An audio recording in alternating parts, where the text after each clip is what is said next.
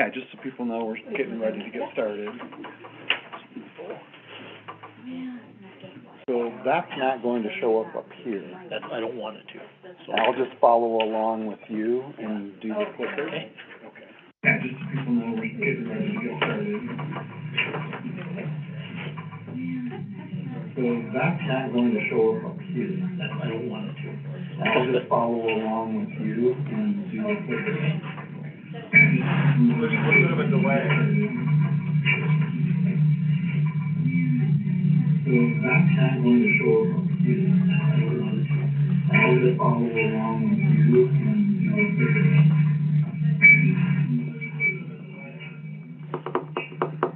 How about if we do it that way, and then, What? how about if we do it that way? Just keep the sound off, but we're gonna get Yeah. There is a delay. Yeah, I saw that. Sometimes, so. I can, We've still got about 5 minutes or so before we get started. There's probably gonna be a few more people coming, so feel free to catch up on your emails and with your folks, whatever.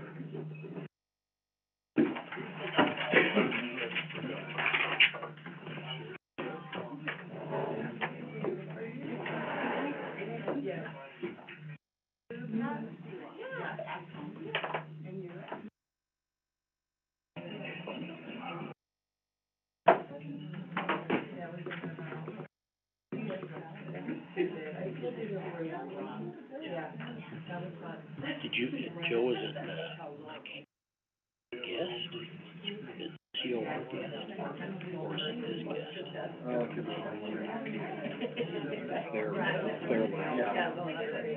Do you need I've got your file. Oh, wait a minute. You know what? I don't. Well, let me see. I think I do. We'll find out real quick here.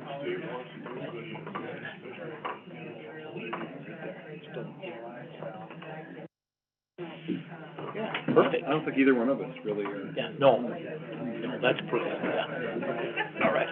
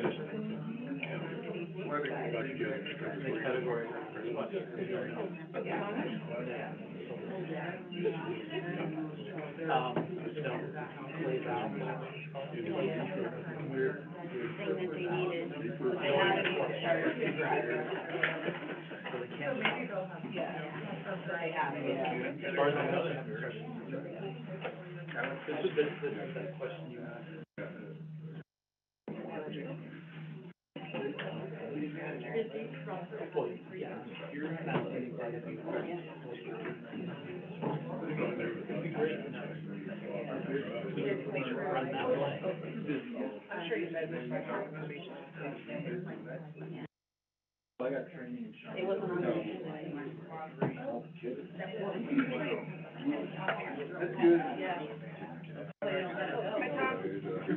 Any info on the pre-treatment? Did they get the part? It's in. Okay. The part's in and they got it in, but. waiting on the dry run or whatever? At the end of this week. That they're gonna dry run? That they'll do the dry run. For the dry run. But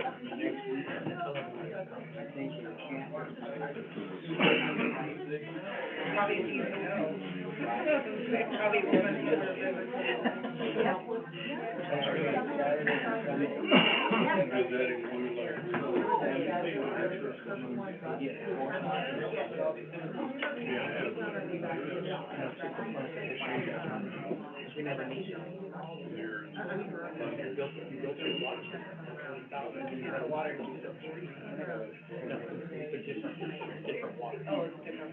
Yeah, because the water comes from the only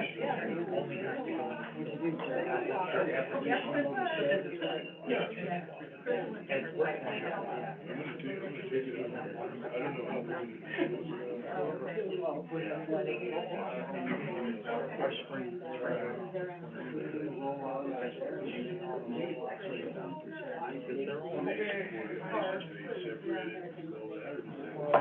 There's only two manufacturers here, so. Because we use diatomation charts for. You need to get rid of that on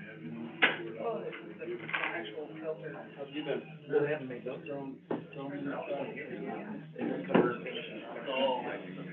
But inside.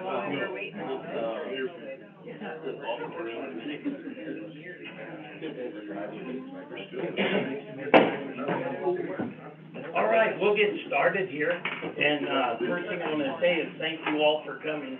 This is a very important class, and I will, of course, the instructors will, let us know all about that. I would, really want to thank Blaine Schumacher for making this facility available and whatnot. He's our fire chief. And, just so you all know, this training area, is something that we, would like other towns to use also, and there's no reason to, have more than one, and we have a nice one here, so take advantage of that. I want to thank Lynn, our, city clerk, for doing all the legwork and getting everything arranged and, helping with all of that. And, I would like to recognize our city council who voted unanimously to have this training. And so would you, the city council, please stand up? And the city, supporting city staff also, please. All right, and then we'll go around and introduce ourselves. I'm gonna, I think we'll do that first. Let's start right, I'm Terry Wycombe, I'm the mayor of Rollins, and, we'll start back here. Christie left on city council. Melody C. left the town of Dixon mayor. Nancy Goodwin, bookkeeper for South Lake. Owen Meeks, the mayor of Sinclair. Brennan Dunlap, I'm one of the council members in the town of Sinclair. Jay Robinson, Sinclair. Sears, Sinclair Town. Jackie Wells, Rowan City Council. Anya Lehman, Rowan City Council. Mayor, Vice Mayor, City, Rollins. Good morning, Forrest Ortiz, City Council. Chris? Oh, Chris Weisenberg, City Council, Rollins. Jim Stokes, Assistant Clerk.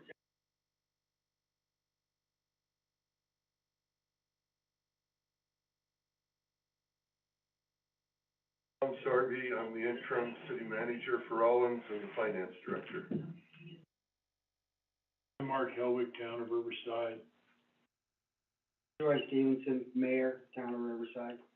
Right, well, thank you all for coming, and that way our instructors know where you're coming from. And so I will, let them come up and introduce themselves and tell us all about the program today, and thanks. Well, good morning, everyone. Thanks for coming. For those of you that I haven't yet met, my name is Joe Coyne. I work for Community Builders Incorporated. We're consultants. We do a lot of planning, a lot of training for municipalities and county governments. And so we've been teaching a lot of these classes for WAM for quite a long time. Lynn, can we turn that TV down? A lot of planning, a lot of training for municipalities and county I'm governments. on payment, and I did not know. We've been teaching a lot of these classes for WAM for quite a long time. Lynn, can we turn that? Because of volume. Quick recap of what we just said. There you go. Perfect, that's it. For any of you who missed what he just said, come back at 5 o'clock. You got that? So, for those of you that have been around for a little while, you probably also remember my business partner, Bobby Fitzhugh. Bobby is no longer doing day-to-day work for CBI. She has become a priest. After working for several years with us, she decided she wanted to go to seminary. She became an Episcopalian priest, and with her 30 years of experience as a city administrator in Douglas, didn't take long for the WAM bishop to recognize this woman knows what she's doing, and moved her to Casper, and she's now setting up churches, and in fact is doing a lot of work right here in Carbon County now, working with the Episcopalian churches. Anyway, Bobby and I developed a curriculum several years ago, 10, 12 years ago, that was designed to help municipalities' leadership. In fact, for years, we taught all of these classes as part of leadership training, and what you're going to get today used to be taught over the period of 2 years as people came to WAM winter workshops and WAM summer conferences. We'd teach 2 or 3 of these classes each time in a little more depth. Well, there's been a lot of turnover, and so over the last 6, 7 years, we've faced pressure to condense all of this into one day's training. And I'm just going to tell you, you're going to feel like you're getting fire hosed today. There's a lot that we're going to cover. And I'll honestly straight up tell you that a lot of what we're going to cover is an outline of what you really need to know to really master how to operate your municipality. So, because we thought that was a good idea, and WAM thought it was a good idea, for decades, this training has been purely voluntary. Those that wanted to really do a good job for their community would come to these classes. They could get certified by WAM as going through the leadership core courses. In fact, that's what they used to be called. And somewhere along the lines, the state legislature said, we shouldn't just allow this to be voluntary. We're going to make it mandatory. So what the state has now done is essentially given a mandate, another unfunded mandate, that says starting July 1st of this year, all of you, in fact, anyone who handles public funds, including special districts, county commissions, school districts, joint powers board, must be certifiably trained on a list. They've got a long checklist of items that you need to be trained on. That list happens to reflect most of what we've been teaching in our boot camp. In fact, it goes back and it picks up a few additional things that we taught when we first developed the core courses. And so here's where we are now with the state. We want this to become one of the classes that you go to and you receive your certification for being trained. We have been working with the state. We've gone through their checklist and given them a detailed explanation as to how we cover every item on their list. And I've added a new class to make sure that everything is covered. But honestly, the state's been non-responsive. They've not given us the go-ahead that if people do this, you'll get certified. We think they will. We know that it covers everything. And so the real question is just a matter of how they're going to handle this new mandate. And I can't really predict how that's going to happen. So some of you attended the boot camp that WAM had us present. Mark Harris and I presented at the WAM Winter Workshop in Cheyenne in late January or early February. I can't remember exactly when the dates were.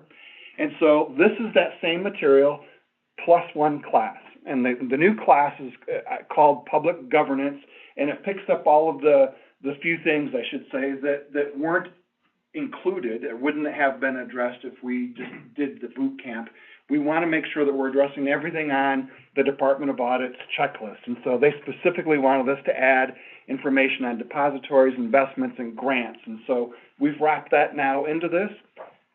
We've created and been passing around a roster. So if you attend today's class, I'm going to take those rosters back with me and present those to the Department of Audit and say, these people have been through this class, and we want you to certify them and check them off the list for meeting that certification. As I read the rules and regulations, that should work. As I read the rules and regulations, it's a one and done kind of class. You don't have to do this every year. It's not like CPR that you have to get recertified. In fact, if I'm reading the rules right, it basically says, if you go to your class, until you really muck things up and prove that you're incompetent, they're gonna take a hands-off approach. That said, the state has also made a very vague threat that if you don't become certified, they're going to demand that you get off council, you get off of whatever your role and responsibility is. I don't know how they're gonna enforce that. So some of this really is a punt into the dark, as far as what the state will do. I will tell you this.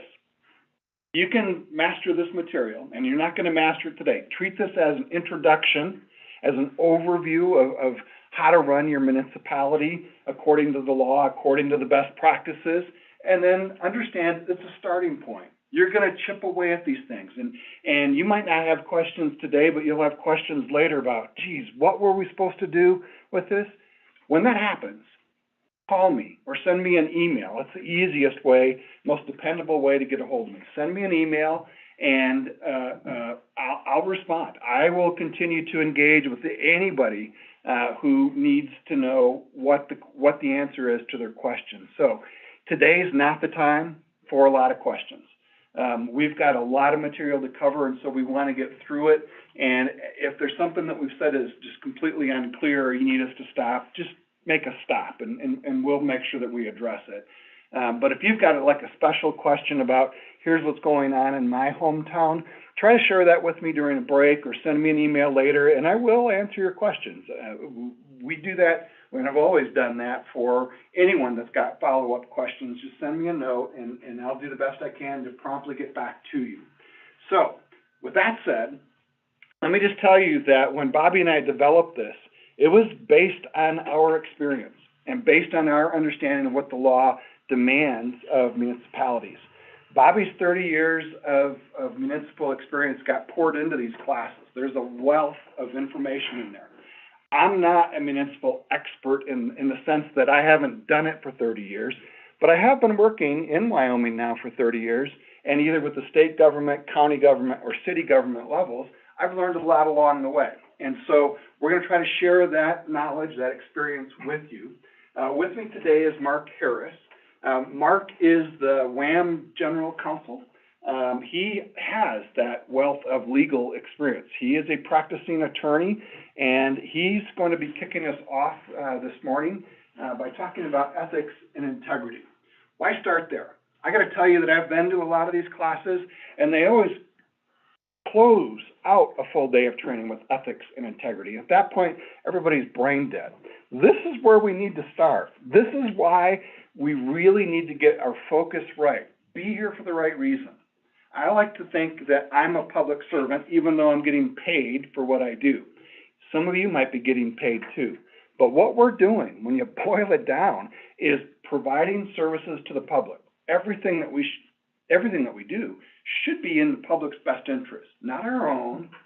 And so we gotta really get that mindset straight from the get-go. And so when we taught this class in Cheyenne this winter, this is where we started, and I think it really set a nice tone for the whole class. So with that spiel wrapped up, Mark, Mayor, am I missing anything that we still need to address? No, I think you've done a great job. Okay. Logistically, bathrooms are down the hall. We're not going to take a lot of breaks. And so we're all adults. If you need to wander down the hall or get something to drink, please just do that, okay? Mark, let me turn it over to you, and you want to introduce yourself any further, and then we can jump in. Thank you, Joe. What he didn't tell you was, by moving the ethics and integrity portion of this program or class up to the beginning, it's my job just to make you brain dead from the get-go. I am Mark Harris. I am an attorney. I'm from Evanston, Wyoming. I was born and raised there. I was thinking when you said 30 years, I am now in the middle of my 41st year of practice of law. My father was an attorney in Evanston. My father served as a city attorney in Evanston, or town attorney back then, when he was out of law school. I have served as the Evanston city attorney for a 4-year period of time. I have served one term as mayor of the city of Evanston, and I am currently, and have been for the last 11 years, municipal court judge in Evanston, Lyman, Wyoming, and Diamondville, Wyoming. I've also had, the, pleasure to serve on, community boards, charitable and nonprofit boards. So I think my experience has been pretty broad. And, particularly, because of the nature of my profession, where we have a code of ethics, if you will, the code of professional responsibility, that is adopted by the Wyoming Supreme Court, and it is in black and white for everybody to follow. So, that's kind of my background. I've been serving as WAM's general counsel, since 2007, the latter part of 2007, until the present time. As Joe mentioned, we did make this presentation, very similar one in, January at the WAM Winter Conference. So, my job to promote, some, brain damage off the bat, as Joe would say, is to start with a discussion of, ethics and integrity. And so, what I'm gonna talk about today is the Sergio Leone corollary. Does anybody know who that is? Boy, you're all way too young. Yeah, Sergio Leone is an Italian director and is famous for directing what have been called the spaghetti westerns. Now, we're probably getting a little bit, okay, now I know what you're talking about. So we're talking about Clint Eastwood. And the corollary that I want to talk about with ethics and integrity, is e buono, e brutto, and e cattivo. What does that mean? One more, Joe. Good, the bad, and the ugly, which is actually not correct, because the words in Italian that I gave you were actually the good, the ugly, and the bad. Only in Hollywood could we make a change like that. So, we're going to talk about today what is good, how you can prepare yourself to understand, disclose, understand, discern, disclose, and deal with ethical issues and conflicts of interest. That's the good. Take out of here something that you can apply. We're also going to talk about the bad. What are the things that you can do wrong or that are bad? And the ugly simply refers to what happens when you don't do the good and you do the bad. So that's the result. Think about that as the result. So, when we talk about ethics and integrity, we need to look at and understand the following. You need to know your legal and ethical responsibilities, and you need to learn how to apply ethics to achieve compliance with your ethical responsibilities. So we're going to cover both of those today. Get me the next one, Joe. I can't fix your laptop. Okay, that's all right. I could even manage to operate that once in a while. Okay, so here is a few definitions and concepts we're going to be dealing with today. Ethics are the standards or code that govern our conduct. And in our system of government, our governments depend on public trust, which can be strengthened by these three principles: commitment to high ethical standards, transparency, and compliance. And so, to give you a background, a scenario, this is, I'm borrowing from what Joe had put forth, and it will get you thinking about what we're going to talk about. One of your fellow elected officials just called you to inquire about a job applicant who once worked for your town. You can feel your blood pressure begin to rise and beads of sweat break out on your forehead. The job applicant had to be fired after numerous allegations of sexual harassment arose. He promptly hired a lawyer and sued the town. The victims of the alleged harassment did not want the case to go to trial to save embarrassment for their families. So reluctantly, the city settled the case out of court for several $1000s. A carefully worded letter of reference and an agreement not to talk about the settlement were in existence. Your colleague, who serves on the WAM Board of Directors with you, is now asking you some detailed questions. Many of these questions cannot be answered with the letter of reference. So the question is, do you answer the questions or not? And think about this if you're a member of a council or a board or some kind of tribunal. So that's what we want to talk about. Think of that as the background for dealing with these issues of ethics.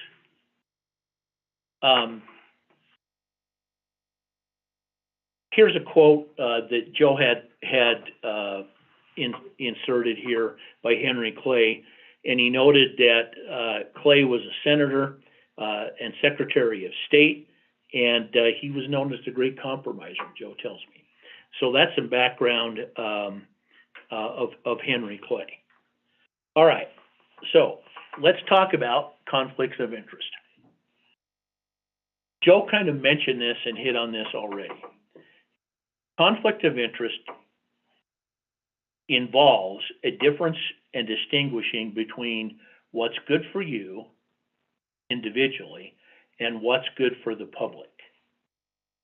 What are the sources of these conflicts we face? They can be financial, professional, personal, and they can come from prejudices, or maybe I'll say even biases, that we all have. Okay? They can create a conflict for us in a lot of senses, in a lot of regards. So, if you were to say, what do I want to look at as exhibiting a government that promotes and follows good ethics? Well, here's what you're going to want to look at, and here's what you would strive for.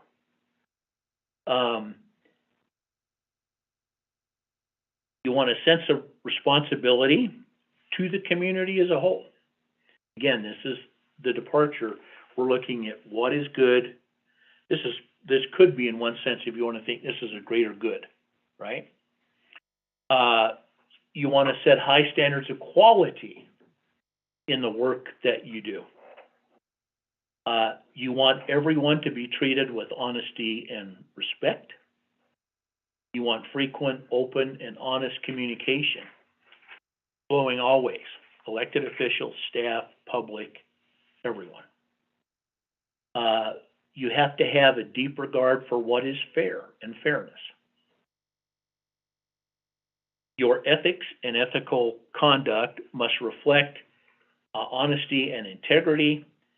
And finally, the last one, which is receiving a lot of attention lately, is you have to have and foster a belief in the democratic process,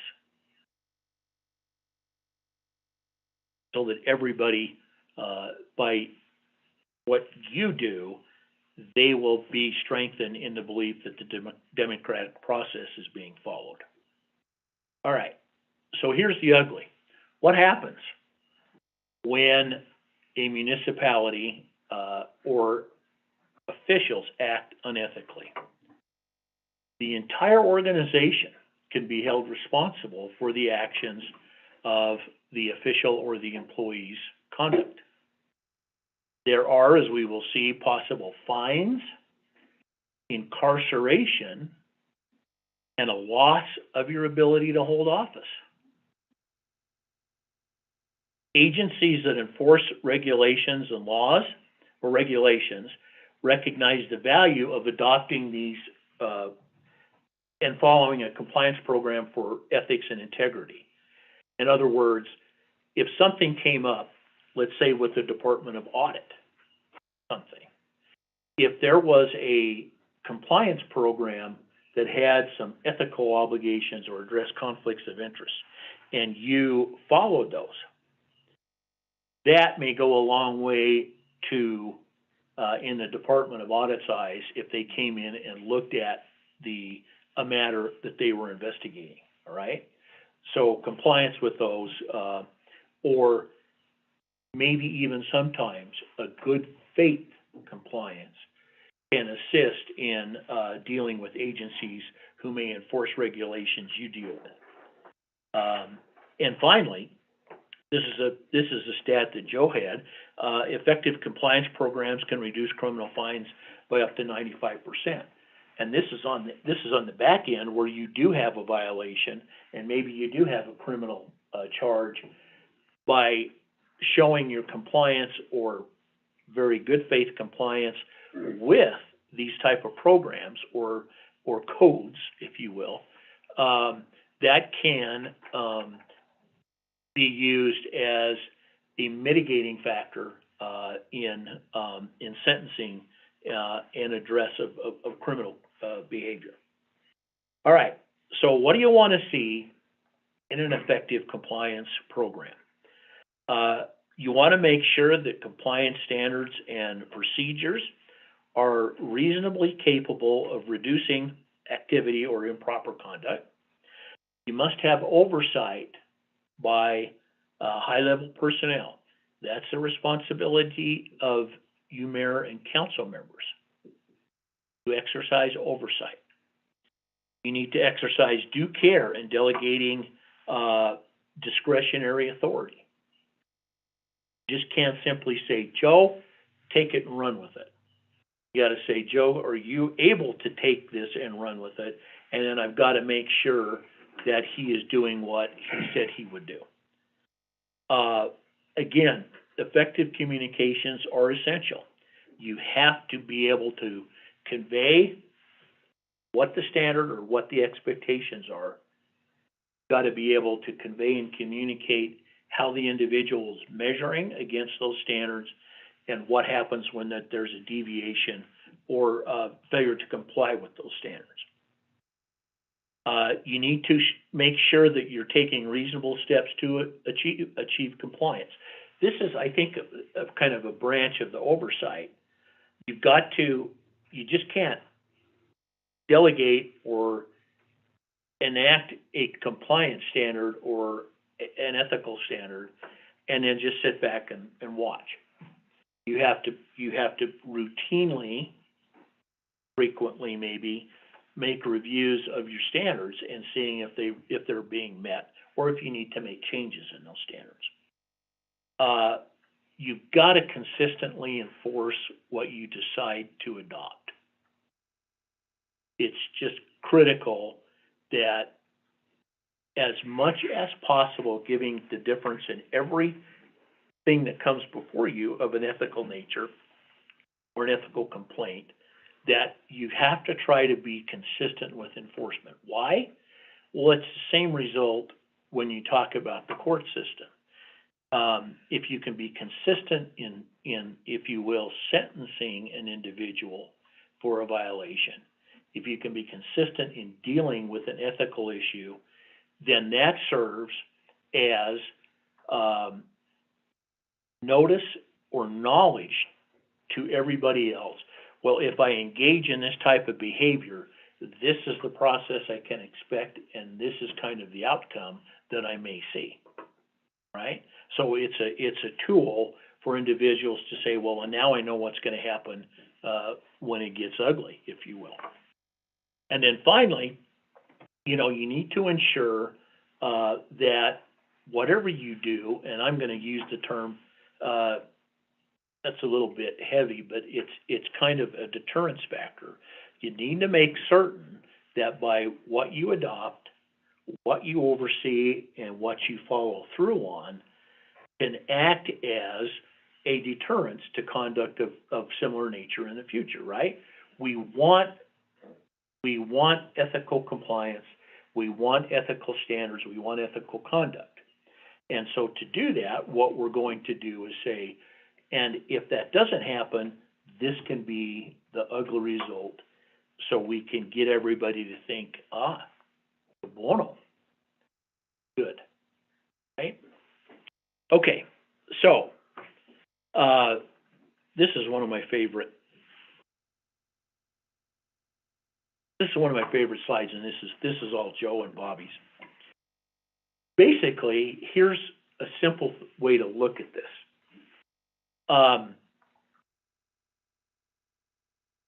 Do you want, think of it this way, the appearance test is, when you're thinking about taking a course of action, or thinking about saying something, do I want what I'm about to do or say to be on the front page of the paper?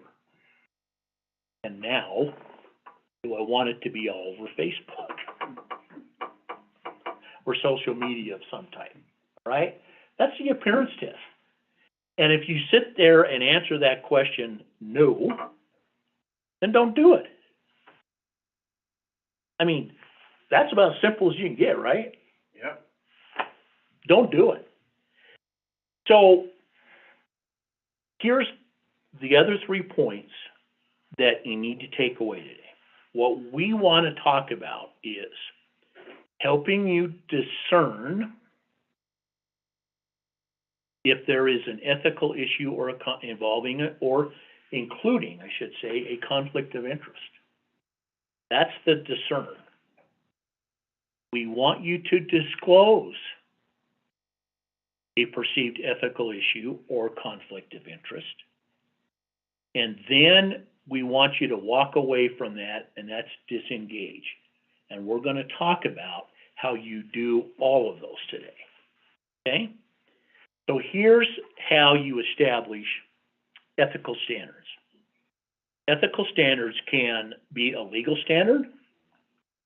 They can be a body of principles adopted by a governing group. In my case, it's the Code of Professional Responsibility as an attorney. Almost every profession has codes of conduct. Judges have them. Engineers have them. Surveyors have them. Psychologists have them. Therapists, counselors. They all have ethical standards that are adopted. That's the second one. And then the third one, which is important, is a moral standard. These are principles of what is right. Now, let me give you an example that I was thinking about a moral standard. You have I'll give you an example. So I had a case come before the municipal court I was sitting in, and it involved a charge against a member of a board of one of the city's agencies. It was a housing authority. I knew the individual, and I had been serving as legal counsel of that housing authority board. A moral standard to me was, as a judge, I was not going to sit on that case. Did I have a legal standard that said I shouldn't? No. The individual was not my client. I've never represented him. I didn't have any, there was no outcome that affected their position on this board. Was there an ethical standard that, as a judge, would prevent me from hearing that case? No. But I looked at that last issue and I said, it would not be right for me to sit on this case. And that was a decision I made. So this is a moral conclusion. And those happen a lot. Those happen a lot. You sometimes will be in the situation and the city or town attorney will say, well, you don't have a conflict. You're not, there's no criminal law. The acts that we're going to talk about here don't apply. And you just say, you know what? I am so close to this situation that maybe I can't be fair. And remember, we talked about sometimes our biases and prejudices can lead us to an issue where we have a conflict, and this is not a conflict of interest conflict. This is just an ethical conflict. Well, we have those. And so, you know, you can get into those situations that say, you know, I am choosing not to participate in this decision or this discussion. Where do we find this ethical guidance? Well, you have laws, state, local, and federal laws, or ordinances included. We have policies and procedures, and professional codes of conduct I've already mentioned. In fact, the city of Evanston just adopted a ethics code for the city of Evanston just a couple weeks ago. And I'm going to get into why when we talk about some of these very specifics. Okay, so let's go through where we can find these ethical directives and what you need to be aware of. The first one is Title VI of the Wyoming statutes. Title VI is, for lack of a better word, a criminal code. That's where we find a majority, if not all, of crimes and offenses except motor vehicle offenses. These include offenses against public administration and offenses by public officials. So these directly apply to you. Title IX, Chapter 13 of Title IX is the ethics in government. I'm going to talk about that a lot today. Title 15 is the title of the statutes that predominantly apply to cities and towns. And Title 16 includes joint powers boards, public property, and public meetings. Those are all of where we look. Okay, let's talk about this one. This is by far, I think, the most applicable standards for establishing ethics. This is the Wyoming Ethics Act, and I got to say it's probably 20 years old. I looked it up once. Maybe longer. Yeah. But in our state's history, it's not that old, right? When we're considered we were granted statehood in 1890. So this is new. But here's what it does. It prohibits an official, we'll get to who in a minute, from using your position or title for private benefit. Private benefit is specifically defined in this act. And it's a long list, right, Joe? Basically anything that's worth more than $20. Yeah. You cannot use public funds, personnel, time, facilities, or equipment for a private benefit. Don't call your public works director to get the backhoe to plow out your damn driveway, right? And finally, you cannot disseminate official information that you obtain through your position. Hey, Joe, you know, the city of Cheyenne is going to put out a huge engineering contract to build a $500 million facility. Been made public? Nope. Who's Joe? Joe's my friend. He's also an engineer. No. That's what that means, okay? That is bad. No cativo. All right. This is important too. Who does the Ethics Act apply to? It applies to elected officials, you council members. The act does not apply to municipal employees. So remember when I told you the city of Evanston adopted an Ethics Act? That's how you can take whatever ethics standards you want to adopt and apply those to, administrators, managers, department heads, and employees. That's up to you all. It's up to you whether you adopt them. It's up to you all how far down you go in your structure of your organization. Okay? But the statute itself only applies to elected officials. In general, the statute, prohibits elected officials from accepting anything of value, including gifts, which result from the holding of public office. Now, there are some, I call them de minimis, there are some limits on gifts. Is it 20 for everything, or is it? Yeah. So, you've got this, I call it minimus, but what this means is you're sitting in your office you're sitting as a councilman or a mayor, and Blue Sky Energy comes into your office and gives you a trip to Cancun. You got to go, okay? That's what we're talking about. The statute provides guidance on what is a gift or favor, and there it is, anything of value to the extent that the extent equal value is not received, and there's some exclusions that apply. But it's basically, if there's an exchange to you and you're not paying for it, or you're getting a trip to Cancun and I'm going to pay Joe $10 for it. That's what that means. And there's the exclusion that Joe was talking about, $20. There are de minimis for food, drink, and entertainment that's governed by the Internal Revenue Service. So pretty broad, isn't it? Gratuities. Now we're into Article 15, or Title 15, excuse me.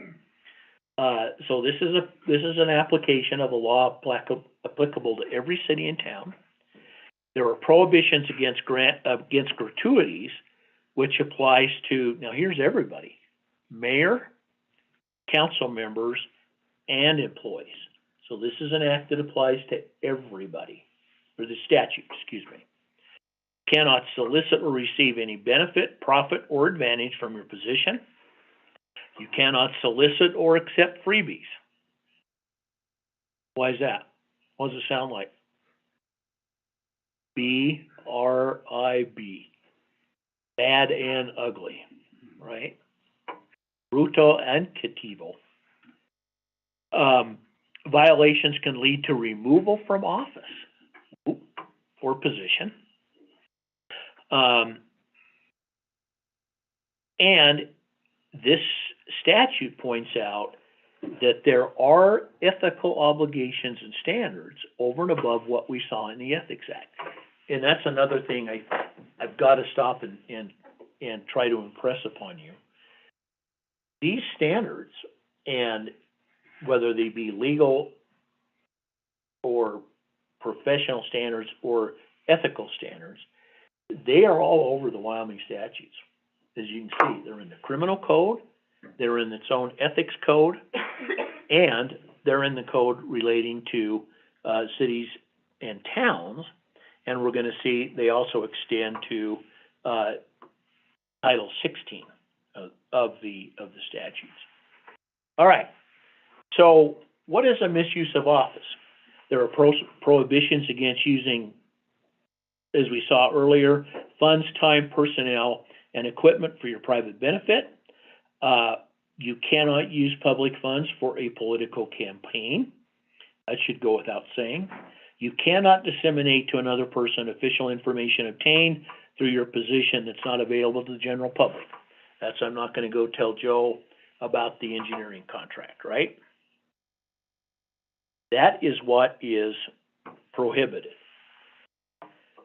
There are also ethical rules in the Government Ethics Act that provide that the public has a right to know if the official is furthering his or her own financial interest by voting in a particular way.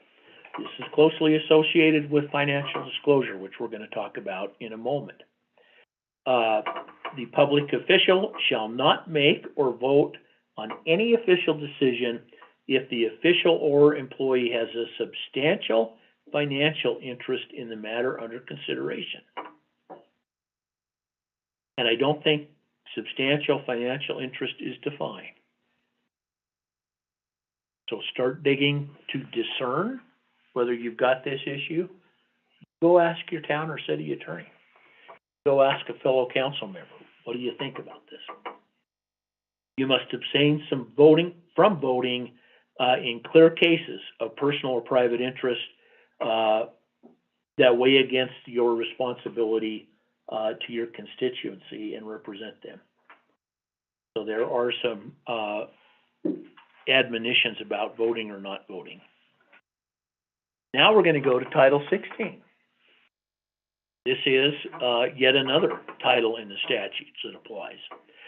It's unlawful for any person holding an office by election or appointment to become interested either directly or indirectly in any contract in which he may be called upon to vote. Also, the statute also prohibits an individual official from representing a private person in the process or take a gift or bribe as influence. We're going to talk about that in a little bit more in detail in a minute. If the official discloses interest to all contracting parties and absents himself during the consideration and vote, and does not attempt to influence the vote, and does not violate the law, the contract will be which does not violate the law, the contract can be let to the official or his company declaring the conflict. For violations of this statute, the contract is null and void and you can be removed from office. And also, look at that last one, 10-year felony as a possible penalty. So remember I said discern, disclose, disengage. That's what that statute requires. You have to be aware of when you've got a conflict that is governed by this statute. You have to disclose that conflict. And my 2 cents worth of advice on discerning this is, if you think you have an issue, follow up on it. Don't sit there and do nothing, because it's really going to be brutal if you do nothing. It's going to be, okay, here's what I think. Does everybody know who Michael Scott is? Michael Scott is who? The regional manager for Dunder Mifflin, and he was in the show The Office. And if you ever saw the show The Office, you know one thing about Michael Scott. The longer he talks, the more trouble he gets in. So the longer it goes, the worse it gets, as the saying is, right? So when you think you have an issue, please go to a peer, go to a fellow council member, go to a fellow department head, go to your city or town attorney or your private attorney and say, I'm not really sure if this is right. If it's questionable, you disclose it anyway, but you disclose it. Err on the side of caution. Be very, very conservative. Disclose what happens. There's a contract coming before the city council. I am a surveyor, and you know, this project could involve some surveying of some land. And my firm may be interested in, or is been contacted by another contractor to perform some surveying services. I'm going to tell everybody in the council about it. I'm going to withdraw, disengage from any discussion on that issue. If it comes up in a workshop, work session, work meeting, I'm out. I'm out of the room. I'm not going to go to Mayor Coyne and talk to him about the project. I'm not going to go to my city engineer and talk to him, or our city engineer, and talk to him about or her about the project. I'm going to disengage I'm not gonna influence anyone. And I sure as heck am not gonna get up in the meeting and tell the city council in which I serve what a great deal this is. Look at all the economic development we're gonna have, right? So that's what this statute requires. And one of the things that we would proffer as a best practice is, when you're up there on the dais and something like this comes before your body, which clearly this statute would apply to, we recommend you declare, Mr. Mayor, I have a conflict of interest. Mayor Coyne, I have a conflict of interest. I'm going to remove myself. I'm gonna leave the room. We recommend you leave the room till after discussion of the vote.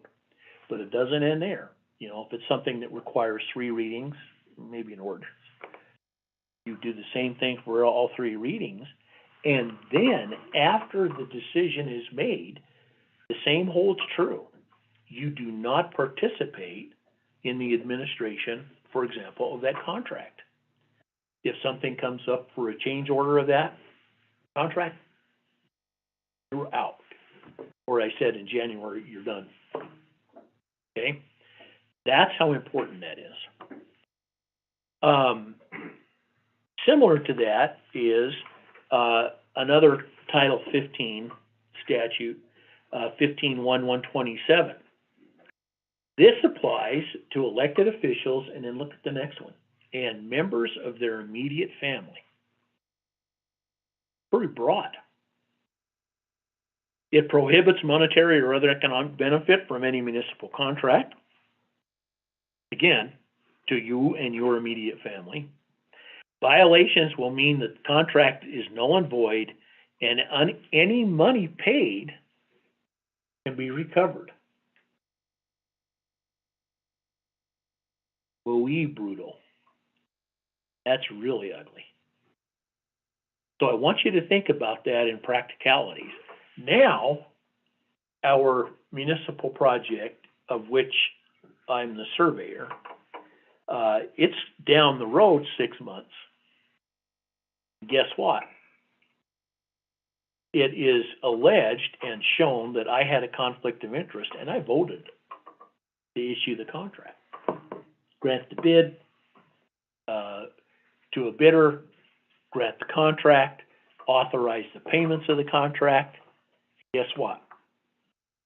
6 months in, that contract, when it says null and void, it means it is, I'll use the term, illegal and unenforceable from the beginning. And everything that has been paid on that contract would have to be paid back. Think of the carnage that that causes to your community. The community's going to lose faith in you. Going to have a project that has just been totally derailed, and you're essentially going to be starting over. And you've got 6 months worth of work out there. And you better hope like hell that my firm got the money to give back. Right? Brutal. Okay. I do have a question. Yes. So let's say you win the contract and you have disclosed and you disengaged, but you still won the contract. Does that still apply? No. Okay. But it's a follow-up too. Remember what I said? When we come up for payment of the bills, I'm separating that bill out, right? Things like that. And I'm not going to go ask, my engineer or my city manager to say, look into this for me. Nothing to do with that contract, okay? Here's an important one too. Note that financial disclosure, this is another criminal law statute. Public officials, public officers and servants who invest funds for units of government or who have authority to decide how public funds are invested must disclose benefit of interest in the entity. How many of you sign forms that say, this is where I have deposits, or this is where I have investments. That's what those are, okay? They're to be used as a tool so that, if a decision comes up with an investment, and we're investing in, coin investments, if that's a proper investment, and I have funds in coin investments, that's gotta be disclosed. And it applies to public officials, and I think you're probably gonna talk more about this one, aren't you? Okay. Public officers, so elected officials, and I think at a minimum, your CFOs, treasurers, maybe clerks, Anyone who handles money. anyone who handles money. Other than taking a water bill in, right? Yes. Yeah, so it has to be handling the money for investment purposes. Okay? He's gonna talk about more about that. These disclosures must be made annually. Many people will turn them in a public meeting.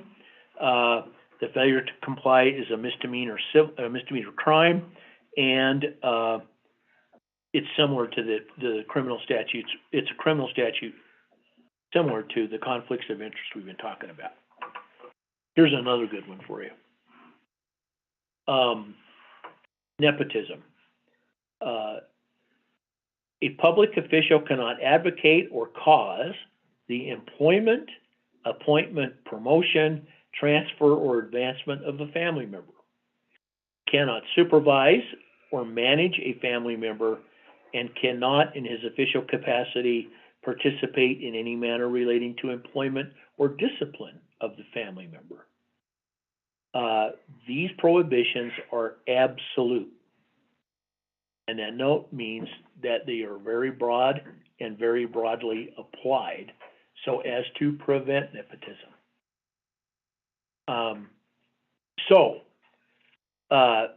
This issue is, I have learned and seen, very important for our smaller communities, because it is very difficult not to have a family member or more than one family members involved in a municipal government in very small communities.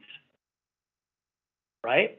And in fact, our good friends in Hartville, Wyoming, at one point in time, had a town council of 5 members, because they're towns, 3 of which were from the same family.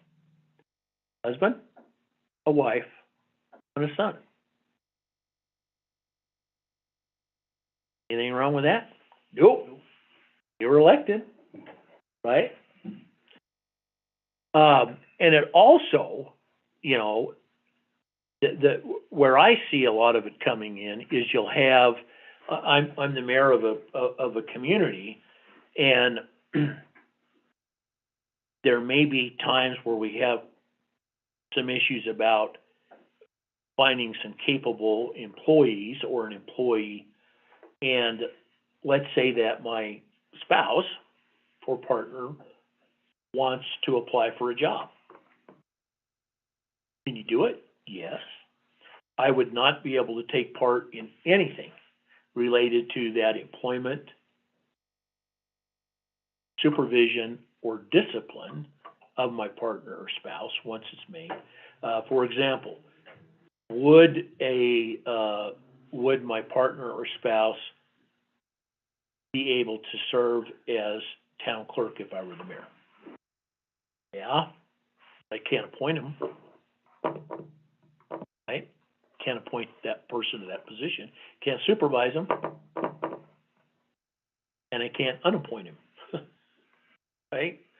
So often what happens, we've seen, and what we will counsel people to do, is to have your council president or mayor pro tem, as they're called, supervise those that you may have that issue with. You gotta be, it's very difficult. And there's no real easy answer for that. Here are some of the penalties. Title IX of the statutes, the Ethics Act, a misdemeanor, which means it's punishable by a fine of generally less than $1,000. But it can include up to 1 year in jail. And you're gonna be removed from office. You can have a district court judge come in and say, Mark, you're gone, because you violated the Ethics Act. Title 15 penalties, removal from office. Title 6, the criminal statutes we've been going through, there's a felony we talked about, there's a 10-year jail, $500 or $5,000 in fines. Those are all penalties for violation of these standards. So here's what you need to think about. Joe mentioned this. We're here for the good of the community. Ask yourself these questions. Does the decision provide for the greatest good for the greatest number of our members of our community? Does the decision respect the rights of individuals involved? And is it fair, equitable, and impartial? So if you can put yourself as an elected official on the situation of the person who may be involved, who, for lack of a better word, may get the short stick, how would they perceive what you're doing? And if you answer these no, then you probably got an issue that you need to deal with, right? So those are some questions you can ask and set yourself for guidance. And I'll conclude. The toughest choices you will make as a government official are not between right and wrong, it's between right and right. That's true, isn't it? Sometimes there is not a wrong side of what you do, but it's a question of what is more right in that situation. So that concludes what I had. Joe, do you have anything on ethics and conflicts? No, thanks, Mark. We will touch on a number of those topics a little bit more when we go through public governance, but these are all real issues, and it's been my experience, as Mark hinted at, the smaller population that you serve, the more frequently you get yourself into these conflicts, and that's just the nature of small town life. When I moved from Chugwater to Douglas 25 years ago, just moving my family took 7% of the population of Chugwater, and we left overnight. You know, people recognize quickly who you're married to, who's who, and they like to use that as leverage. So acknowledge it. Take that weapon away, acknowledge it, discern. People might see this as wrong, disclose it, and then literally get up and leave the room so that you avoid that appearance of impropriety. It's a phrase that lawyers like to use, and oftentimes I've heard lawyers say, if anyone looks at this and thinks it might be bad, I'm going to walk away because I don't want to be in the gray area. Sometimes as an elected official, you don't have that luxury. You are there to make some decisions, and so discern, disclose, and avoid what you can by getting up and walking away. So spot on. Any questions about this at this point? Can I follow up on one thing real quickly before that? This is difficult for me to say because I want to make sure I get the message out right. So if you sit there and go, what in the hell are you trying to say? Ask me that. But here's what I want you to, one thing I really want you to walk away with today. Conflicts of interest are at times, and maybe even to a large extent, sometimes, unavoidable. They happen.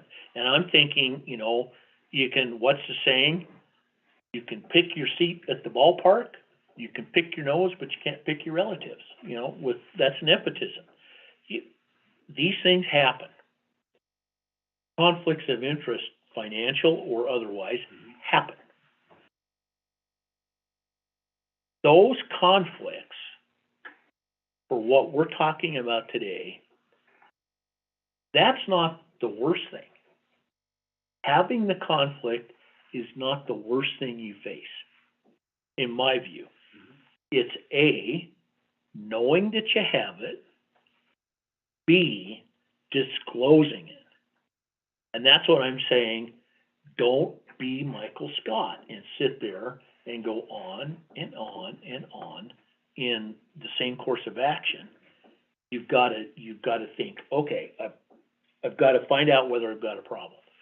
And then if you get to that answer that, yeah, I've got to do something, disclose, disclose, disclose. And no one is going to look at you and say, well, you dirty rat, you've got a conflict. That's not the issue. We're going to have those things. We're going to have members of our family involved. We're going to have those close personal relationships that maybe I shouldn't do this, although there's no legal prohibition that I can act. I just shouldn't do it. We're going to have those. It's how you deal with them and disclose them, and then you take action after that. So that's very important. So I don't want you to sit back and think, ooh, you know, if I say this, Mayor Wycomb's just going to kill me about this. You know, that's not the focus. The focus is I'm going to tell Mayor Wycomb about this issue, and then we're going to deal with it. Okay? Do you have a question? I don't know if it falls under this, but you're a paid, he followed as a, all under the same personnel. Maybe. It all depends on what your policy manual says. And you can be an employee for one thing and not another.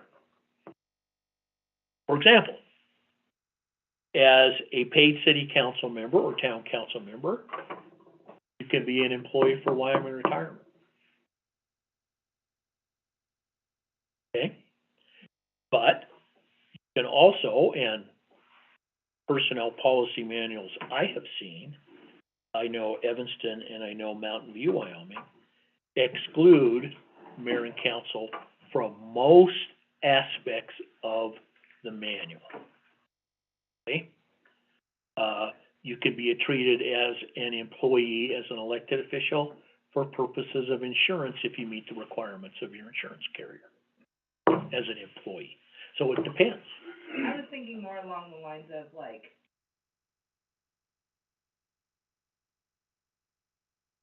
carrying other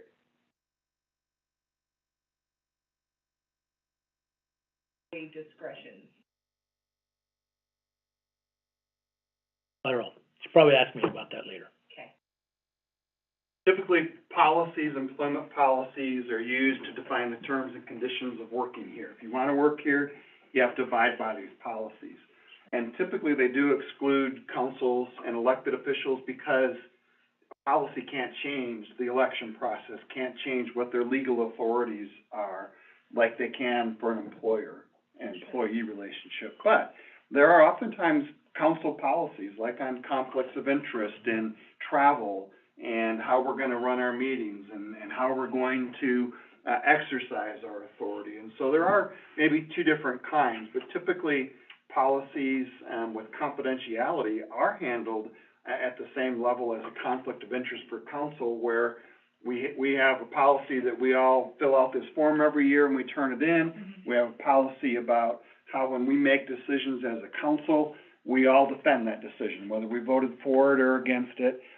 We stand as a team with that stuff. Sure. And with confidentiality in particular, personnel matters, I would have a policy that prohibits any council member from talking about personnel publicly, simply because they need that level of protection. And if it isn't already clear, a policy can sometimes make that very clear.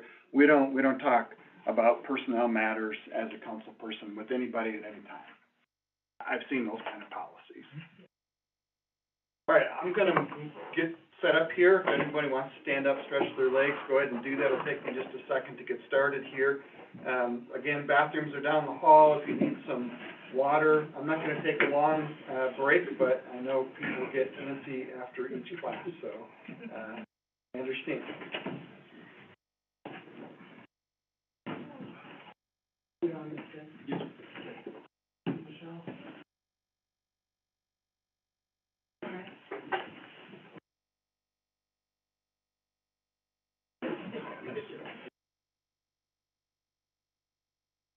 I'm gonna use the clicker, I think. I'm not sure about it. Did you guys come up this morning, or did you see it?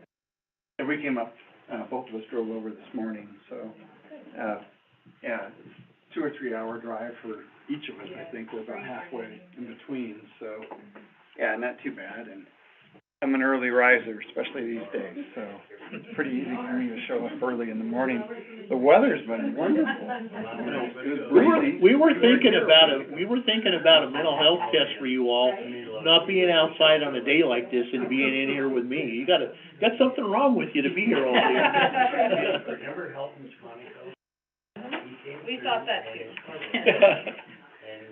Fact is, you guys are busy people, and it's tough to get a day when lots of people can get together when it's a work day. It's hard, so I get it. So personnel policies dictate you share, like as a supervisor, you can't share information about your employees. Trip on that for me, so I don't have to. No, I saw it was there, actually.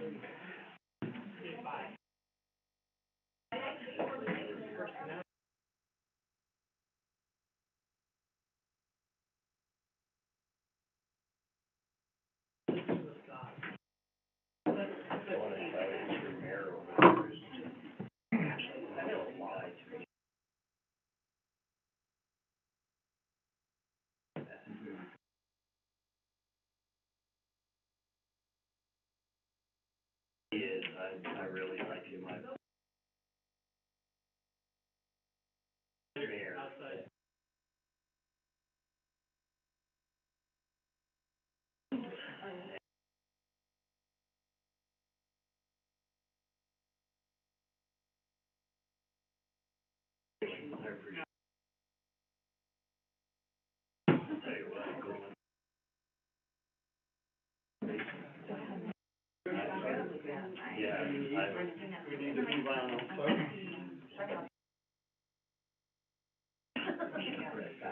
Okay, with the foundation of understanding ethics and conflict of interest, we want to move on to talking about who's supposed to be doing what. How do we actually know what we're supposed to be doing? How do we figure out whether we've gotten it done, and all of those matters. And so I'm going to start here next with roles and responsibilities of municipal government. And there's a few things here that we want to accomplish. First of all, make sure my clicker is working.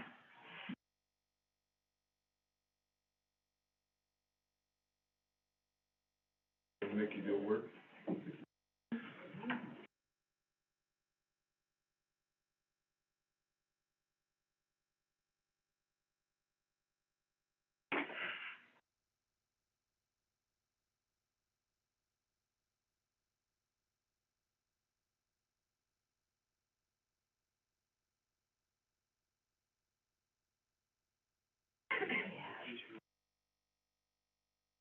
There we go. Had the cursor in the wrong place. So what we want to accomplish here is to help everybody understand what your job is and maybe how it differentiates from some of the other people that you're working with. In fact, it's important to know not only what you're doing, but to distinguish that from what other people are doing or supposed to be doing so that it all comes together and we can actually get things done. And so understanding what your key role is as an elected leader, as a clerk, as a city manager, city administrator, is important to making sure that, A, we don't step on each other's toes, and B, we can effectively get things done. And so management of municipalities really starts with who's supposed to be doing what, who answers to who, and about what things. And here again, there are a number of state statutes that dictate, here's how things are supposed to work. There are several different forms of government in Wyoming, and by statute, we can take a look at what each of those are. But the most important thing to know is that you have home rule rights. This is written right into the Wyoming Constitution, and in a nutshell, what that means is that local municipalities have the right and the responsibility to manage their local affairs, to manage their local community. And in fact, if there's not a state statute that covers that particular area, you can do what is appropriate for your community.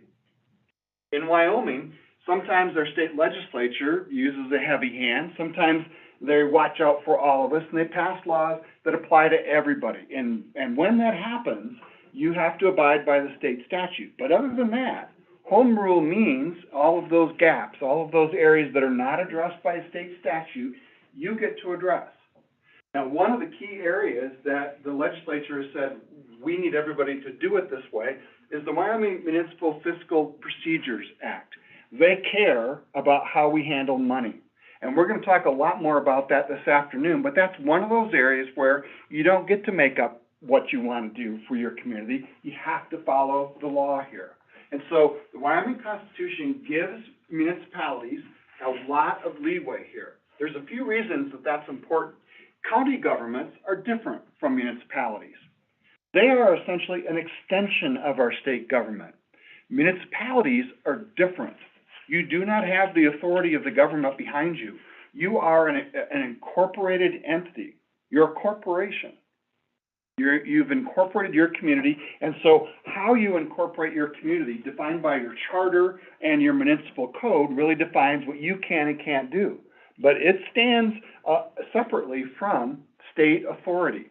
Unlike counties, unlike state agencies, you get to control, in many ways, your own destiny. And so, looking at that, understanding home rule rights that come from the Constitution, you can then address them in your organizational papers, in your foundational papers that define, here's what our town or city is going to be all about. That's home rule authority. And this is one of the reasons why you'll often hear politicians say that the best form of government is the one that's closest to the people. This is one that's directly controlled locally by the people. And so you absolutely have a lot of authority here. And you can look at that authority or power from several different perspectives. Structurally, you get to decide what form of government you have. Now, going around the room as you guys introduced yourselves, I saw that a number of you belong to the more traditional mayor-council, strong mayor form of government. But we've got at least one city administrator here. They've got literally a different form of government. They've got a different structure, and so they abide by things a little bit differently. Functionally, you are allowed that broad functional authority. Unless there's a state statute on something, you've got authority to manage your community as you see fit. Likewise, you have some fiscal authority. Now, we'll discover later this afternoon that that fiscal authority doesn't go very far in terms of putting money in the bank, but you do have some decisions that you get to make about how you're going to spend that money and whether or not you're going to pursue the full amount of property taxes, the full amount of other taxes that you do have discretion over. And then finally, you've got authority to decide who's going to work for you, who's going to work for your community to get things done. Personnel matters are definitely one of those areas where, as an employer, a corporate employer, you have authority to hire and fire and get things done. So this is where, for example, the city of Douglas, the city of Rollins, have chosen we're going to have a professional come in to help us manage our community. We're going to use a town or city administrator. That's something that you have the authority to do. Others, like the city of Casper, have a city manager form of government. And they also use wards, where they have divided up their city into different sections, wards, so that people represent a particular neighborhood of Casper, not just the whole city as a whole. Some councils in Wyoming are very large, some are 5. Laramie is one of them that has a large city council. They've decided that is how to best get representation at their council meetings. So they have authority to do that. They also have very broad authority on what your community looks like, how you manage it, whether you have zoning, and if you do have zoning, where and how you want your community to develop. Those are powers that come to you from this home rule constitutional authority. Whether or not you want to have a municipal court and enforce the laws there. Many municipalities have discovered if we have a municipal code, a municipal criminal code, and a justice system, it actually can raise some money for you and become part of the way that you finance your government, as well as have more direct control over crime in your community. Instead of waiting for a district attorney or prosecuting attorney to decide what's gonna get prosecuted. You make those decisions at the local level. And so this is all very, very powerful stuff once you get your head around what you can and can't do. Nuisance abatement. Every single community that I've worked in, every single community plan that I've worked on, nuisance abatement has been an issue. People want to know, how can we clean up our town? That's why I was elected. That's one thing I want to do. I want to clean up my town. How do I do that? Well, nuisance abatement is definitely something within your authority to do. It's never comfortable, it's never easy. Nobody likes to be the code enforcement officer because they get treated very, very poorly when they knock on doors and say, you can't do this with your property. It's antithetical to getting things done the Wyoming way, but you do have that authority. And so understand at this first level that there are lots of different kinds of municipalities. Most of the smaller communities follow a mayor-council kind of structure, but all of them that have a population of 4,000 or fewer are, by legal definition, a town. Once your population rises above 4,000, there's a process where you can essentially petition the governor, and he can certify that your community is now a first-class city. It changes some of the rules. From a fiscal perspective, it changes some of the rules from a variety of other things, particularly with regard to fiscal matters. The town of Mills, I think, is the one that just recently went through this process with the new census. They bumped up above 4,000 people. They're now a first-class city, where previously they had been a town. But either one of those, whether you're a town or a city, can follow this mayor-council form of government. You can figure out whether you want to hire a city manager like Laramie and Rollins and Casper have done, or a town administrator like some of the other communities have done here. You also have the right to form a commission kind of government. Much like our county commission, there are none in Wyoming, but there is a legal third way that you can organize your community as a commission type of government. So, depending on which form of government you've chosen, your mayor has very, very different roles. For most of these smaller communities that have a strong mayor, council kind of government, they're the administrator. The mayor is the one who does the hiring and firing. They supervise department heads. They make the appointments, sometimes with the consent and agreement of council, but they're the chief executive. They're the chief executive of your community. They're the ones that supervise, that have final authority to make many of these decisions. They also have a vote on council. Now, a lot of mayors like to think, I'm just the tiebreaker, so I don't vote unless there's a tie. I'll tell you that that's not quite true. In fact, I encourage mayors to vote every time, to put where you stand on the record, just like your council members do, and not just use your vote to break ties. You also have the authority to veto in most of these structures, but not in the city manager form of government. In the city manager form of government, your mayor is weakened. A lot of their powers have been delegated to your city manager on purpose. Some have set it up so that the mayor actually is not someone who's elected as mayor, it's just someone who's chosen from your council. Council decides who's going to be mayor this year and who will be mayor next year, and so it happens sometimes on a rotating basis. So depending on the structure of your government, your mayor has different responsibilities. Council is a little more consistent. Council is really the decision-making body that focuses on 4 key areas: strategic management, personnel management, financial management, and organizational management. And the classes that we teach this afternoon are going to touch on each of those somewhat. They are, however, all core responsibilities. When we talk about being strategic, what I'm talking about is planning what it is you're going to do. I like to encourage nonprofits and municipalities that I work with to always take sort of a risk management approach to solving your problems. Figure out what's right, what's wrong, what are your opportunities and threats, do a SWOT analysis to figure out what is in front of you, and then manage those things. Where you see a risk, do something about it. Where you see an opportunity, seize it.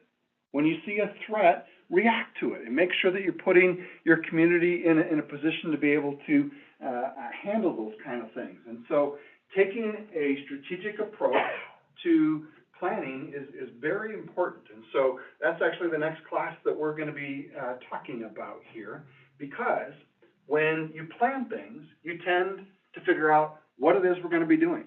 Now, every year, you guys go through a process where you figure out what your budget is going to look like this year. That's where this kicks in. How you spend your money should reflect your strategy for managing your community. And so I like to encourage municipalities to follow what are known as SMART goals.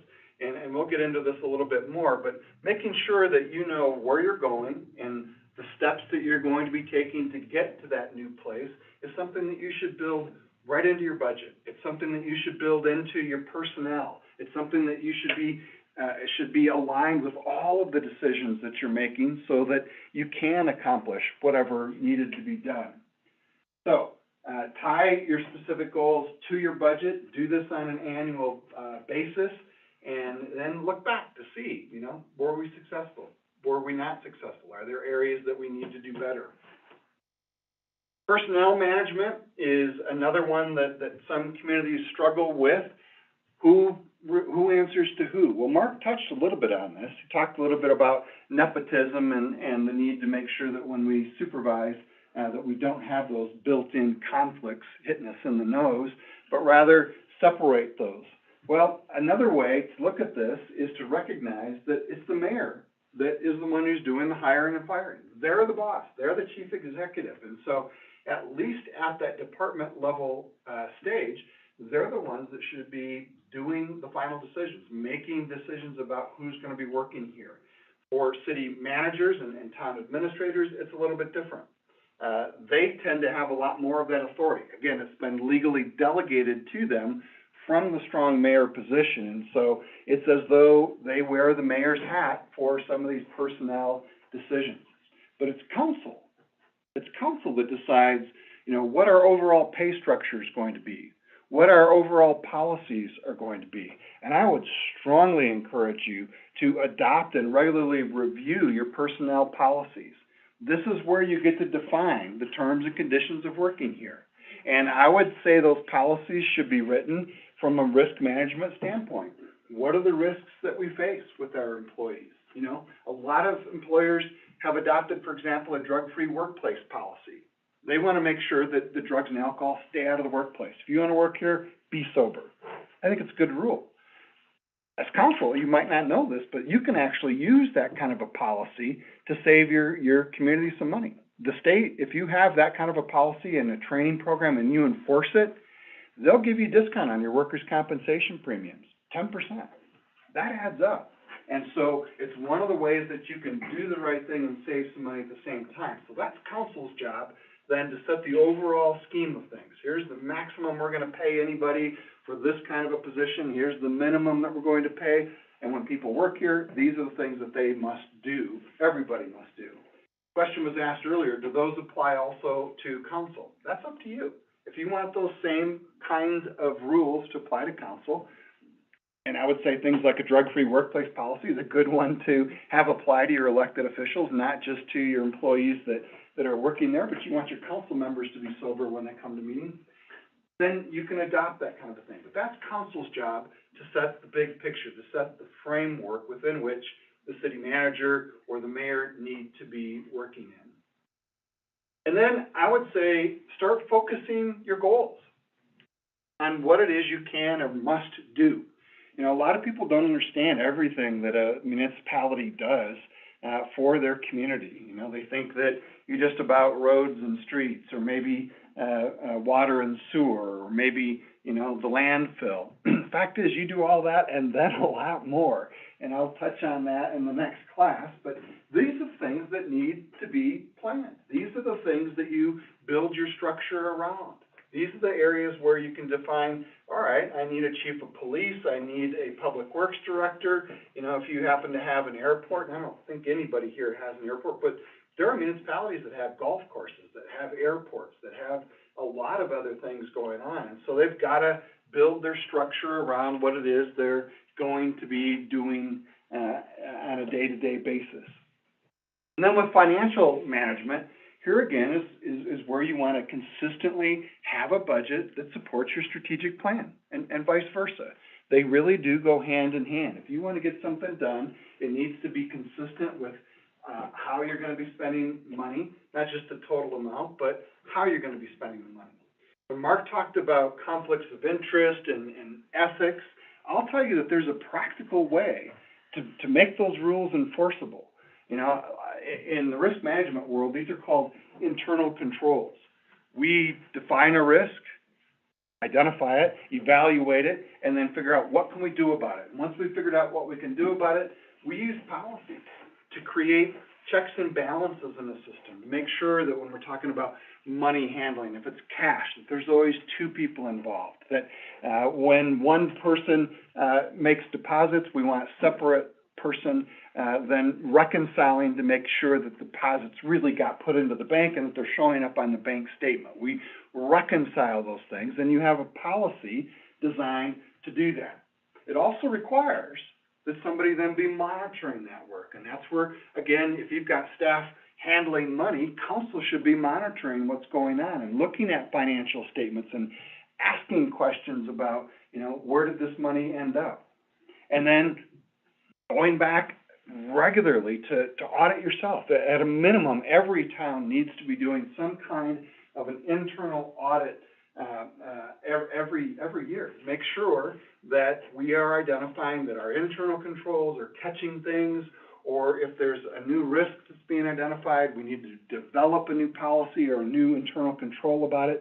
Managing funds is a core responsibility of council. And so one of the things that you should be doing at every single one of your meetings is considering, where are we financially? I know some towns and cities, I'm sorry, I should just say some towns, because I think cities have to do this at least quarterly, but I would suggest a monthly financial statement is the best way to make sure that you're on track and that you are making sure that things have been paid for or not, and then regularly be reviewing that at every one of your meetings. Build into that same process the kind of things that Mark was talking about with conflicts of interest, where you make sure that if Joe has a conflict when it comes time for authorizing payment of all of our checks and warrants, that Joe is given an opportunity to say, hey, take check number 1789 out of the pile, because that's written to me and I can't approve a check written to myself. Take it out of that consent list. We'll address that separately, and when you guys address it, I will again declare my conflict of interest. So you have these very broad responsibilities that you need to be aware of. Some of you, as I said, are going to feel fire hosed after this day. And one of the things I really need you to take away from this is, I'm not the authority. The state is the authority for much of this stuff. Use their materials. Use the guidance that they give you. There's a couple of handbooks that are literally on the website. If you Google Wyoming Department of Audit and look at their public funds page, there are specific manuals, these two in particular are very helpful, that are linked there, and they go through great detail how to do these things, how to set the systems up, and how to make sure that you're doing internal audits, to make sure that you are managing your finances appropriately. These are good publications that give you a lot more information than I can possibly provide in a short class, but I'll point you there when you start looking for detailed questions. Now, there's a new change, and I alluded to this earlier. The state is also now requiring that all public officers receive fiscal training and be certified to have gone through this training. They're going to make some exceptions. There's going to be some waivers for people that have been doing this for years. I think, are you ICMA certified? I'm not. You're not? So I think one of the things WAM's going to be asking them to do is to recognize that ICMA, most of our town managers and town administrators are certified by ICMA, and it's a process where they learn how to appropriately manage finances. But what the Department of Audit has done here is they've come up with a long list of things that you all need to be trained on. Today's training will do all of this. Today's training addresses every single one of these. But we're at some point, we need the state to acknowledge, okay, that worked. Tell us who came to your class and we'll certify them. So that's why, before I leave today, I need to get these rosters back and make sure that we circle back to the state and say, look, we taught everybody how to do this. But these, again, are rules that are online now. The governor signed this law, the Department of Audit adopted Chapter 10 of Public Officer Training. It's on the rules and regulations page for the state. And so now we have this mandatory fiscal training program. Who is a public officer? They haven't really clearly defined that, but I think at a minimum, it includes all elected officials, all clerks, all treasurers, probably also includes department heads, maybe even the chief of police level. We haven't gotten clear guidance from the state yet on that, but I can assure you that if you're handling an account, if you have authority to authorize contracts or to spend money, you're probably going to need to go through some form of training, whether it's WAMs or somebody else's. So they're taking fiscal matters very seriously. And then finally, how do you organize? This really is the domain of your city or town council. How are you going to go about solving problem X? How are you going to go about providing these public services? This is really where council members make key decisions. And if there's one thing I could beg of you to do, please prepare to make decisions. That means oftentimes spending more time ahead of meetings, looking at the agenda, thinking through what's going to be on tonight's agenda. It's frankly embarrassing for people like me to show up at your council meeting and I can tell, I can look at a council person's face because it's typically in their notebook and they're looking through something for the very first time at a public meeting. Disaster will strike. It will catch up with you at that point. And so I really think it's critical that we prepare for meetings ahead of time so that when we go to that meeting, we're prepared to discuss it. And again, be an advocate for our community, not ourselves, and recognize that you wear a few hats as a council member. You were elected. That gives you a certain level of authority, but you live in your community. And you have the right to say what you want and feel what you want. And you should care enough about your community that you can see maybe you've got a couple of different roles here. The mayor was telling me a story earlier that sometimes he's just got to stare down at the desk for a minute and think about, is this me personally or is this the mayor? Am I thinking about me as a community member or am I thinking about all the community members? This can be hard. This is a challenge. This is what leadership is all about, though. Recognizing the different perspectives that you have and the different rights and responsibilities that you have sitting on council to make good decisions. So, council really is the governing body. They're the ones that once they've made a decision, it's done. And one of the things that I like to encourage people to realize is it's the body that's managing, not individual council members. Not something that you really want to be individually responsible for.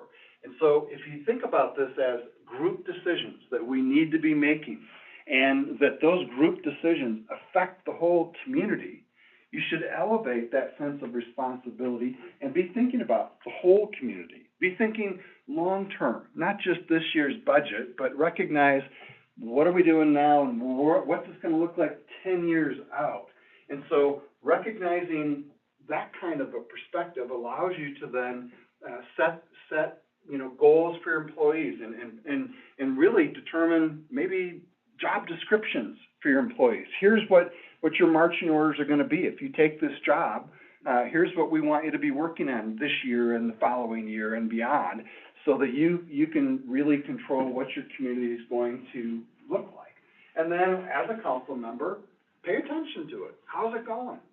Don't be afraid to say, well, that didn't work.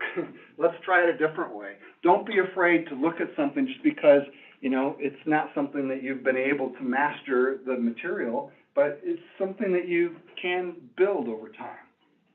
And once you've authorized or delegated that work to one of your employees, trust them to get it done. Monitor what they're doing, evaluate how they're doing. You can trust and verify without having to be, offensive about it, but you gotta pay attention and hold people accountable to do things the way that you wanted them done.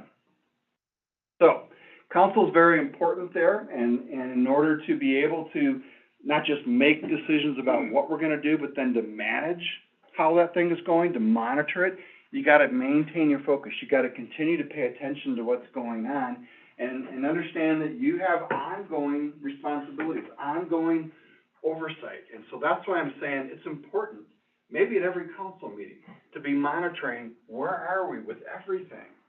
And, yeah, a lot of councils kind of divvy things up where, Joe, you're gonna pay particular interest to Public Works, and Susie, you're gonna pay attention to what's going on with law enforcement, and Bill, you're gonna focus on, the landfill, and Judy's gonna look at water and sewer, and so you can start to develop some specialized skills. This stuff is complicated, and nobody can master it all. But then on a monthly basis, you should be reviewing, are we making progress? Are we moving forward? Are we, moving backwards? Do we need to make adjustments? This is really where councils manage what's going on in the community, not on a micromanaging level, but on a big bottom line, here's what we're supposed to be at, here's how we're supposed to be spending our money, are we doing that?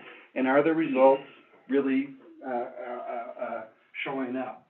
And here's why we want to make sure that we start with ethics and integrity, because when you're managing something, you have a lot of responsibility here, and it's important that you give these decisions the time and attention and dignity that they deserve. It's not okay to just show up and make flippant decisions, to not care. I followed a trailer on the way over here this morning, and it took me a second to realize what I was reading on the back of his trailer. He had put some letters, IDK, IDGAF, and I'm like, okay, that's not the person that I want managing my community, because I do need you to give a lot more care and consideration in order to make good decisions. And so understand that people watch you. As a council member, they're paying attention to what you're doing. As a staff person, council's paying attention to what you're doing. And so understand that maybe the best way to be respected is to be respectful. That if you want people to respect you, it's got to be a two-way street. And so be a professional, set that tone, and recognize bottom line is just where I started. We're here to do public service. We're stewards. We're here as servants. We're here to help our community do the best it possibly can with the limited resources that we have. Starting with a good attitude, with a can-do attitude that's respectful, will go a long way towards establishing, some common courtesy and mutual respect. And so do that with your council, do that with the public, do that with your staff. Staff doesn't make those big decisions. They should be aware in a detailed level what's going on in their realm, in their area of expertise. But they're the ones that then implement council's decisions. Biggest thing to understand here is that if you've defined well what your goal is, and defined well from a personnel level what that skill set's going to take to accomplish it, and if you've done a strategic plan that aligns with your budget, then once you've given staff the authority and charged them to go forth and do something, don't micromanage them. Let them get the job done with their level of expertise. If they need help, encourage them to come back and talk to you. But understand that, again, council is a group, not an individual. And so the last thing you want to be doing as a council person is trying to manage any single employee, trying to tell any employee what to do. Instead, that should be defined by your plan. That should be defined by their job description.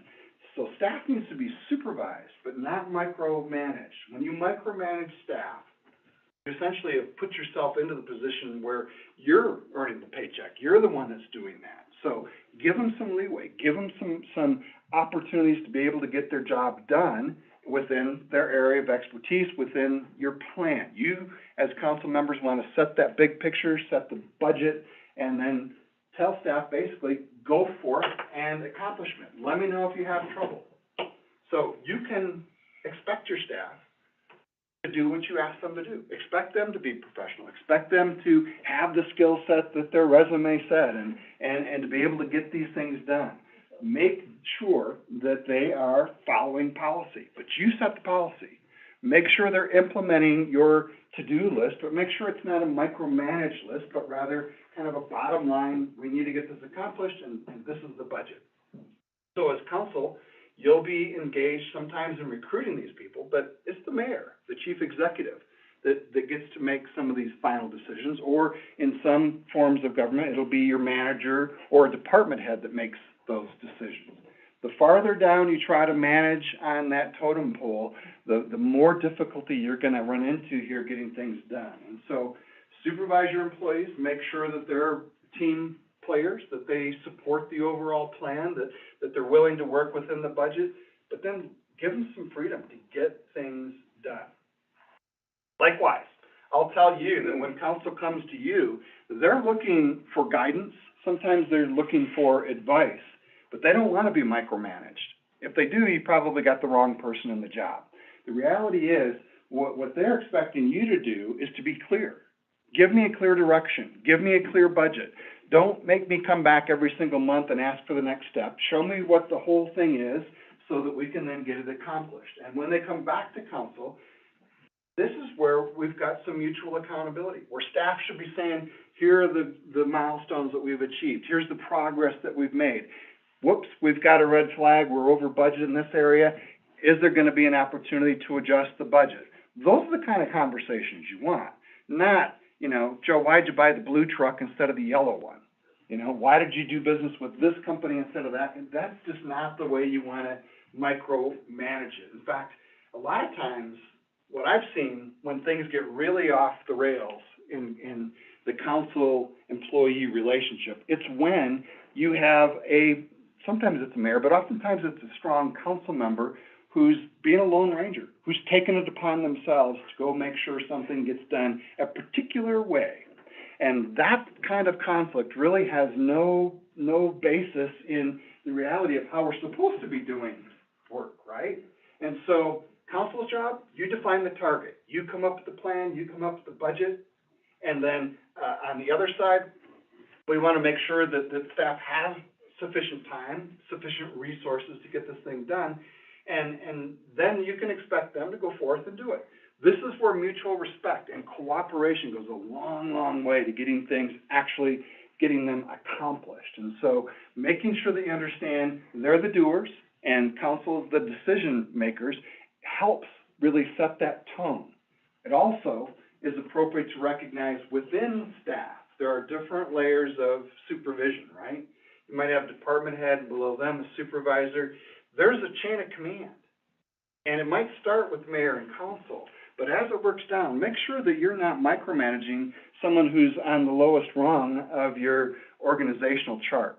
As council, you probably want to have most of your conversations with your department heads, with the higher level supervision, because when you go below that, you're undercutting their ability to manage their own staff. And so make sure that you direct your questions to the right level of supervision and never publicly criticize an employee. As soon as you've done that, you've probably violated some of the statutes that Mark talked about, but beyond that, you've created an image now for your community that's going to be strongly negative.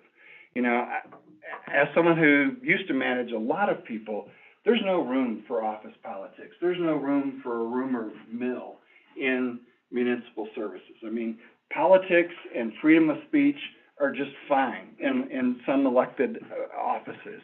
But when we're talking about clean water and making sure that the sewer system works right, that all needs to be set aside. We need to be much more practical and focus on what resources do we have, how can we spend this money to get this thing done. So make sure that you're on the same team doing it. That same kind of mentality extends to boards and commissions. A lot of you have, for example, a planning commission. In fact, by state law, you have to have a planning commission in order to develop a comprehensive master plan. One of the things I've discovered, though, is that they're largely non-existent or ineffective because council likes to make all of those decisions. The fact is, you're all mandated now to have a comprehensive master plan, and when I go into most communities, they're all dated in the 70s. I think it was 1978 when the state legislature said thou must have a comprehensive master plan, so everybody adopted one, and you haven't gone back to look at it since. It's scary, really. And we've done some newer ones, and there are some good approaches that are out there. Green River's got a nice one, for example. There are some good ways to really plan the long-term, really long-term, 50-year term of your community by working with some of these boards and commissions. But, again, you've asked them to serve you, to serve in one particular area. Give them the discretion and the space to be able to do those things. Make sure that they have the skills that you need, or that you're providing the training opportunities for them to get those things done. But here again, they need to be doing these things in what's the best interest of the community. I've seen historic preservation boards kind of take control of a downtown in the name of historic preservation and just absolutely destroy any kind of economic activity. And I've seen the exact opposite happen. You know, done right, done with people that understand, you know, what their role is, and with the training to get these things done, boards and commissions can really beef up the ability of a town to be able to get things done. The other area that I want to talk to you about with who's supposed to be doing what is how you talk to the public. And a lot of people talk to Joe on the street differently than they do the radio station or the newspaper. And there might be reasons for that. But understand that when you talk to the media, they are the public. They also are going to have a say with the public. And so I encourage councils to get to know who their local reporters are.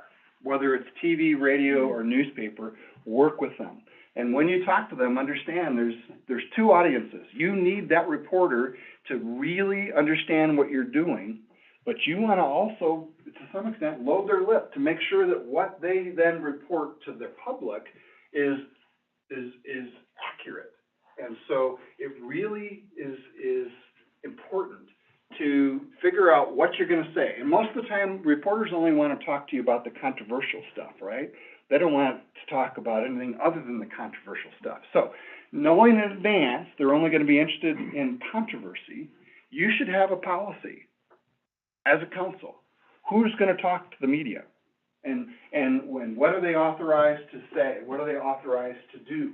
A lot of times, you end up with 5 different stories in the newspaper, and the controversy becomes, Council Member Joe said this, Council Member Bill said that. They don't know what they're doing. They're not on the same page.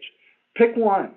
And a lot of times it's the mayor, but sometimes it's maybe an experienced council person in that particular area, and refer all of these questions to that one person. That way you have a consistent story, and it's something that's been planned to the point where you can actually Mayor, when you talk to the council, or when you talk to a reporter, make sure they understand these 3 things, and give them some marching orders to do that. Choose those words carefully, because they will show up on the front page. If you've chosen them badly, I guarantee they'll show up on the front page.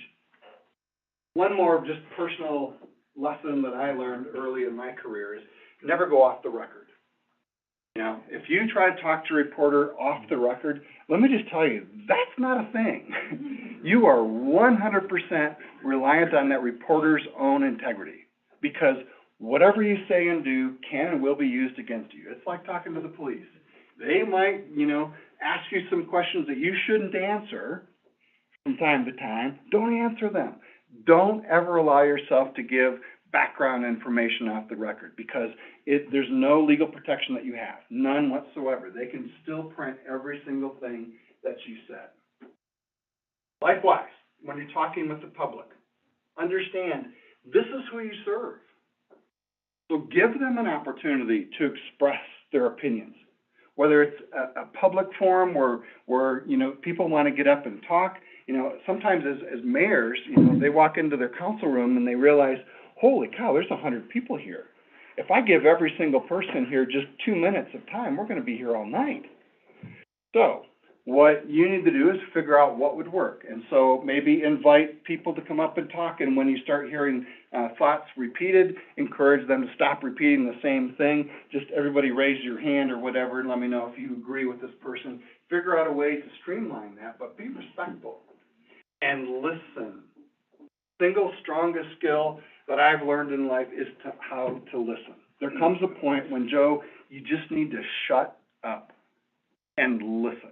And active listening means not weighing in on a conversation, just listening. When you're in a public hearing, in particular at public hearings, that's when you want to be in listen-only mode. You should not be giving feedback. You should not be encouraging a debate. You simply want to maintain, the decorum of the meeting, and that's certainly a mayor's role. But make sure that people are allowed to freely express themselves and be able to, say what they really think. These are the people that we serve, and so it's critically important that we get their input. It's critically important to the outcome and the long-term support of what we're doing, that folks feel like I was listened to. I might not agree with what council said, but at least they heard my point of view. That is important. And when you speak back to them, find your P's and Q's. This is where that mutual respect really helps, and have a code of conduct, and recognize these people are watching every single move you make. And if you roll your eyes or otherwise use body language that shows disrespect, they will nail you to the wall for it, and they will never forgive you for that. So, be an active listener, pay attention and watch what people are doing, listen to what they're saying. If something is unclear, then you can ask for clarification. But listen, particularly at public meetings. That is not the time to be making decisions, and you absolutely, as an individual council person, never want to be in a position when someone's approached you at Safeway or on the street and they've said, what about this, what about that? Don't take an official position of council. Just simply say, I hear what you're saying, I'll bring this matter up with council. Don't make promises that you can't enforce. Again, it's council that makes decisions, and so you want to make sure that you carry that message back, but then council decides what to be doing there. So, the mayor does have a special role when we interact with the public, particularly at meetings. They're the presiding official. They're the ones that are running the meeting. Whether it's a city manager form of government or a strong mayor-council form, they're the ones that are pushing through the agenda and making sure that they maintain that level of decorum. Make sure that people are given opportunities to speak, but we're not going to get sidetracked. We're not going to discuss something that's not on the agenda. We're not going to allow others to bring new matters in. Now, mayors, as the presiding officer, also don't make motions, but they can certainly lead to one. It's very common to hear, for example, a mayor say, do I hear a motion to approve the minutes? And oftentimes council members will then say, so moved and seconded, and you can move forward. That they are in a position to be able to push these matters forward, or to just end discussion. All right, we're starting to go round and round on these points. It's time for us to have a vote or to table something. They definitely lead there. But this is another one of those times when it's very important to have control of the meeting. And if people are getting rowdy, clapping, booing, hissing, that's the kind of thing that a mayor should immediately stop the meeting and say, knock it off or leave.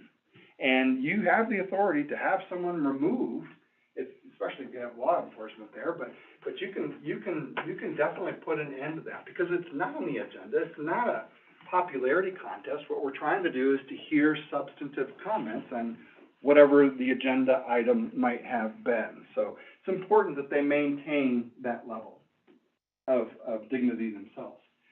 So during the meetings, council members have their job. This is where they participate. This is where they do get to speak up and say, here's what I think is best for my community.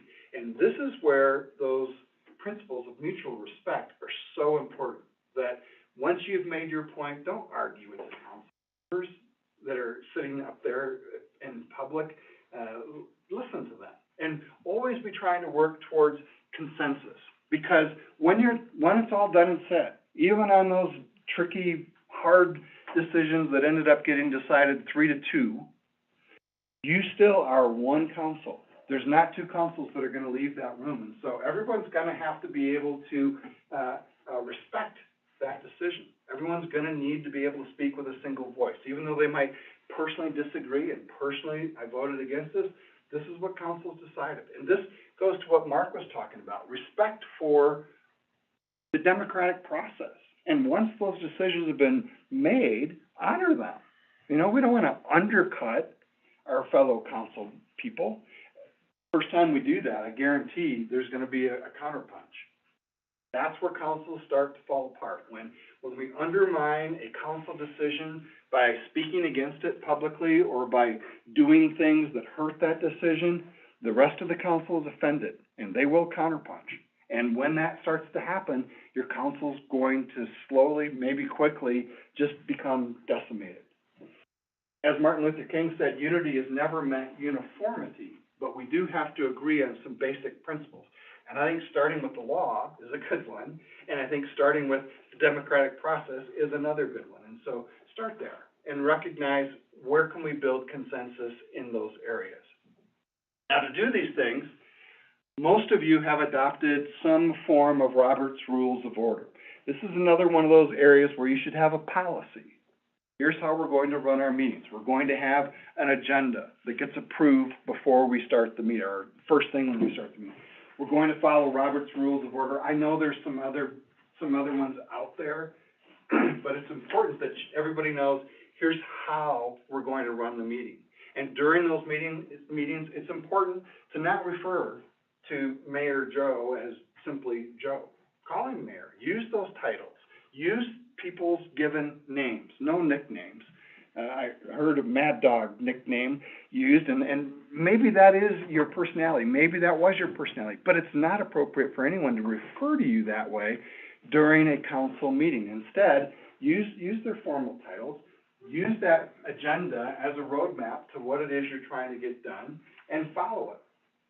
If a non-agenda item tends to come up, table it to your next meeting. That's my rule of thumb. Great idea. We'll talk about that at our next meeting and put it on the agenda for the next meeting. Don't address those things.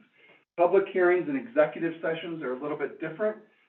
Oftentimes people think that they can do business in either one of those meetings as well, and you can't. Public hearings are to listen to the public, and executive sessions are there simply to discuss something private in very limited circumstances. I'll talk some more about that in just a moment, but you can't make decisions of the council during either of those kinds of meetings.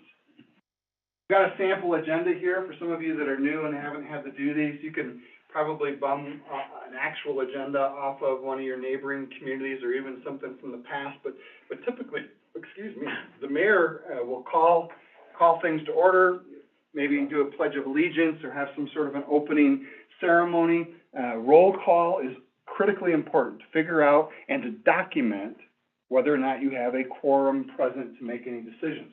If there's not a quorum present, stop the meeting. You're done. You can't make any official decisions, so don't waste anybody's time. If you do have a quorum, work through your agenda. And typically that includes looking at the minutes from the last meeting, making sure that you do have an opportunity for the public to weigh in on anything. Some councils like to have a section of time, usually at the beginning, for the public to say whatever they want. Other times, there's time set aside for public comments on that topic. I noticed that our legislature has now changed it to that kind of a process where every topic that they raise at the committees, immediately following that topic, they'll invite public comment. They didn't used to do it that way. They used to made everybody wait to the very end of the meeting, and then you could have public comment if you were still standing. So then you can move on into some of the action items, reports from staff and committees, and adjourn. But this should be a standard form, a standard process. Have your clerk develop a Word document that just says this is where we start, and we carry over everything from last month that didn't get decided, and you add to it as needed. A lot of you have also started to use a consent agenda. This is an easy button. When you've got a lot of things to cover and they're not controversial, don't take the time to go through every single check and warrant that's in the list. Approve all of the checks in one fell swoop, and maybe add whatever else you need to do that is not controversial, and get that whole body of things included in your consent agenda approved with just one vote. So if it's minutes or receiving staff reports or approving checks, just get them done as easily as you can. Make these decisions fast and simple because they're not controversial. And if there's a check that's written to you as a council person or your business, or there's something that you've got a conflict in, just ask for that item, that one item or two or whatever, to be removed from the consent agenda so that there's a separate vote taken on that. Otherwise, get most of the routine stuff taken care of, all at once. And if you need to remove something so that you avoid having a conflict of interest and vote for a check written to you, then you can do that. Making motions, typically, is gonna happen at the leadership of the mayor, looking for us to move on and make a motion. All motions, regardless of whether it's Robert's Rules of Order or anything else, need to be seconded. In other words, there's gotta be some level of initial consensus that this is something worth discussing, worth moving forward with. Once you've got a motion and a second, then you can talk about these things. But don't talk about them if there's not a pending motion. There's nothing to discuss, other than, did you hear what he said, she said? That's a waste of your time. Your agenda should be tight enough that if you want to talk about something, there should be a motion for us to do something or to consider something or to make some other kind of progress, so that you do talk about it. Likewise, if you want to amend motions, it goes through the same process. A motion to amend that then has to be seconded. Mayors, when you reach a point when your time constraints or just you recognize we're going round and around with the same topics, let's call for a vote. And I, again, believe that mayors should be voting on all agenda items, but then announce the results of the vote and move on to the next agenda item. Resolutions are not law. Think of this more as an official position of your council. And maybe it's something, you want to have a resolution to support people that have been, protesting X, Y, Z, or you want to have a motion to recognize, disabled kids in your community. You can do that. That's really just expressing an opinion. Resolutions are not law. They're just an expression of the opinion of council, and it has no legally binding effect. Ordinances, though, are law. And by statute, there's a form that you need to follow here, and a process that you need to follow. That form includes these things: have a title, what it is you're going to be doing, what those provisions are. If you've got any previous ordinances that are in conflict with it, you're going to repeal those at the same time. You also need to have an effective date for these new ordinances. And if there's discipline or penalty that's going to be applied, you address that all in your ordinance. To enact an ordinance, it's got to be read 3 times. Typically, that happens in 3 consecutive meetings. I've seen that rushed sometimes, pretty miraculously, in a very short period of time.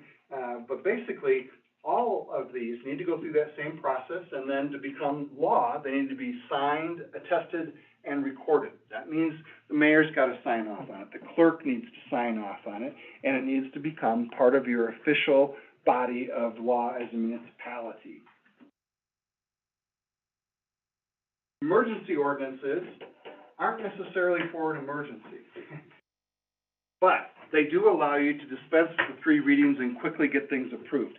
One of the places that I frequently have seen emergency ordinances used is during the budget process. Most budgets are adopted as an emergency ordinance. And that's not because you haven't put a lot of thought into it. It's not like you didn't anticipate needing the ordinance, but the dates that the state legislature has given us to prepare a budget, to hold a public hearing, and then you must adopt that budget within, I think it's 24 hours of that public hearing. You don't have time to go through all of this. And so typically budgets and sometimes budget amendments are done by an emergency ordinance. You simply declare it, You, recognize that it does, dispense with being read for, 3 times. And it does take a supermajority to get that approved, but oftentimes, this is something that does get done, for, budgets, and there might be some other times and circumstances when, you simply don't have time to go through 3 full readings. Charter ordinances are a different kind of law. These are really the formative documents of what kind of a, community you have. Sheridan went through this process when they were discussing, do we want to remain a mayor-council form of government, or do we want to have a city manager form of government? And so they drafted a charter ordinance. It's got to go through this same or similar process of approval. Here, charter ordinances need to be approved by 2/3 or a supermajority of your elected members, and they've got to be published at least 60 days after the final publication before they get enacted. There are other charter ordinance changes that you can make here. These are big deals. These are the documents that really define what your corporation is, and so this does get filed with the Secretary of State's office, much like a corporation might file their articles of incorporation. That's essentially what this is. It's your articles of incorporation. They're harder to change. You can only change them by going through another charter ordinance. All of these oftentimes require that you meet in public. In fact, you can't make any business decisions unless you do them in a public meeting. Wyoming's open meetings law requires you to make decisions only openly. This is a strong law, and it can't be ignored. If you try to make a decision in the back room or during an executive session, then it's going to violate the Wyoming open meetings law. And so you can only make business decisions, approve motions, pass ordinances, in an open meeting. That means that you've got to have your governing body get together. It's got to meet and have a quorum present. The meeting itself has to be called by proper authority. In other words, the mayor needs to say, we're going to be having this meeting. It needs to be open to the public. And any action that you take, outside of that is going to be considered null and void. In fact, I think the best practice here is to always conduct the business of the public in the public size, openly, in your council chambers. If council gets together, and tries to make a backroom deal, that's illegal. And so we want to make sure that we're not doing that. I've also seen councils kind of make good old boy decisions and then show up in a public meeting and just simply approve what they'd already talked about in the back room of the bar at that point. And it is very conspicuous to anyone who's paying attention. It's like, wait a minute, you guys didn't even have a discussion on this and you're approving this. Have you already discussed it? And oftentimes, these things have been discussed when it looks like that. This violates a number of the statutes that Mark talked about, including the Wyoming Open Meetings Law. Some people are concerned about, what is a meeting? What do we really need to be worried about? Well, it's this. We need to make sure that the public is able to attend these meetings, that they're able to pay attention. And so your meetings should be designed to always accept some kind of input from the public. Without their participation in ongoing meetings, you're not going to be an effective council. It's more than just them voting. It's not like they're one and done every 2 years and decide what council's going to be like and they wait in. They have a right to be fully engaged in all of these decisions. And so your process should recognize that and make sure that people are allowed to come up and speak. Now, I've seen some councils try to limit who can speak and try to screen people out by saying, if you attend my meeting, you have to tell me who you are and who you represent. That's not true. For people that speak, that's when you can require that they identify themselves and who they may be affiliated with. But other than that, anyone can attend your meetings at any time.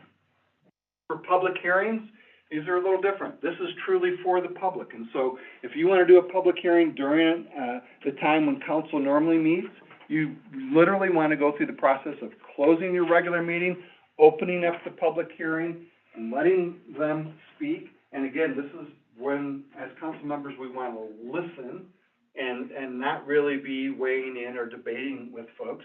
You can put some reasonable time limits on. I mean, when you get into a packed room like this, there's no way you can let people speak for as long as they want. It can't happen.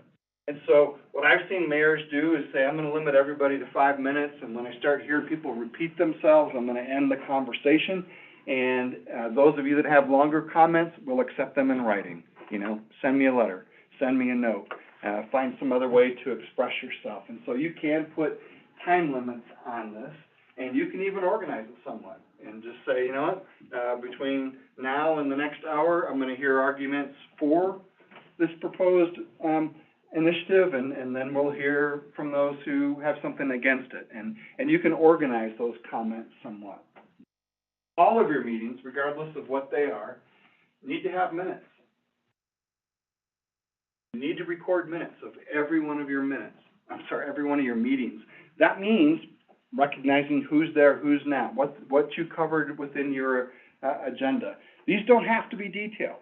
In fact, you only need to record official decisions. And so you don't need to capture the whole conversation. Although I would make sure that I captured every single motion, every single second, who made them, what the exact motion was, and maybe even what the outcome of the vote was. But it really is designed to reflect official decisions. And if you had a meeting that didn't make any official decisions, then this should be pretty short. You shouldn't have to write a whole bunch of information if no official decisions were made. When you have meetings, you need to let the public know in advance. Now, sometimes when you have an emergency meeting, there's not time to publish in a newspaper. I would still suggest that you should have a process that you post something whenever you possibly can. Put it on your website, you know, nail it to the front door of your city hall, whatever you've got to do. I would let the newspaper know, hey, we're gonna have a special meeting tonight or tomorrow night, and let them know as soon as you possibly can.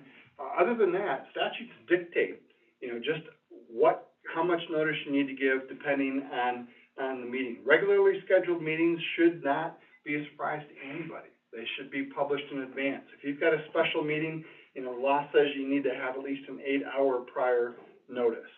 That's because you can only make official decisions at properly called public meetings. That means you've got to let the public know that you're going to be meeting. If you hold a meeting without that notice, without letting the public know, everything that you decided at that meeting is null and void. Now, from a legal perspective, if Mark was still in the room, he'd tell you that means it's done. It's as though it never was approved. It's not like it's something that someone can later on challenge. If you violate this law, whatever you decided on is null and void, as though it never happened. So, what's a public meeting? Well, if you have a work session, like coming to today's training, this is a work session. Some of you, and I'm pretty sure Rollins did give notice because you're hosting the meeting, you're having this meeting. Some of you drove from another community. And if you talked about official business in the car drive over here, you might have violated this. You might have violated the open meetings law. Now, does that mean you can't all go to Friday night's football game together? No, you can do that. In fact, you can invite your whole council to your daughter's wedding. That doesn't make it a meeting just because all of you showed up, because it wasn't called for that purpose. However, if you decide to go to the boot camp up in Cody at the WAM conference, and Mayor, you invite council to drive up in your Suburban with you, and while we're driving up, we can talk about the landfill problem, that's illegal. Because there's no way for the public to be able to participate in that. There's no way to give notice to that. There's no effective way to get public participation in that. And so if you end up driving together, don't talk shop, you know? Drive together and talk about the football game on Friday night. But anytime that you are trying to meet together, you should meet in a place that you can give notice to the public and that the public has ample opportunities to participate. I noticed that for today's meeting, we've got both Zoom and YouTube engaged, and so anyone who wants to monitor or to pay attention to this is able to do that freely, and that was announced ahead of time. That's the right way to do it. So, just because you all happen to be together doesn't make it an illegal meeting. Just don't talk about shop, you know? Watch the game, or enjoy the wedding, or whatever it is it happens to be that you're doing. And so, that's because if you know, small communities, we oftentimes see each other at Safeway. We each have certain things that we do, but if that's not a get-together called by proper authority for the purpose of conducting public meetings, you're not going to run afoul of this law. It's only when you purposely are trying to avoid the public and you say, you know, let's all pile into my van or my Suburban and we'll talk about this on the way down. That's what's illegal. So, last thing I want to touch on here is executive sessions. A lot of people think that if it's an awkward conversation, we can just take this into executive session and talk about it. That's not true. By Wyoming law, there are very specific reasons that you can go into executive session. And if one of those reasons don't apply, and I've got them listed here, you can't go into executive session and hold a lawful meeting. So, good practice to follow is literally tape this statute in front of you, the desk where you're sitting at your council meeting, and anytime you want to go into executive session, I believe that it should be done with a motion. That a council member can make a motion to go into executive session, and in that motion, you should state the specific statutory exception that allows you to go into executive session. And you should make it very clear to the public or anybody who happens to be in attendance at that meeting, that's all we're going to talk about. We're not going to make any decisions in executive session. After executive session, you can come out of that and then reconvene your public meeting, and that's when you can make official decisions. I've also seen mayors sometimes tell the public, hey, we're going to go into executive session to talk about a personnel matter or about a legal matter, and when we come back, we're not going to conduct any more business. But honor that pledge. If you're going to go into executive session and you've told everybody we're done with the regular meeting, when we're done with the executive session, we're just going to be going home, make that clear, but then honor that pledge and make sure that you don't do any more business. So, going into executive session requires a motion, a second, and majority vote. I think good practice says that you should state what that statutory purpose is and recognize that you can't make any kind of decisions during that public meeting. And you should also be taking minutes of that executive session. That doesn't mean you need to write down what every single council person said, but what I do think you should do is have enough in your minutes that reflect what it is you did talk about. Make sure that the topic is adhered to. In fact, that's one of the reasons why a lot of times clerks will go in to an executive session, or the mayor will appoint one of the council people to serve as a secretary of that executive session to take those minutes. Those need to be maintained, and those are discoverable from a legal process. And so you want to make sure that you document what you talked about and don't go beyond that. Don't go into executive session to talk about a personnel matter, and then while you're in there, talk about something else that was going on during the public meeting. Keep it tight. Keep it just to that one statutory purpose. Violate any of those rules, as Mark told us earlier, that means that your decisions are not just null and void. They are null and void, not merely voidable. That means it's as though what you decided on never happened. It was illegal for you to make that decision, and so it's not enforceable. If you violate the act, this is where one of those misdemeanors kicks in. You can be fined for that. It also extends to the executive session. And so you want to make sure that if you do go into executive session, you keep it very limited. All right. That was a quick review of government operations, roles, and responsibilities. I'm going to take a short break here. Mayor, how are we looking for lunch? What are we doing for lunch? Judges will be here about 5 to 7 minutes. Okay. So if you want to. Yeah, let me just ask if there's any questions, and so just know that we'll be taking a longer break here shortly. I have one question Yeah. with, executive session. So, just to kind of, could a council member be considered an employee at that point in time?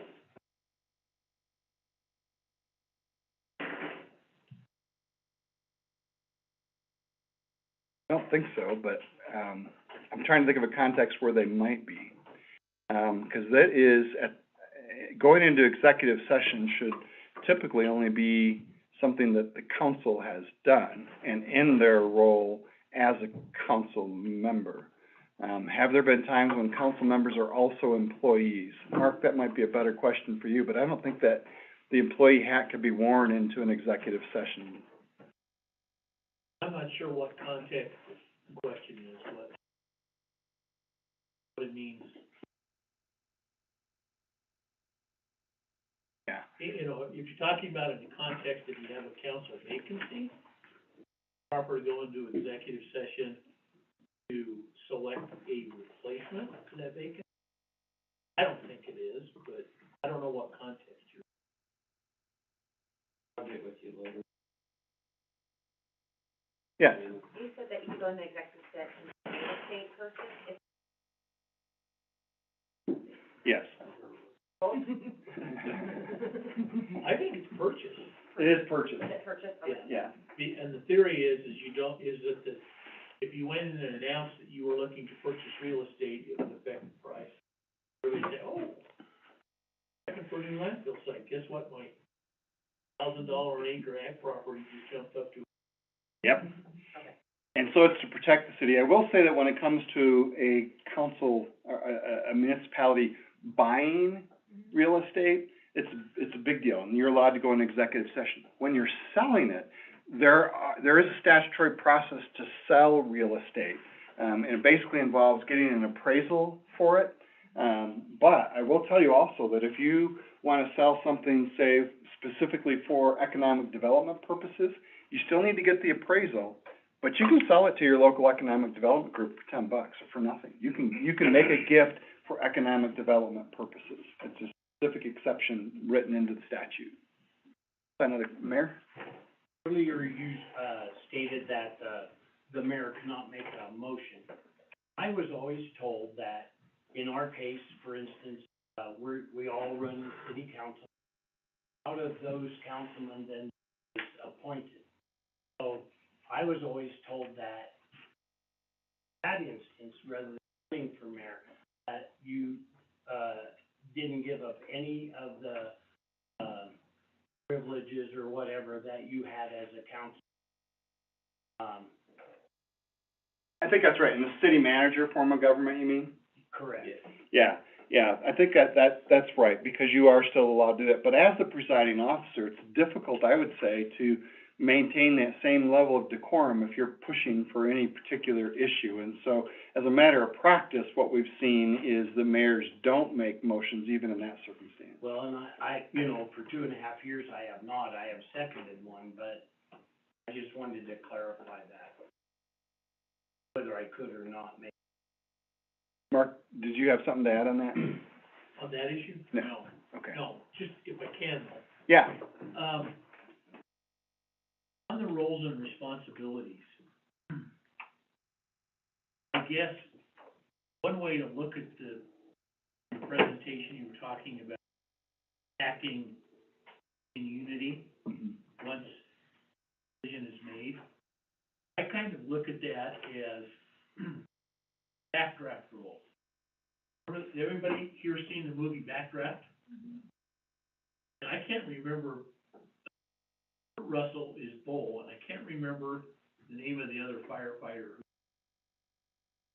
Anyway, in the movie Backdraft, and Russell is hanging on firefighter, and what does he say? You go. When you think of your decisions as a council, once that decision is made, we're going, all going down the process of following and supporting that. That doesn't mean that when you go get to vote on a decision, that you should passionately and rightly advocate for your position. But if the decision turns out not the way you wanted, it's your obligation to follow that decision and follow that decision until it's changed. That's what I say is you go, we go. Yeah, and I think one way that I've sometimes said that is that, council members don't have a role. Council members have responsibilities. The council has a role. Council is the one that makes these big decisions. Council members have responsibilities to participate in that decision, to prepare for that decision. But beyond that, it's council that makes these decisions, and unity behind that decision, however you participated or advocated one way or the other, is absolutely spot on, Mark. Other questions?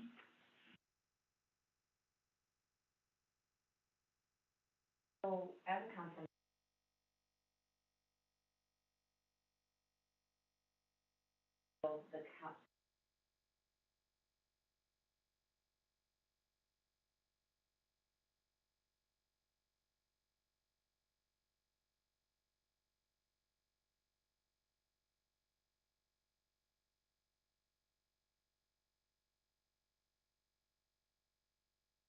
the in the future.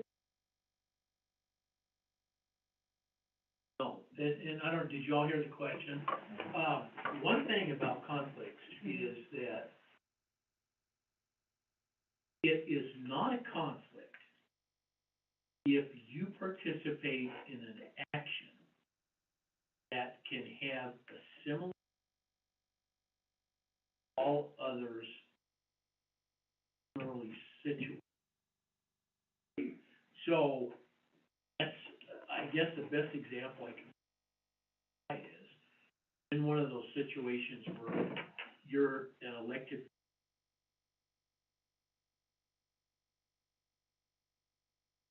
on the council, there is there's a budget proposal that would provide that every employee town is going to receive a 3%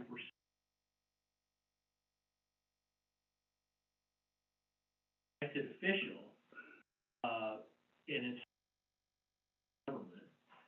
Let's say that your spouse is administrative assistant in the vote on that code. Yes, because that vote is going to affect everybody else in the city. So if you have a vote, so if you owned chickens and we're going to vote on an ordinance to either ban them in the with them, vote, because that vote's going to affect everybody the same way, providing private benefit. Good.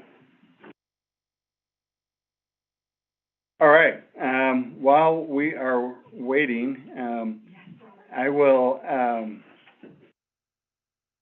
think we'll just move forward. Again, if you need a break, there's gonna be a longer break coming up when we get sandwiches. You can, get up and stretch your legs whenever you want.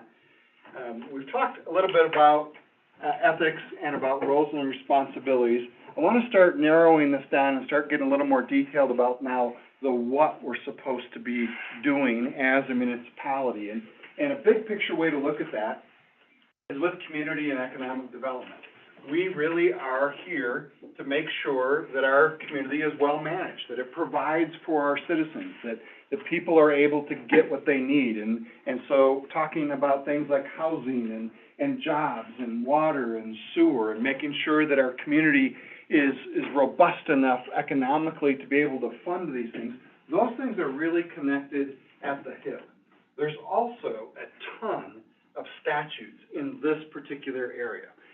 So much for home rule, right? The reality is the legislature has said, when you wanna do zoning or land use, you've gotta do it in this way and follow this particular process.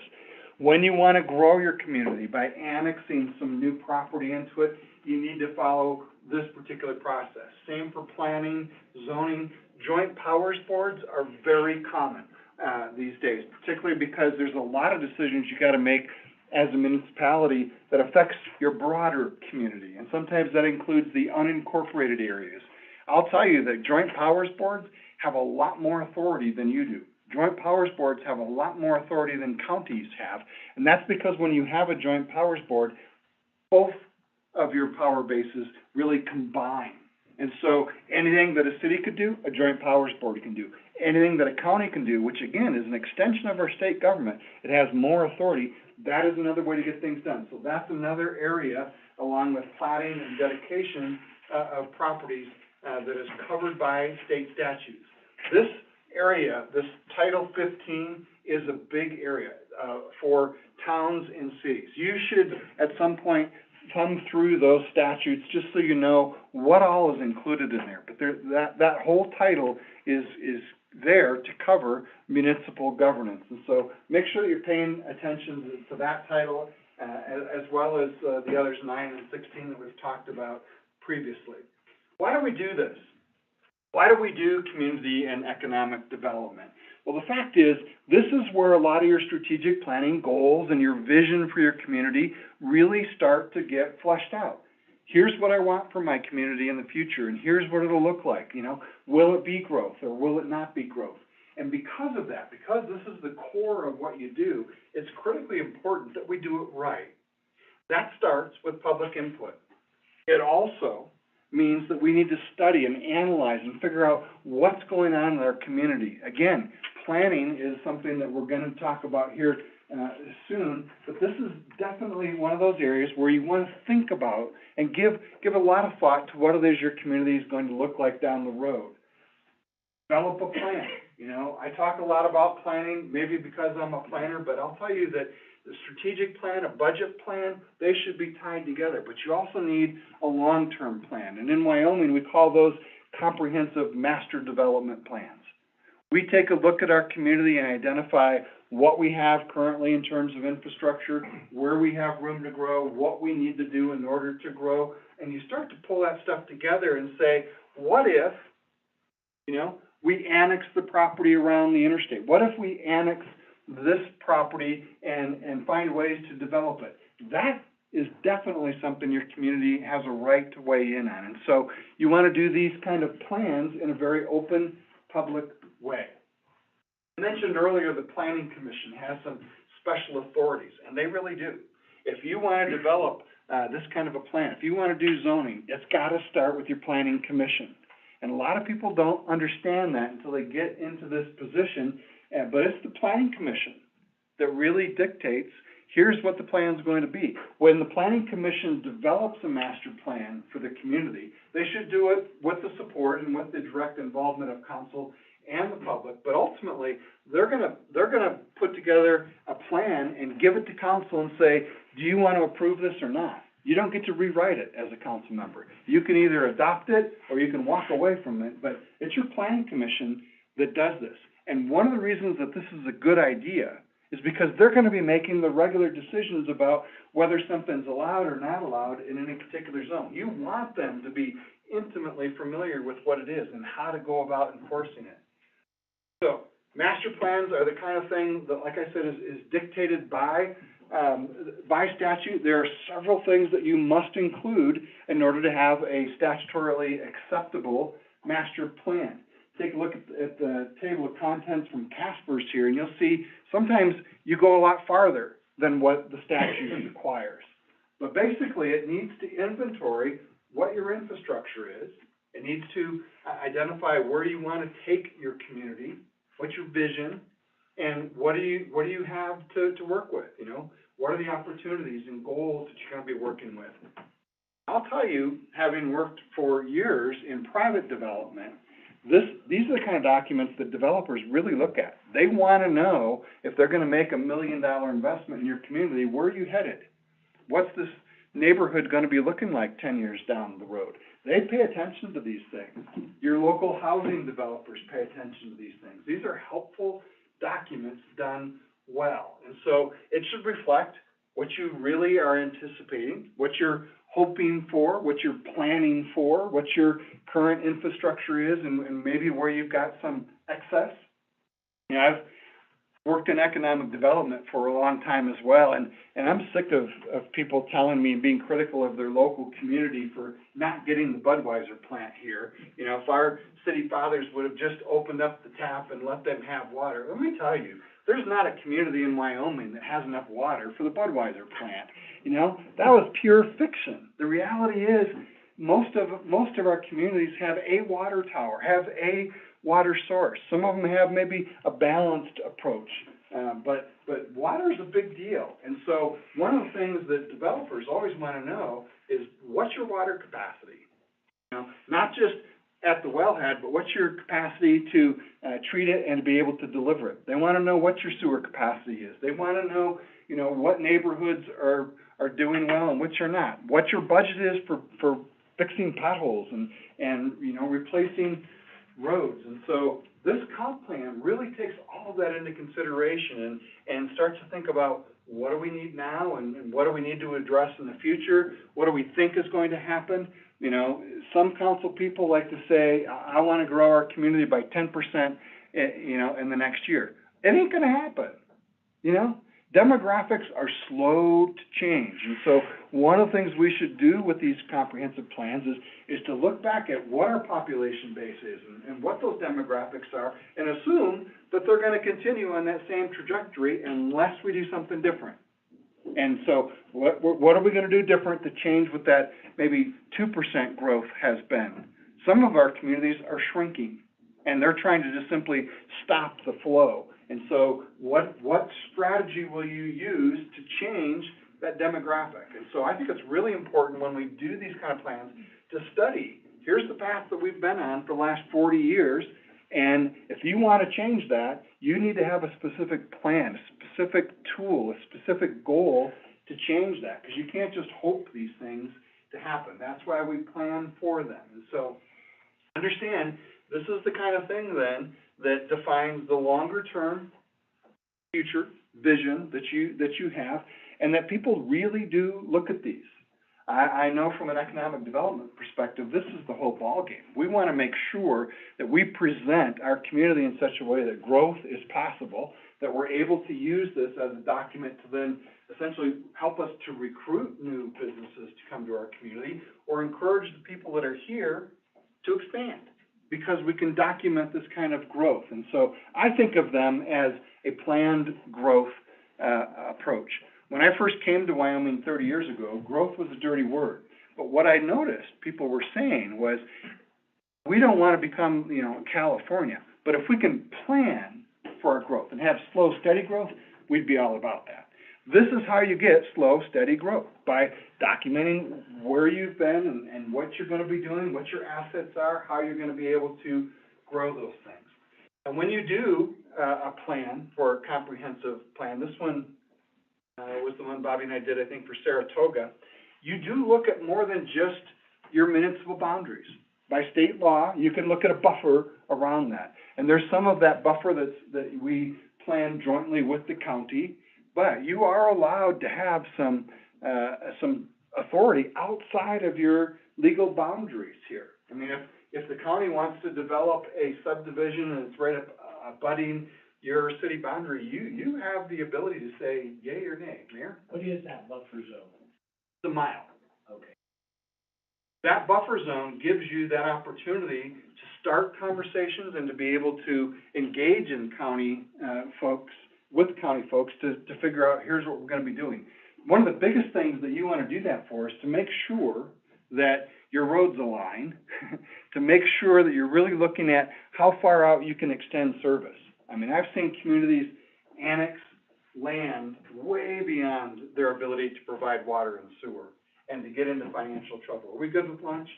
So let me stick a pin in this. We'll take a little break here because we're going to be talking more specifically about land use, but let's grab a sandwich or whatever. And are we gonna just bring it back in here to eat, and then maybe once we get settled, I'll get started again so we don't get behind.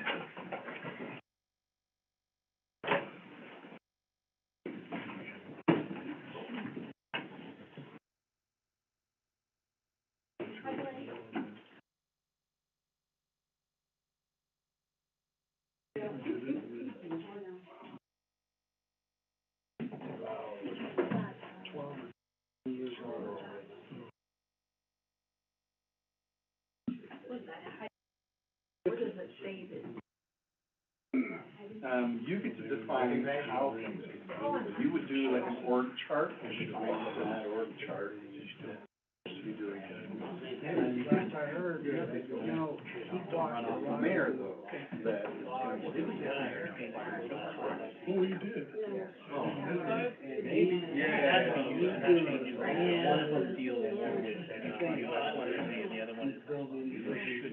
Let the beard go, yeah. Shop. I don't know. Service. If I can, that there is. I mean, one of them directs what your content is going to do. Well, he's. Well, okay, I can see, I think it sets principles. Right. The code of conduct says thou shalt follow the principles, and this is what happens when you don't. Okay. That's what I'm saying. Yeah. Okay, does that make sense? Yeah. Okay. What trouble are you gonna create? I'm gonna walk away. I'm always creating. You're always at it. Yeah. Always in the way. I talked to Craig. I can't give it. So, I would ask for your city manager to make recommendations. I didn't realize that. What do we really Why want?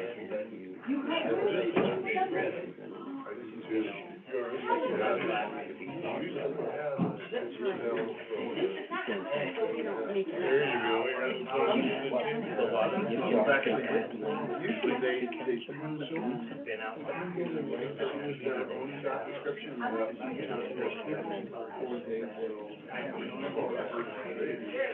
We haven't heard from him since you were over at the house that day and we talked to him. I think there's a lot of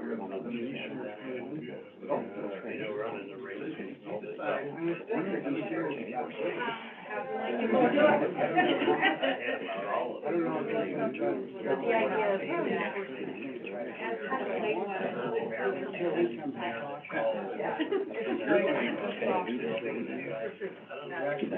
um,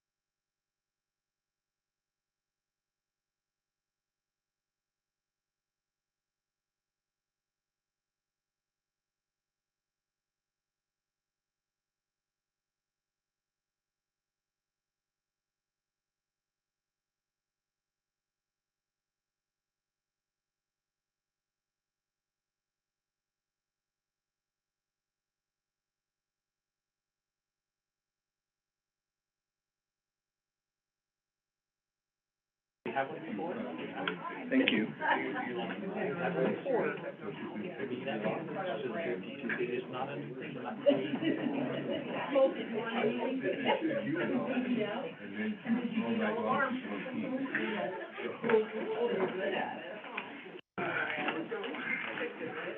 Okay, I'm sorry that we've got to press on, so I know some of you haven't finished eating. Feel free to just complete your meal, but I want to make sure that we get through all of this material. And as we get started again, I want to remind you something I hope I said, but may not have said when I first started, and that is, this really is an overview course. You know, we don't have time to dig into any of these topics with a lot of detail, but my hope is that we can give you enough detail that you can see the whole picture, along with some resources that if you do have some questions that are more detailed than what we can cover today, you can circle back to that and be able to get those answers. And so let's pick up where we left off. As we start doing our comprehensive land plans, one of the first things we all should do, whether our ultimate goal is zoning or not, is to at least understand, sort of from an inventory perspective, how are we currently using land and what would we like to see develop in the future? This is not zoning. When we talk about a land use map, we're really just talking about here's the current uses that are being made of this property, and maybe in the fullness of time, if we develop outside of our city limits, here are some things that we could do. And so you're really just looking to see where are our residential neighborhoods, where are the commercial neighborhoods, where's the industrial stuff, if any, and increasingly important in today's world, where's our open space? Where can people go have some recreation? So developing a land use plan or a map is not zoning. It's simply a recognition of here's where we currently are and maybe where we'd like to be. It has no binding legal effect. To have a zoning map, we need to actually start defining zones. Define here's what is allowed, here's what's not allowed, here's what's potentially allowable in these particular areas, and it's very detailed with the definition of what each zone means, not just some vague residential, but single family or multifamily. And when it comes to things like industrial use, you can have a light industrial or a heavy industrial use, and you can define that exactly in your zoning map. And so don't be afraid of a land use map. It's simply an acknowledgement of, excuse me, here's where we are today, and this is what we think we'd like to see in the future. Some people will come looking for you if you start using the Z word, and I'm just saying it's not necessary to planning to have things that detailed. So what is necessary is to follow the statute. And so as you develop your master plan, as I said, there are some very specific things that statutes require that we address.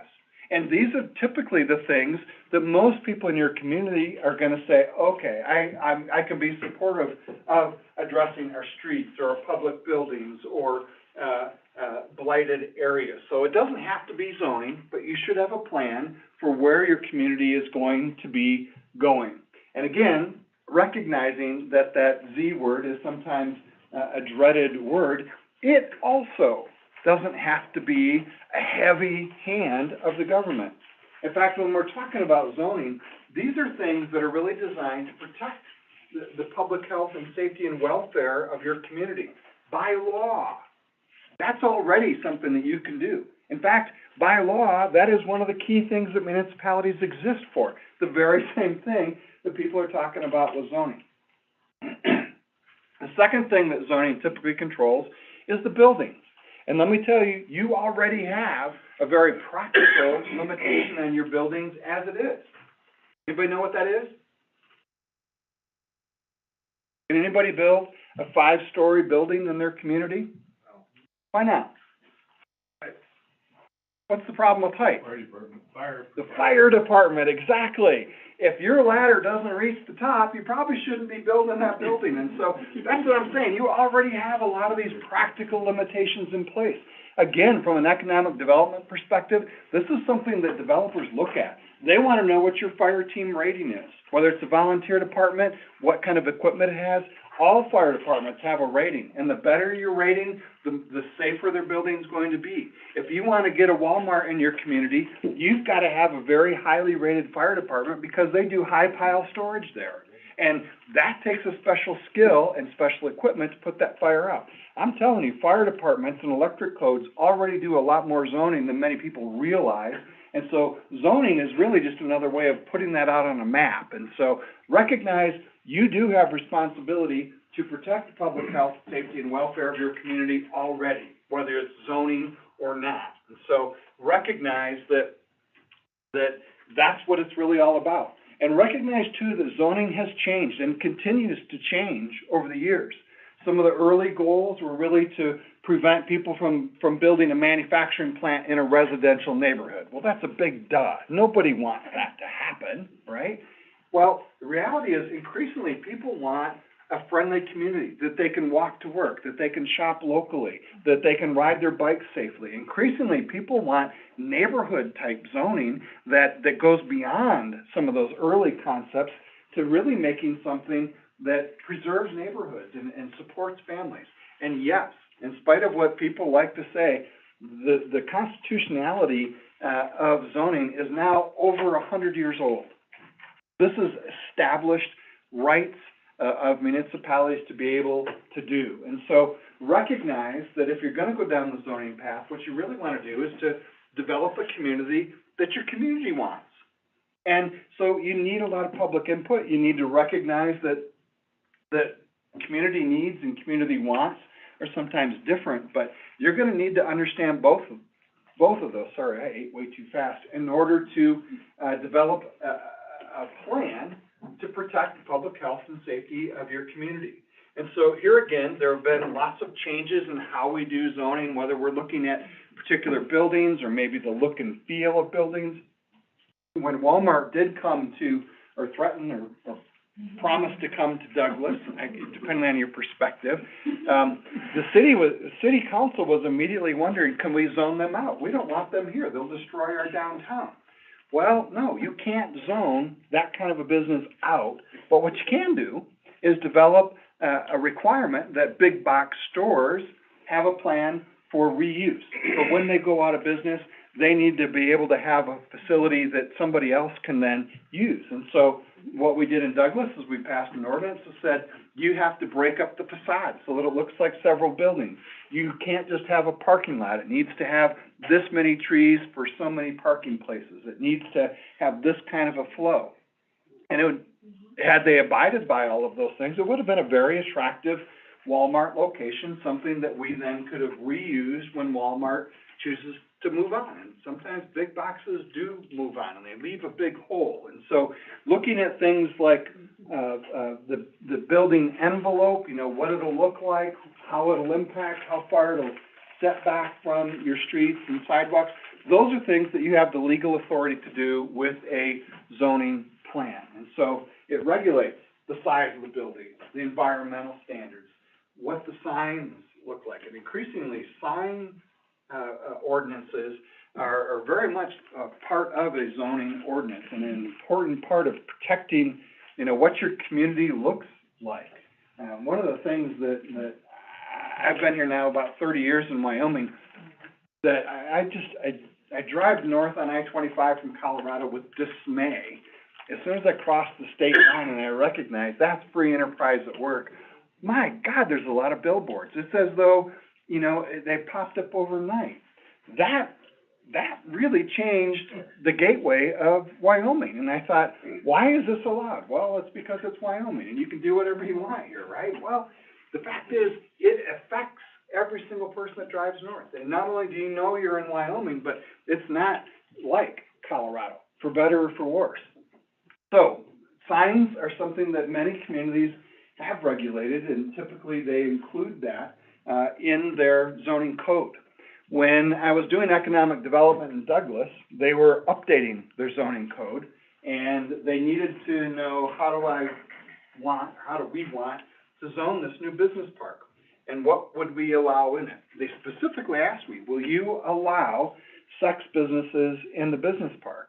And I said, hell no, I'm not going to do that. We want the community college here. We want, government agencies to be able to locate here. We want businesses that are more light industrial, not heavy industrial. And so we were able to really dictate, here's what we do and don't want in that particular zone.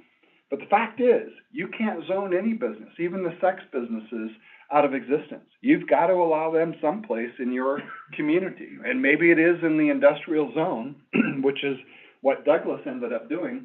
And so I said, then I don't want the industrial zone applied to our business park. I want it to be a commercial zone or something else so that we don't have those businesses there. And we wanted a lot of open space. We wanted to put in a big walking path all the way around it. It's right along the Platte River, and so it's a beautiful location. And so we were able to negotiate that with the city.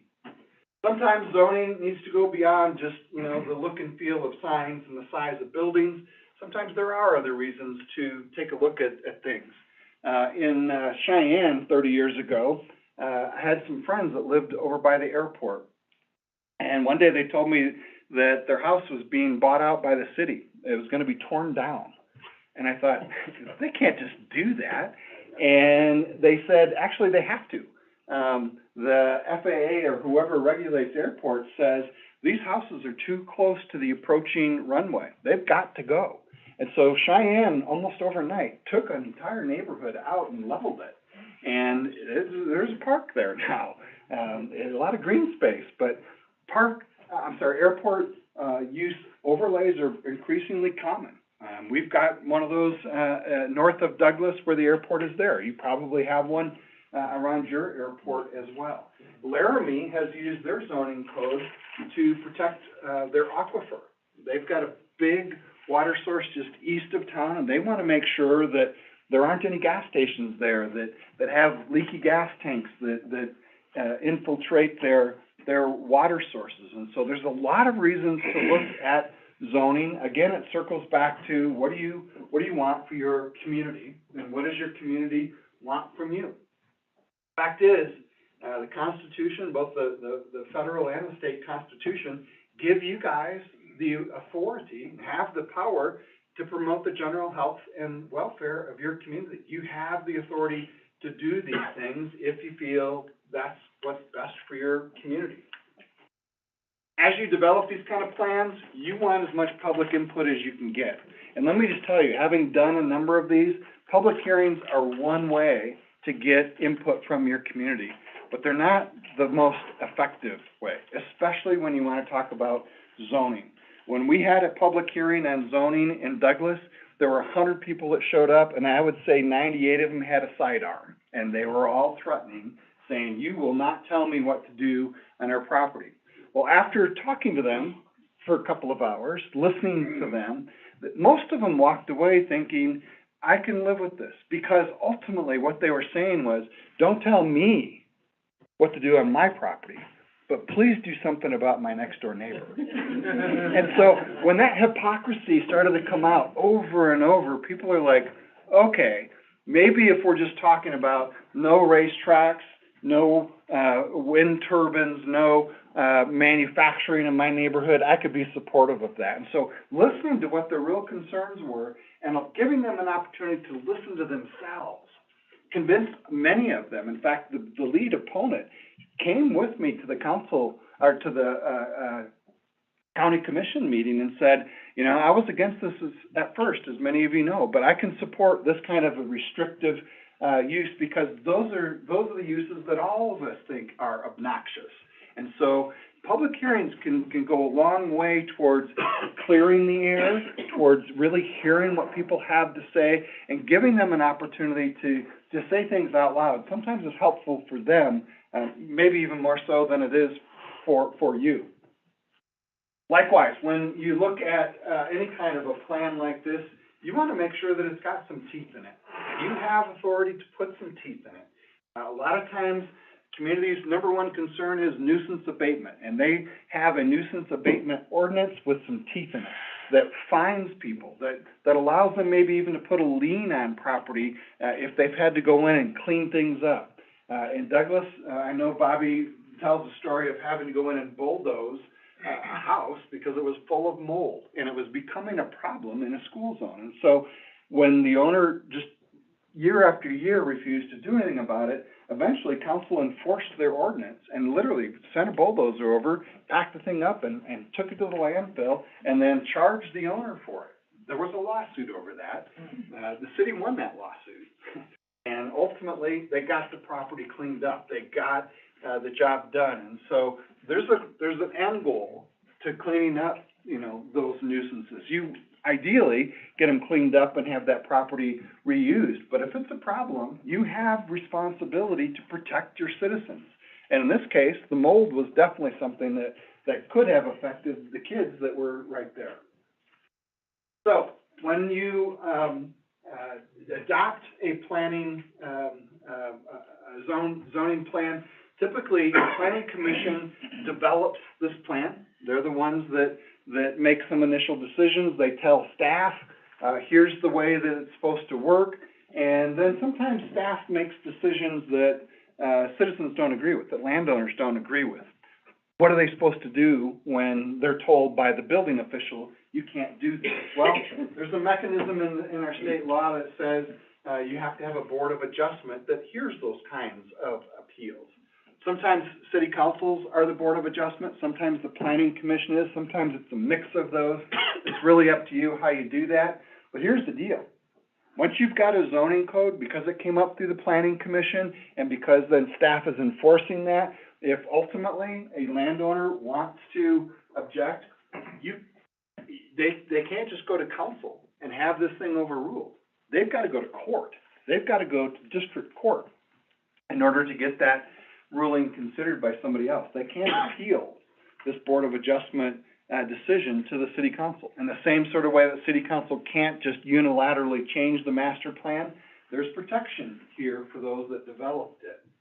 So, some of the things that have ended up in court are when we do spot zoning, when we try to pass a law or an ordinance that just really applies to that one lot. It's not really, a zone per se. It's just picking on one particular lot, or sign ordinances that try to restrict free speech. I mean, you can put whatever you want on a sign these days, and that goes.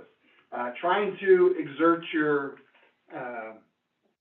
authority beyond your municipal boundaries is something that you have very restricted rights to do. And so when you try to zone, outside of your municipality and tell the county what to do, that's not gonna stand up. You have veto opportunities when subdivisions near your municipality are something that you aren't going to support, but you don't get to tell them what to do. And so there are some red flags out there. I want to also tell you that sometimes you'll hear a lot about private covenants. People will come to you and say, will you enforce this covenant? They're not supposed to be doing this on their property. It's written right in my deed. Well, guess what? It's their job to enforce what that deed says. Private covenants are very different from zoning. Those are tied to the land and not something that was passed with an ordinance. And so when someone's got a complaint about a private covenant or somebody that's not enforcing theirs, that's their deal. That's a private deal, not within your authority to address. So think about this comprehensive plan then as a guide to where you want your community to be down the road. And the zoning code, if you choose to use it, is just another tool in that box. The guide itself can be very broad, but when you want to start doing some enforcement action and get restrictive about what and where development's going to occur, think of that more as a tool, something that you can use to really enact your long-term vision. Likewise, annexation is one of those tools. If you need your community to grow, or someone comes to you and they say, hey, I'll develop the new bud plant on the edge of town if you'll extend your water out to me, you have the right to do that. You need to follow the statutes. Again, there's a statutory process, and this has changed a lot over the last 10 years. This is definitely an area that you're going to want your city attorney to be fully engaged in, but in a nutshell, you're allowed to annex property as long as it's adjacent to your town limits already. And if it's something that you're prepared to provide services out to that area, sometimes there's a development agreement that underlies these annexations, and it makes logical sense for you to expand in that area. This is definitely another one of your tools in your growth toolbox. So, as I said, there's a statute that dictates the process for annexation. There's a couple of ways it can get started. You can start it as a council, or a landowner can start it. In either instance, there needs to be an annexation report, and that's very similar to your master development plan. What's there now? What do we need in the future? Where will the infrastructure be developed? And then you can, again, follow the process to pass a resolution to annex this land, do a public hearing, and then once it gets all done, then you will get that recorded, particularly through an ordinance. Oftentimes, these are done with new plat maps, and that plat map will get recorded and reference the annexation ordinance that you passed in order to approve that annexation. And then ultimately, you'll need to approve anything that happens that involves the dedication of public rights of way. Well, there's several steps that are very detailed. You're going to want to work with your city attorney to work through each of those steps to make sure that you get it right. Economic development is a closely related issue to community development. And a lot of people mistakenly think that economic development is all about bringing new businesses to your town. And that is a sliver, a small part of what economic development is about. The better way to think about economic development is really more of a series of building blocks that all need to be in place for your community to grow. This is something that the Wyoming Economic Development Association has been teaching for years, and the Business Council as well. But it really starts with understanding leadership and making sure that your vision for growth is something that your council, that your local business people all support.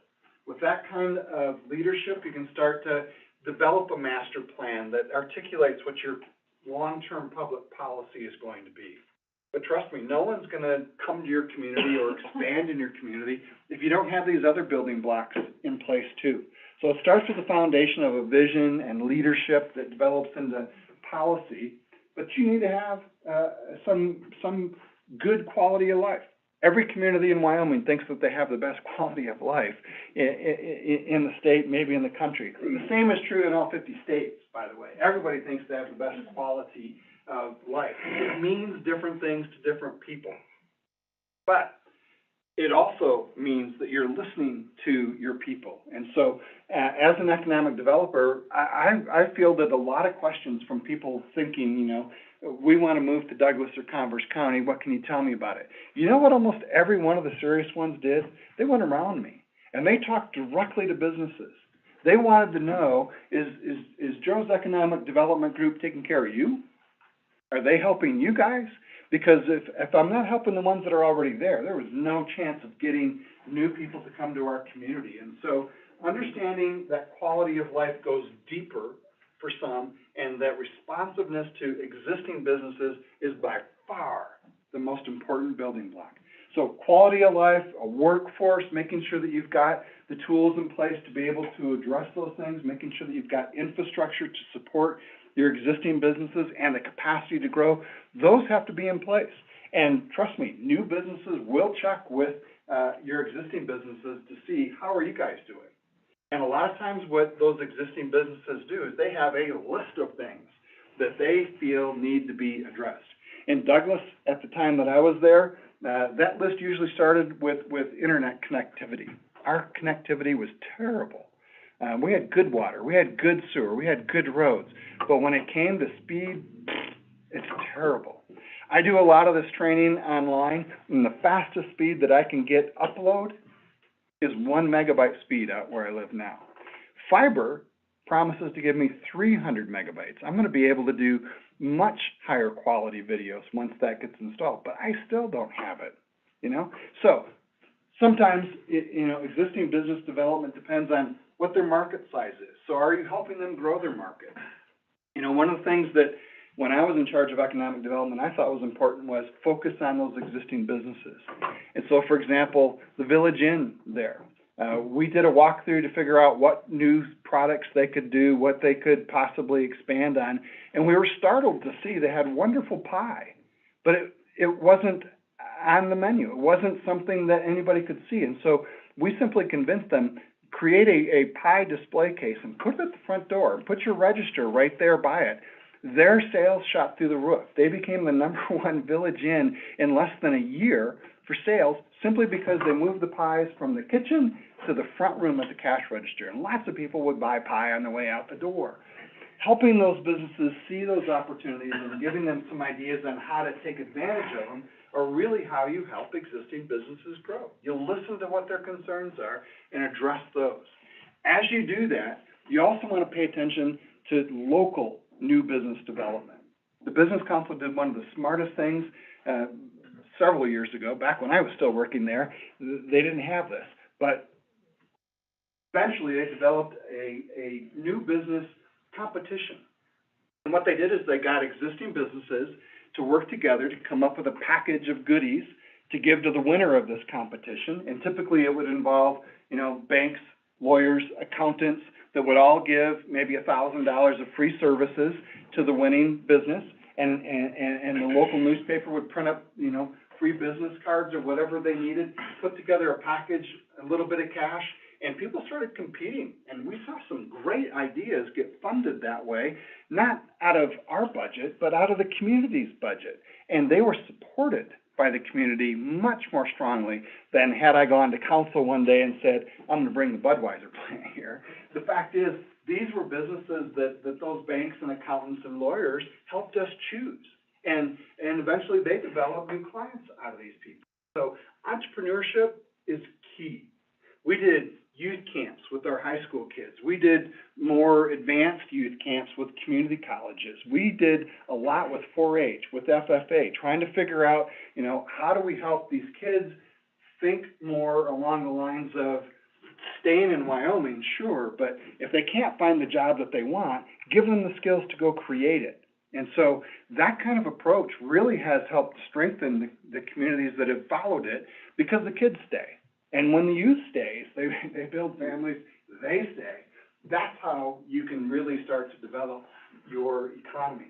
The fact is, only after you have all of those building blocks in place can you really seriously be talking about recruiting new businesses. And quite frankly, other than some of the leads that are being generated by the Business Council today, there's only a handful of communities that can truly go out and recruit. Jackson might be one of those, and they don't want to recruit. Cheyenne has so much knocking on their door, just as overflow from the Colorado Front Range, that they don't really need to recruit. Casper, Gillette, and Sheridan are the ones that are out there trying to recruit now, and they're finding this difficult because, frankly, there's much bigger markets, much bigger opportunities for new businesses. And that's why I keep saying it's much better to help your existing businesses grow and work with your young folks on developing new businesses, or existing businessmen that want to expand into maybe a new area. There's been some exciting developments, for example, with firearms. I was working with a group in Sweetwater County that wanted to move on from firearms to ammunition, to be able to develop more ammunition. And so, looking at what some of the logical expansions are that are out there, or where you want to get. And so what I'm saying is that when we talk about economic development, it's a lot more than just recruiting a new business. It's really more about working with your existing folks and your existing businesses and putting them in a position to succeed. And so I'm not going to go back through all of these building blocks, but each of them have some very specific things that you can be doing in order to put your community in a position to grow. The trick here, I think, is to tap into this network, because we don't have a statewide economic development plan. Everything's left up to you guys individually as a community. You need to tap into the agencies that are out there doing this stuff. That means the Business Council and SBDC and Manufacturing Works and some of the other groups at the university. They're all working together as best they can in order to help on a project-by-project basis people around the state. And so there's a lot of help out there. You got to reach out and ask for it in order to get them to come help you. All right. I have picked up the pace a little.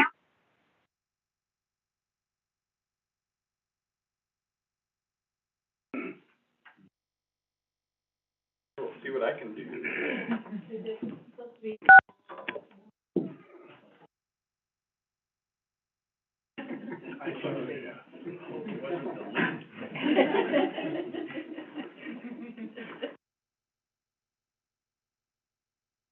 Okay.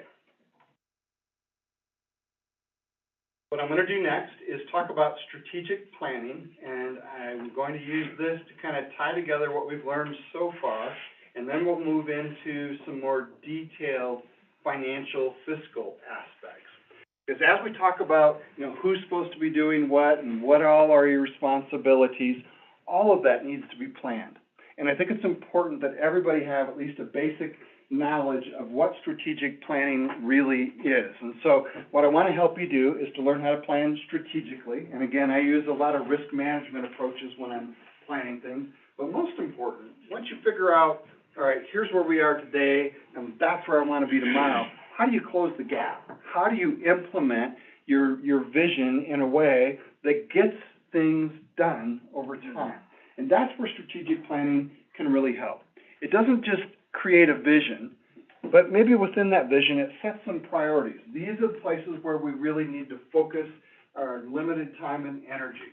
Oftentimes, that means building on what you already have. And the same sort of approach that I preach for economic development, the same is true for your municipality. Build on your strengths. Get better at what you do well. Fix the holes that you might have, and be working towards your vision together. Find the areas where there's low-hanging fruit. Find the areas where there's some consensus that lots of people will agree if we go in this direction. That's where you can best succeed. So what you want to do is to have that vision. And I think it's worthwhile to, again, listen to your community and come up with a vision. Where do you see, you know, the city of Rollins in 10 years? Where do you see it in 50 years? Because that'll help you then compare to where we are today and help identify where the gaps are and identify the things that we need to be fixing. I also am a big fan of making sure that when you talk about things like a vision and what your city's or town's role is in accomplishing that vision, tie it to your values. Again, that's why we started with ethics and integrity. Tie it to the values of your community. What are they? What do you really think people expect of you, and how can you build those into your plan? And then figure out, you know, what you truly want in the future. What can you do? What must you do? What needs to be fixed if there's something that's broken out there? Come up with some very specific objectives or goals, whatever word you want to use there, that you can focus that energy on to get there. This process is the same. Regardless of whether we're talking about your annual strategic plan or the comprehensive master plan or the economic development plan, we all also now have to have capital improvement plans, and a lot of us just do a one-off plan. You know, we're going to, you know, shift gears from the landfill to a regional transfer center, and so you do a project plan just on that one thing. All of them should be planned strategically, and so to do that, you want to first figure out, where do I want to be in the future? What is needed? Where do we want to be in the future? And then compare it to where you are today. What needs to change in order to get there? What needs to become better, or what needs to be addressed? And this is where a simple strategy, a simple planning tool called a SWOT analysis can help. A SWOT is an acronym that stands for strengths, weaknesses, opportunities, and threats. It's 4 different perspectives looking at whatever your topic might be. What do you have to build on? What opportunities are there out there that you can seize? And, you know, what are the weaknesses? What's really broken that needs to be fixed? And what kind of upcoming threats do you have coming from outside your organization? Here again, this is where having some guiding values is so important. Some people, you know, want to set aside values and look at that just as part of, you know, their operations. Here's how we do things. I think values are equally important when you're trying to plan your vision. What do we want for our community, and how does it reflect who we are now is absolutely a key part of that. And so I think, you know, there should never be a plan B here. We should always be planning to do the right thing. And so, values like integrity and community and ownership of your community, mutual respect, those are all things that I can bite into. I'm grateful that you're all here today because I think competency, knowledge of what we're supposed to be doing and how we're supposed to be doing it is just as important. In fact, that should be one of your guiding values. We want people to know what they're doing as they're doing it. And so those values can be pretty important. Ownership is hard for some, especially the lone rangers that are out there. A lot of people, they're you know, that have an axe to grind, they're on council or whatever because, you know, they have a beef about something. They have trouble with really taking ownership of the community because they don't see themselves as part of it. So what I recognize as people that are articulating ownership value are the people that'll say, you know, I'm in for this, I'm in for the long haul. But when people start to say, you know, it's not my job, that's not ownership. That's an excuse, you know. So being available to help and taking responsibility to help, and then recognizing that nothing gets done outside of a team, and I want to be part of that team, those are values that really should be encouraged because they reflect ownership of the community. When we look at things like mission, you know, what's my municipality's role in accomplishing this vision, you can get creative. I love the way that the Cheyenne Police Department developed theirs. I mean, everybody knows Cheyenne Police Department's all about law enforcement, right? Well, they see themselves differently, and they literally have this mission painted on the side of their vehicles. They're all about protecting the legend of Cheyenne. They know that their community has certain values and a certain persona and a certain way of doing things, and they see themselves as a key part of that, making sure that it is protected, making sure that it's not threatened by lawbreakers, of course, but they see their role as being broader than simply law enforcement. Likewise, as a municipality, your mission should probably go way beyond just simply collecting revenues, appropriating those revenues, and spending funds on a water and sewer system. So what you want to be doing is really articulating a vision and seeing where you fit in as a municipality and accomplishing that vision. It's been a while since I've been to the graduation where there's so much promise in front of us, and people are really thinking the what if question, but man, there's something to be said for that. And I think on an annual basis, at your city council, when you're starting to do your annual plan and starting to think about, you know, your budget, I think we all need to circle back to that. What could we change? What if this was different? What if we took a fresh look at something and made things better? What could we be doing to accomplish this? And this is a great exercise to really start to articulate a vision for the future, because it's not about us, it's about our kids, it's about their kids, it's about the future of our community. And so thinking and asking ourselves that question, what if, puts us in a position then to start brainstorming. Who's got ideas? What can we change about this? And brainstorming is not my strength. I tend to be more authoritarian when it comes to planning, but brainstorming, listening to creative people come up with innovative solutions is nothing short of a miracle for me. When people are able to think outside of the box and when people are able to learn from other communities and say, well, here's how they did it in that place, that is just awesome. That's how we start to spark interest in our solutions. That's how we start to get our young people more engaged. They start to be thinking, all right, they listened to me. They listened to my ideas. Sometimes, you know, you build on somebody else's idea, but you make it your own. I love this T-shirt from Saratoga. It nails, you know, literally the signs and the personas that they are trying to have in their community. And it builds off of another brand, but this is exactly what I'm talking about. Coming up with, you know, a way to express your vision that fits you. Not a generic way, but a way that fits you. And then moving forward to, how do we then develop this? How do we get there? If we can all agree that that's where we wanna be, and we can study with statistics where we are today, how do we then close that gap? How do we move from point A to point B? And this is where being strategic with our limited time and resources is absolutely critical. We need to know where we want to be, right? And so to get there, we want to take into consideration who has time to work on this, who has money to work on this, what constraints do we have in terms of our infrastructure, what can we do, what must we do? Those are all questions that you want to be asking.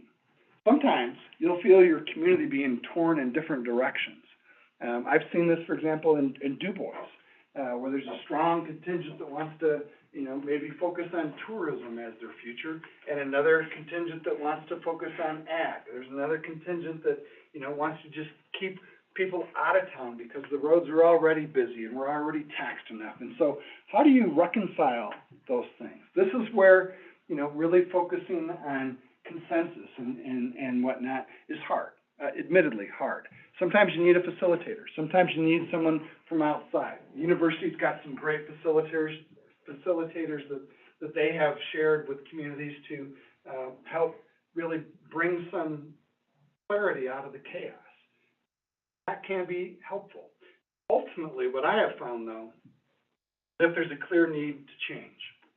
That's where I tend to start on the need on consensus. Can we all agree that the path we're on is not going to sustain us long term? Can we all agree on this thing needs to change? And once you've got that, you can then typically move on to what specifically we're going to be doing about it. And so oftentimes, when I do my SWOT analysis, there's a ton of strengths that everybody agrees on. There might even be a ton of opportunities. But until people really recognize there's a need, a real weakness that needs to be addressed, it's hard to get people to focus their energies on any one thing. And so I tend to start there. What's broken? What must we fix? And oftentimes, if it's a water system, a sewer system, or potholes in the road, that gets people motivated. That gets people to say, all right, I don't necessarily agree with the solution, but at least you saw the problem. So sometimes it starts maybe a little negatively that way. What do we need to fix? Where's the clear need for this plan? Sometimes it's obvious. Every year you've got to have a balanced budget. That's the need. How we balance it, that's the trick, right? But at least we can recognize that's what we need to be doing. We need to have a balanced budget, or we need to be, doing whatever it is. From there, you can start to figure out then, who needs to be involved. And trust me, the list of stakeholders for any plan is bigger and longer than you thought it was possible. You'd be amazed at the people that claim to have an interest in things that you thought they had no interest in. We've had people from outside of our county show up at city council meetings, and we're wondering, what do you want? What dog do you have in this fight? Well, I might not own any property here, but I'm a business owner, and I'm a business manager, or I have interest in XYZ business that does business here. People have an interest in your community. They go way beyond your municipal boundaries, and so recognizing that kind of group is out there means you need to be loud. You need to really announce, hey, we're going to be talking about this. We're going to be planning something. And then focus here. This is why we do plans. We need to know where we are. We need to know where we want to be. And then we can figure out how to get there.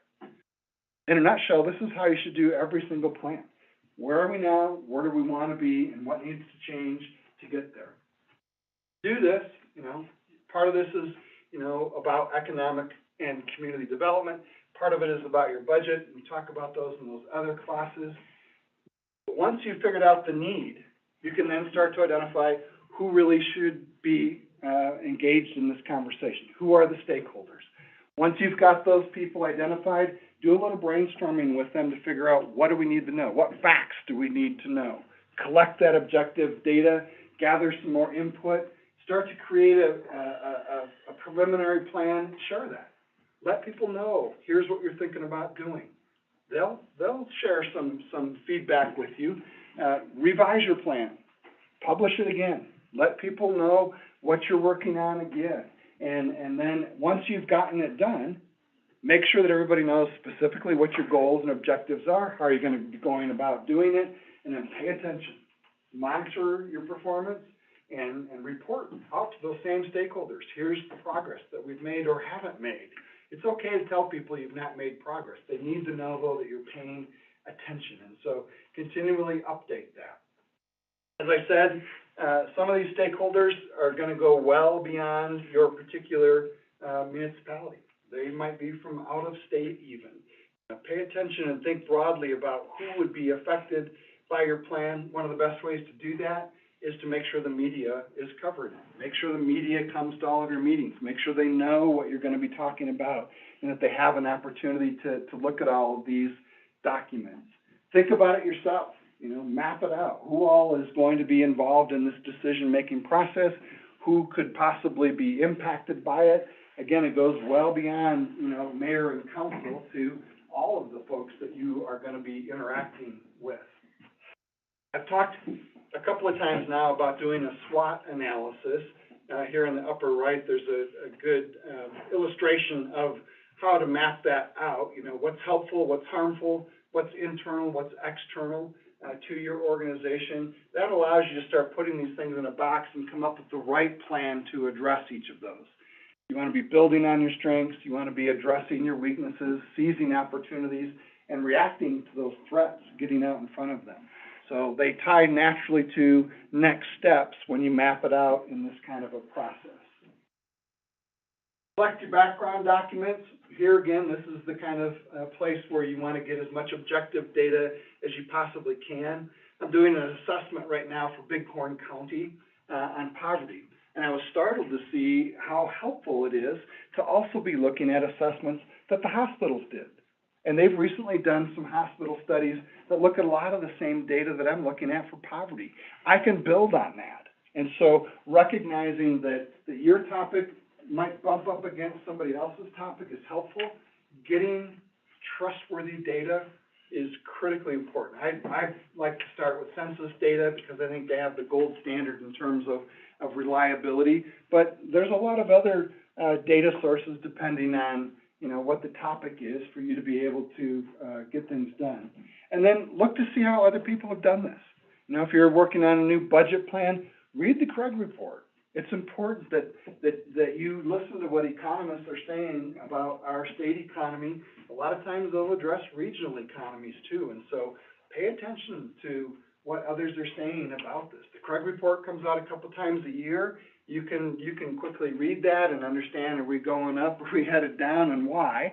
They do other reports that track, how all of our energy prices are, how much coal we're exporting, how our gas prices compare to the Texas gas prices. Pay attention to what others are doing there, and then fit that into your SWOT analysis so that you can really see what is going on in your community and how that matches up with the vision of where you want it to be. So, demographics, economics are important. Listening to your community to understand social trends, paying attention to technological changes. When I talked a couple weeks ago to the WAM Association up in Casper, we were talking about cybersecurity, and the woman that I gave this talk with was saying we need to be paying attention to quantum computing. And most people are like, what is that? Well, quantum computing is basically a lot faster than the computers that we have now. So things like what I typically use is a password manager, comes up with 20 random digits for a password. Quantum computing can break that code in less than a second. Quantum computing can do some amazing things, and it's going to be here much sooner than we realize, along with artificial intelligence. And so when you look at those two trends and you realize the whole world's changing so fast that I'm not sure I can keep up. But the reality is we need to keep up. We need to figure this out. In fact, one of the reasons that the state issued their mandate for all of you to be fiscally trained, the underlying push here is not just to improve the ethics and integrity, but they want everybody to be providing all of their information electronically and not in a PDF form that gets scanned. they have a particular format that they want everybody's finances to be used. Why? Well, one of the biggest things in municipal finance is bonds. And the bondholders have gotten to be so big, they want to be able to quickly analyze any city's financial status using these new computer methods, using a standardized form. And so they're getting herded in a direction for a particular reason, and that is to become more the same, to report things electronically, to make sure that all of the monitoring and analysis of your community can be done in the snap of a finger. So, collect your data. I'm happy to visit with anybody that wants to do this. We've got a deep experience looking at economic and demographic information, but there's a variety of it out there. Figure out, again, where your strengths and weaknesses, opportunities and threats are within that data. This can help define where you are today. Listening to your citizens, doing surveys, having public hearings are important ways to do that. I think one of the best ways to get information from the public is to start with the collection of objective data and bounce that back out at your community. This is what the Census Bureau thinks about our community. Do you guys agree or disagree? This is what the state thinks our economy is going to be doing this year. Do you guys see the same trends happening in your industry, or do you disagree with them? That allows you to have a conversation based on some facts, rather than trying to just simply guess what's going on in the community or lead people to guess as to what's going on. Because the reality is, what's really going to happen at your public hearings is you're going to hear a different opinion from every single person there. And yes, I know we have freedom of speech rights here, and yes, I know that everybody has their own opinion, they're entitled to it. You don't have time to sort through all that stuff. So guide the conversation, guide the plan a little bit, starting with the facts, and you provide the facts. And then you let people weigh in on them. And when people weigh in, this is where we want to listen. Speak first to understand what they're saying, and then to be understood. But you can frame those conversations by starting with known facts. And if someone doesn't agree with those, ask them to explain why they don't agree with your known facts. Typically, public meetings are poorly attended unless it's a controversial topic, and then all the loud voices show up. It's not necessarily a representative group that shows up, though. And so what you want to do here, again, is try to figure out what's the common need. Where's the consensus? Can we all agree on this as a starting point? This is also a place where mayors need to be mayors. You need to be the presiding officer. And when you've got just a large group of loudmouths that just like to hear themselves talk, you got to guide that conversation back to what the agenda is all about and how do we address this particular need? And getting people to understand that consensus, that, don't zone my property, but please do something about my neighbors, that helped us define the common need. Because that means we can all agree that sometimes zoning is appropriate because there are obnoxious uses of land out there. So, start to gather input, and you want to go as wide open as you can when you're starting a planning process. You want to hear everybody's ideas, and you want to really hear where their values are. And when someone's values conflict with yours, that gives you a little bit of guidance on what needs to be addressed, how you need to change your perspective. And so here again, it's important to remember what our core values are. Beyond simply having a vision for the future, I honestly think you need to have a roadmap to get there. I think you need to identify specific things that will help you move from wherever you are today to wherever your vision is. And I don't know if I have this quote in here now, but Peter Drucker's always said that, if you don't know where you're going, any road will get you there, right? So you want to know where it is you're going to be going and develop a roadmap that allows you to then get there. That means setting some specific goals, making sure that you understand maybe what the milestones are to get to that particular goal. Sometimes your real objective isn't just to accomplish that one goal, but to change behaviors, beyond that. And so making sure that you're very specific, that you develop goals that can be measured, that are attainable. Again, stay within your demographic trends. It's foolish to say you're going to grow your community by 10% in a year when historically it's grown less than 1%. Maybe you should start by, trying to figure out how do we maintain the existing growth that we have, and what can we do to change that? So make sure that they're attainable, make sure they're relevant. I mean, don't be working on something that doesn't make your community better. And if it's something so nebulous that you can't really give it a time frame, you can't give it a dollar figure, we're just gonna keep throwing money at this hole until it fills, it's never gonna fill. You need to really make sure that your goals are SMART goals: specific, measurable, attainable, relevant, and time-based. That's a manageable approach to getting things done. That's how you make it so. I went to the University of Michigan, so I'm a fan of the Wolverines. If you're not, that's just... The reality is, that coach understands how to get from point A to point B. And he knows that he's got to have a specific plan, and every player on his team has to execute their part of the plan in order for them to win a ball game. Now, oftentimes, it breaks down. I guarantee you, though, Harbaugh's plans are rock solid. The problem is usually execution of that plan when it comes to the Wolverines. And they suck at execution more often than I care to admit. The reality is, to get your goal done, you can't just hope for the best. You really need to be specific. Joe, you do this. Bill, you do that. When we come together, at halftime, we're gonna make some adjustments to whatever happened to go wrong.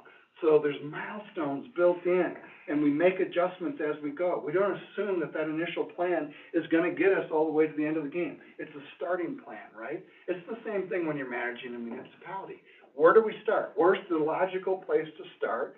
And let's just assume we're gonna have some failures, we're gonna have some poor execution, and yet we have time to make changes. We make adjustments during halftime, or at our next meeting, at our next quarterly meeting, we're gonna make some adjustments so that we can still accomplish a win by the end of the day. And so breaking things down into small, specific action steps really helps to make it a manageable plan. And it also allows you to celebrate small successes and bury the small failures, because you don't wait around for the whole project to fail. You address things as they happen and react to it. And so when we do plans, what I'd like to recommend then is something very specific, a trails master plan. What are we hoping for? Well, we want more people out using these trails. Is this a short-term or a long-term goal? How's it gonna happen? Who's gonna be engaged in working on this? And where's the time and money gonna come from? Because you can't just wave a magic wand and expect your staff to be able to go do all things. You're gonna have to take something else off their plate, or you're gonna have to go find some more money or another player, another stakeholder that'll help you take on this extra duty. And so being very specific about each of those SMART goals is exactly what we want to do here. That also sets you up to then monitor performance. I've seen some great ways to monitor public projects where people have put dashboards up on their website. Here's the plan, and on an ongoing basis, you can see, are we going in the right direction? Are we ahead of project? Are we behind budget? And at a glance, you can see for each goal how things are going. Those things don't have to be fancy. I've seen really cool dashboards done in a one-page, newsletter kind of statement, where it's just an infographic that says, here's where we are with that particular thing. Those allow you to manage, they allow you to monitor when things are going wrong, and they allow you to make changes on the go. And so here's an example of, you probably can't see this at all from where you're sitting, of a city manager's dashboard that really looks at several things. Year-to-date expenses, revenue trends, building permits, expenses by type. I don't know what a 311 monthly request target is. Annual report, capital outlay, pothole repair requests is apparently an issue at this city, parks attendance, and water sales over time. At a glance, you can see a lot of the core functions of this community in one page, and they put this into a newsletter. Letting your community know what you're doing and giving them regular updates as to what's going on is the best way to keep them informed and engaged and supportive of what you're doing. If you only report back to your community on an annual basis, you're probably doing this wrong, and you're probably getting clubbed about the head because they didn't know that this was a problem. They didn't know because they haven't attended every single one of your meetings and they haven't been engaged in every one of your financial reports. And so progress reports are a helpful way to let people know what's going on as well as to keep them supportive. And then all plans really need to be updated.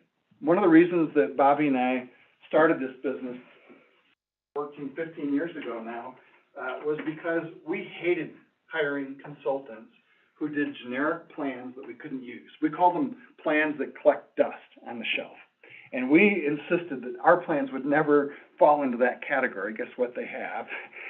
The reality is, a plan that doesn't get consulted, that doesn't get used, is gonna get dusty. It's gonna become irrelevant.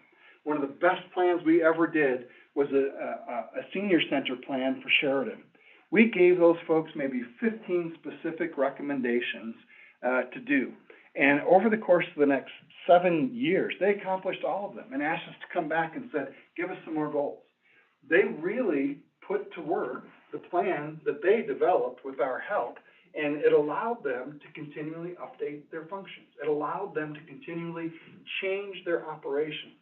And by truly using that plan as a management tool, they were able to follow Professor Deming's cycle of continuous improvement. Does anybody know who Deming is, where he's from? Have you heard of the concept of continuous improvement? Professor Deming, after World War II, was recruited to go over and help Japan rebuild. He showed Toyota and taught Toyota the principles of continual management. He's from Wyoming.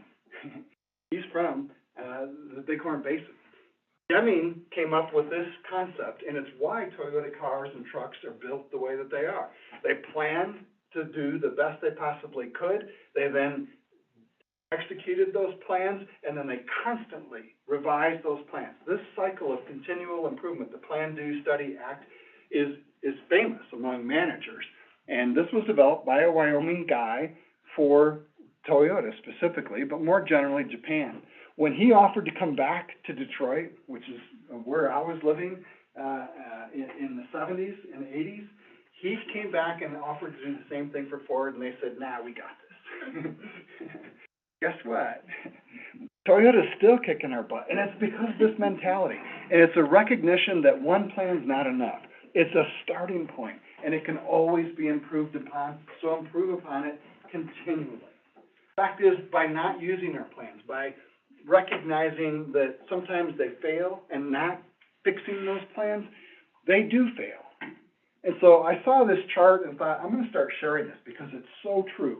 So many plans fail to really affect the change that we're trying to accomplish.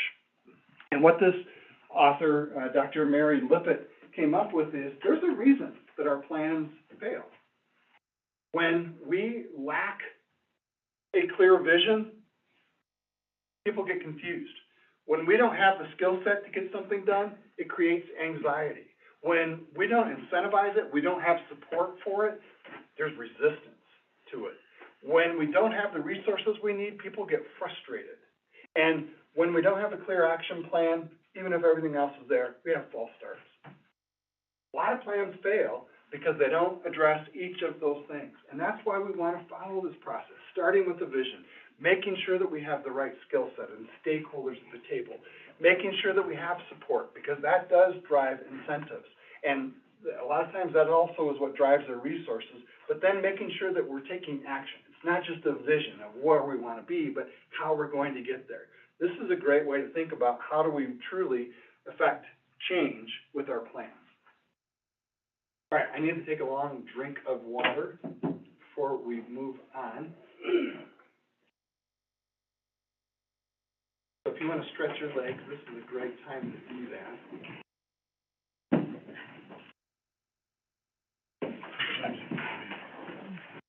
After two. Listen to that.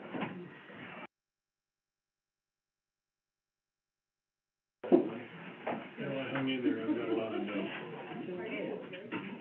That's what happens to them, they give old guys that take lunch and then set up on a comfortable chair. Exactly right. I tried to do it myself, beat me to it. I got more notes than you. It has been a good, it's been a good session,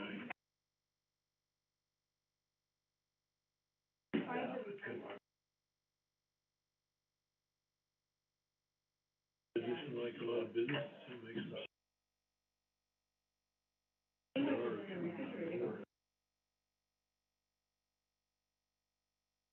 See, he lives here in Wyoming.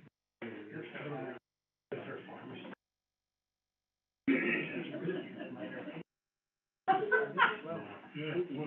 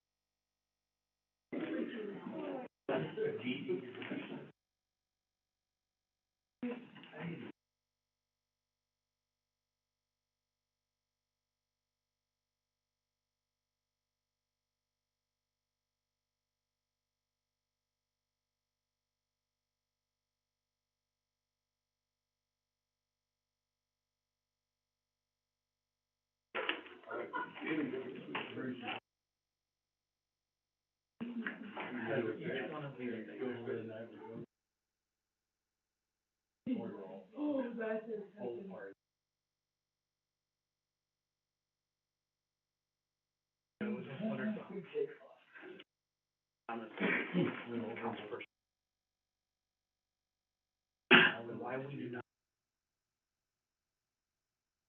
Corners. In total, serious, if you go read this. That'd be awesome. Yeah. Yeah. But it does cover. There'd be no.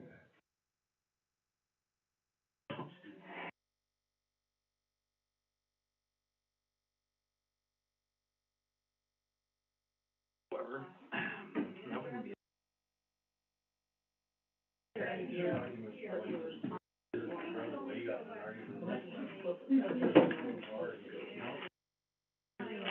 Running.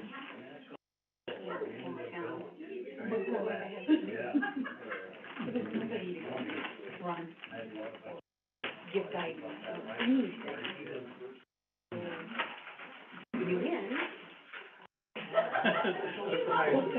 Here's the book. Read this. You know, but that's, I guess, and it's really funny because you could be in your very first meeting, sitting down the very first time. You will make a mistake. And automatically, yeah, there's another one. There's another one. I guarantee you, I have to know more about this in this 5 minutes than you will. That's just the way it is. And so if you don't spend the time, that's what I really liked about code of conduct. Was a roadmap. And what was required of yourself on code of conduct, and who you answered to, was very specific things. Didn't talk about anything in there, but it was much more about code of conduct. That's what was me. Yeah. Do all that stuff. It was a very, and when I first read it, I went, huh. Wouldn't this have been nice? When you first sat down, wouldn't it?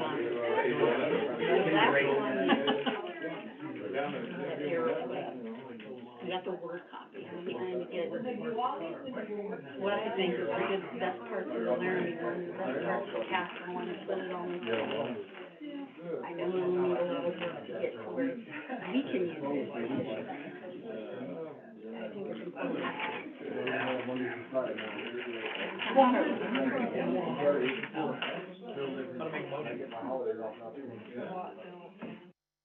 How many people vote? Very percentage.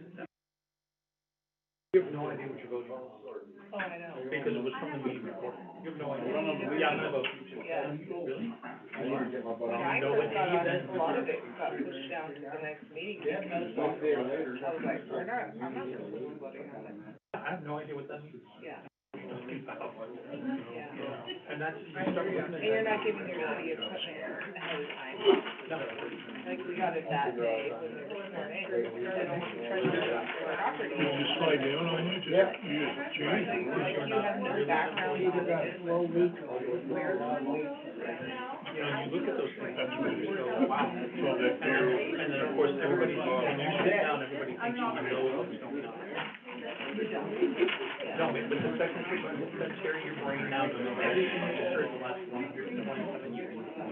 As it really, you know, and there's so much of it, it's just renewal. And then they want to walk. I've been on a lot of boards that's before.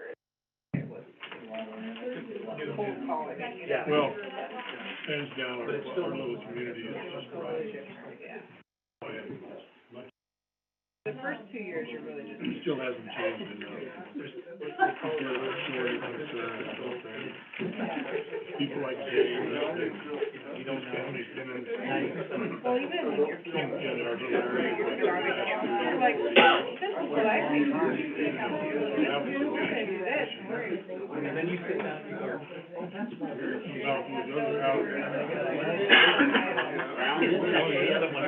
Actually, I was kind of like shocked. I was like, yeah. But you're also like, shocked.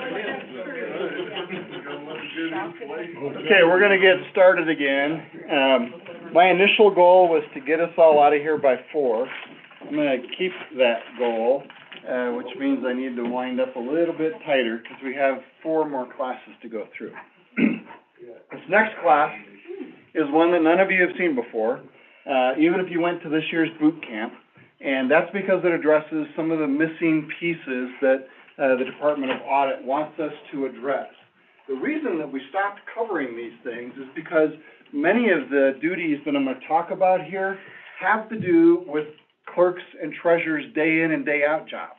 It's not typically something that needs to be addressed by newly elected leaders specifically.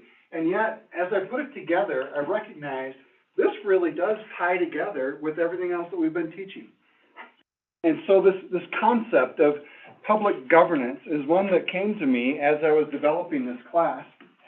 And I realized this is where we really need to understand why it's different to manage a public entity versus, applying business practices and business ethics.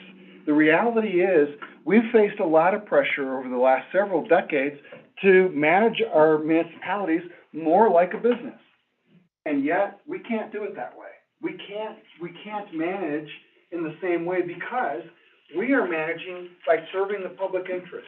And that needs to be done openly, with transparency and accountability for what we do and how we do that. And so what the Department of Audit is really pressuring us to do is to understand that that principle really applies in some very specific ways that we handle the public's money. And so I'm going to talk to you about some of these fiscal topics and tools that really are required for us to achieve legal compliance, not just with the Department of Audit's training requirement, but how we handle public funds. And so that's what we want to talk about a little bit here.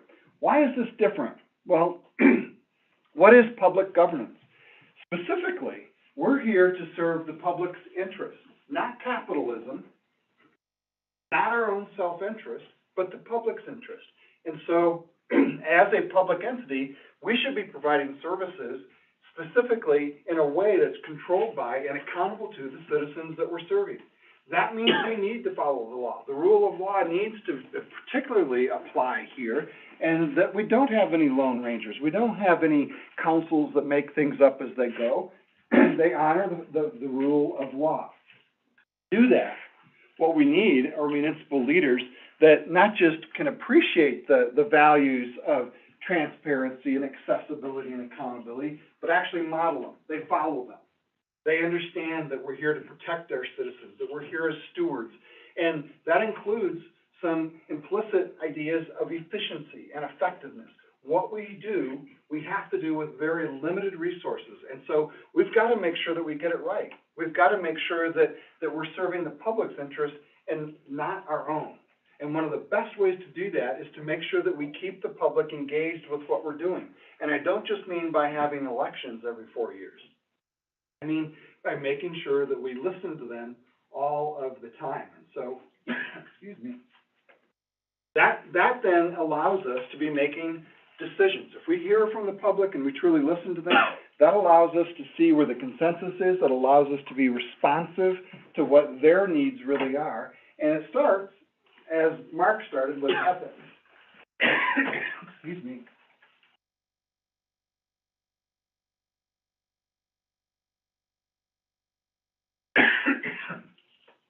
Swallowed wrong and my voice is going. How do we do this? Well, there are a number of state statutes that really dictate the specifics of how to do this. I've already mentioned the Wyoming Open Meetings Law. There are specific laws with regard to public records, how we handle public funds. Mark talked about the Ethics and Disclosure Act. Fact is, we've also pointed to a couple of different titles, specifically Title 15, has a lot of statutes in it about how we're supposed to be doing our jobs. Additionally, this new state mandate that everybody be certifiably trained to do these things is really an effort to force us all to be thinking more like public servants, to force all of us to really adopt public governance values in how we make our decisions. So that starts with following the rule of law. We don't buck what the law says. We follow what these statutes say. We pay attention to the best practices of accounting. We make sure that we handle our books in a way that's consistent with the principles of accounting. We make sure that we are following best practices because we don't have any room to take risks. You know, in the private business world, there's a risk-reward balance. In our world, we don't have the money to risk on anything. And that shows up in so many ways. That's why we need to plan effectively the first go-around and get it right the first time, whenever possible. It also recognizes that although the values that I keep talking about aren't legally mandated, they definitely are going to be reflected in whatever it is we do. And so when we talk about things like the Wyoming Open Meetings Law, here's the statute reference, that means we do everything in the open.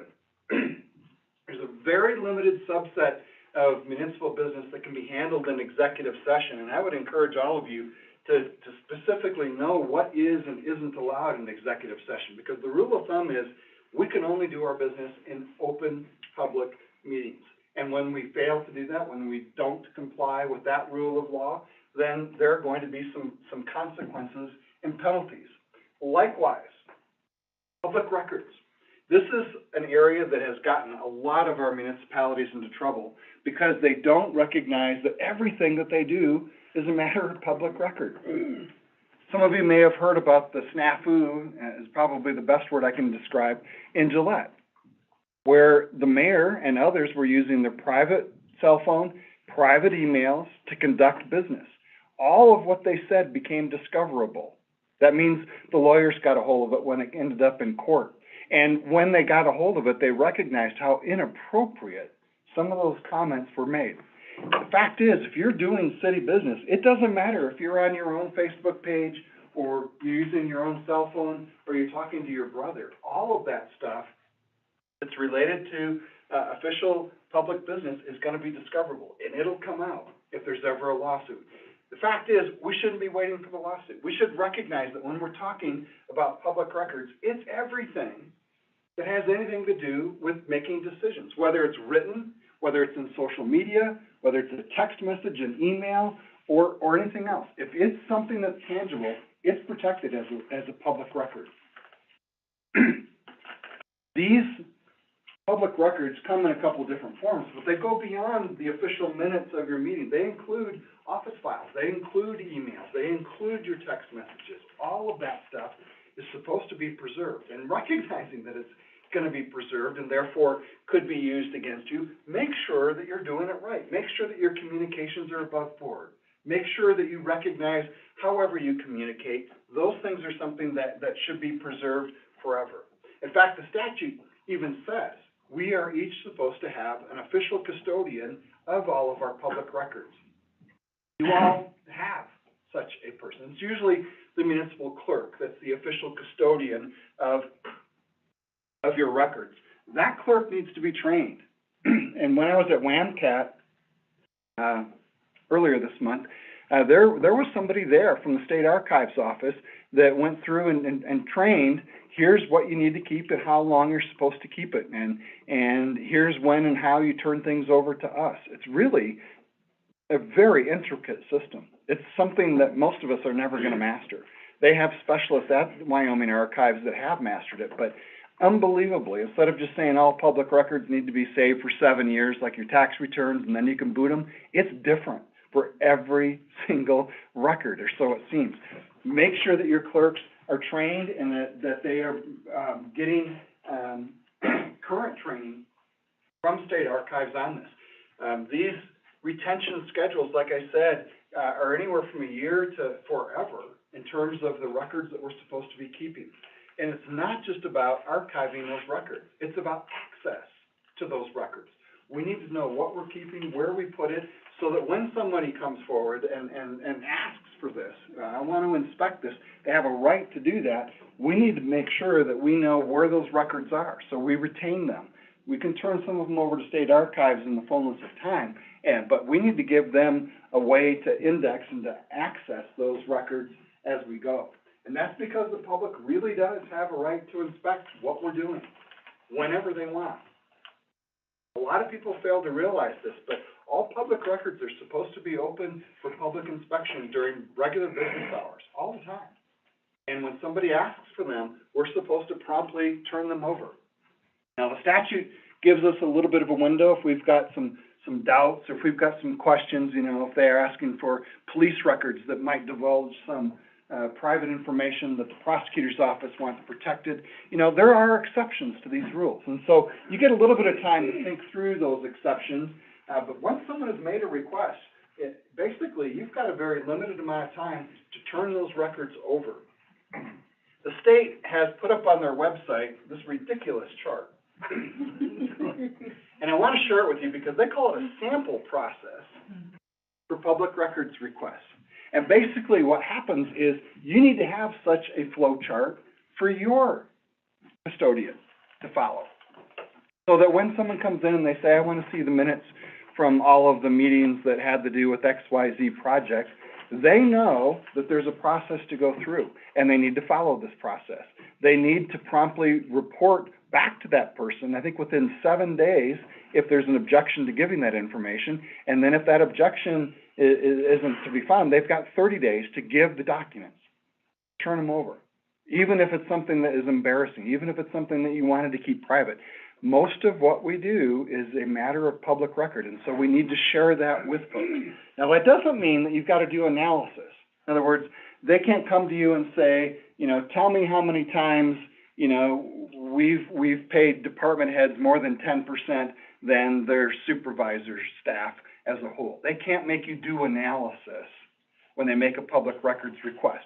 They can, however, say, I want to see these records. And unless there's a specific exception that allows us to keep them, we've got 30 days to turn them over. Now, your custodian, when they've got some doubt about whether we should turn this over or not, sometimes they need to then go get legal authority to withhold those documents. And they're going to have to go to the district court and say, is this a sufficient justification for us to withhold these documents? And so there's a legal process to follow if you want to deny access. But the fact is, most public records, most of the information that's written, digital, any kind of concrete form like that can be tracked needs to be protected and needs to be retained and available. So it's not like you can say, well, I don't know where it is, it's somewhere in that file cabinet, and allow them to look through the whole file cabinet. You're going to have to turn over these specific records. And so you need a custodian. who has a good indexing system and a good familiarity with how to develop that kind of a flow chart to figure out, here's what we do when something comes in the door. Let me tell you, I think this is a good way to also be thinking about requests for information outside of documents. And when someone asks, you know, what's our policy for plowing snow during the winter? You know, maybe your policy is, unless there's more than 3 inches of snow, we don't plow, and there are communities that do that. You know, you want to make sure not only do we have a process to answer those questions, but there's a person to go answer that question. And so whenever a public records request is made, it should go through your official custodian. Typically, that is going to be your clerk, and you're not going to be allowed to deny any kind of access.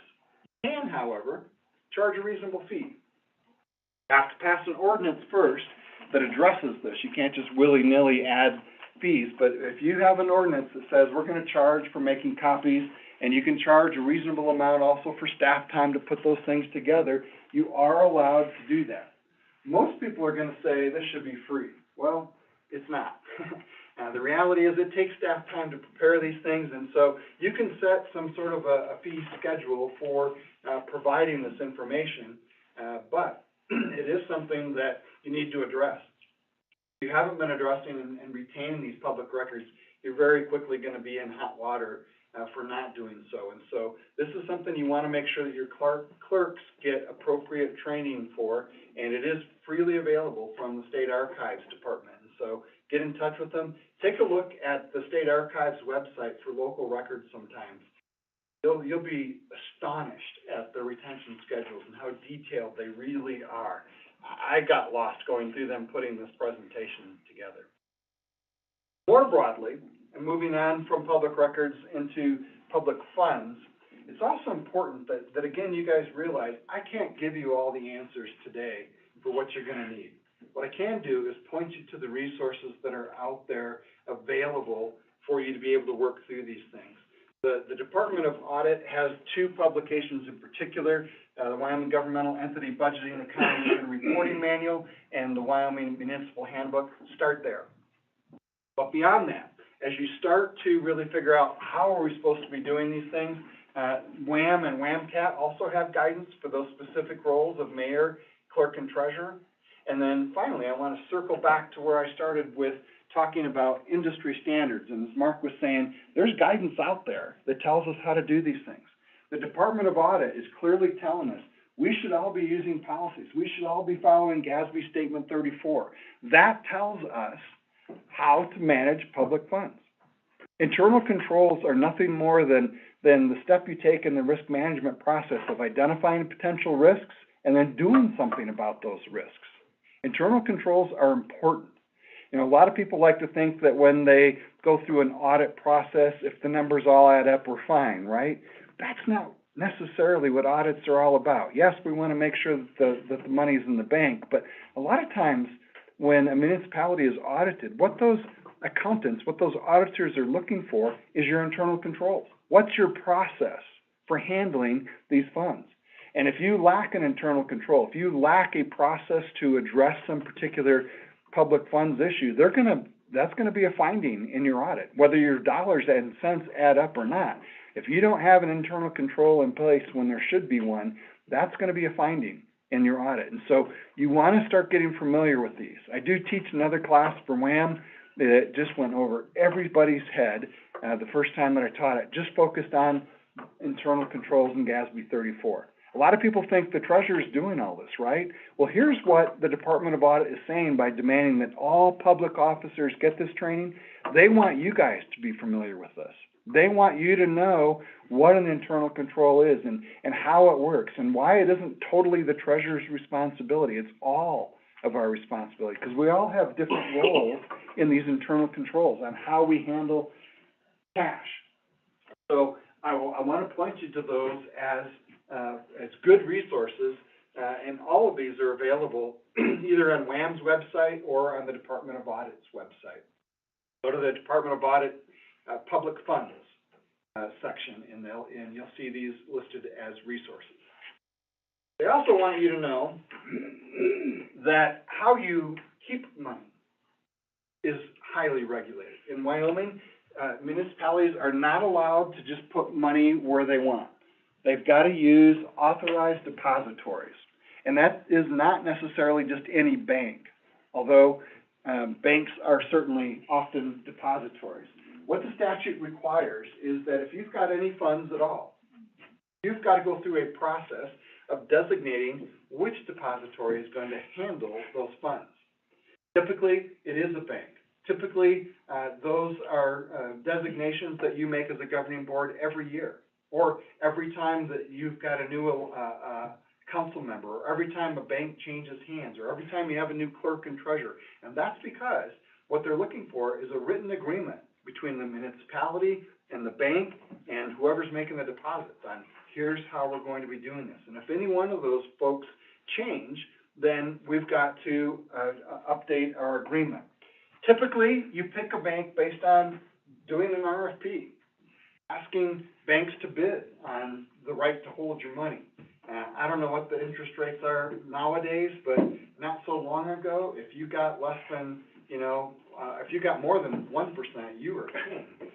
The fact is, a fraction of a percentage is all you could get from these accounts.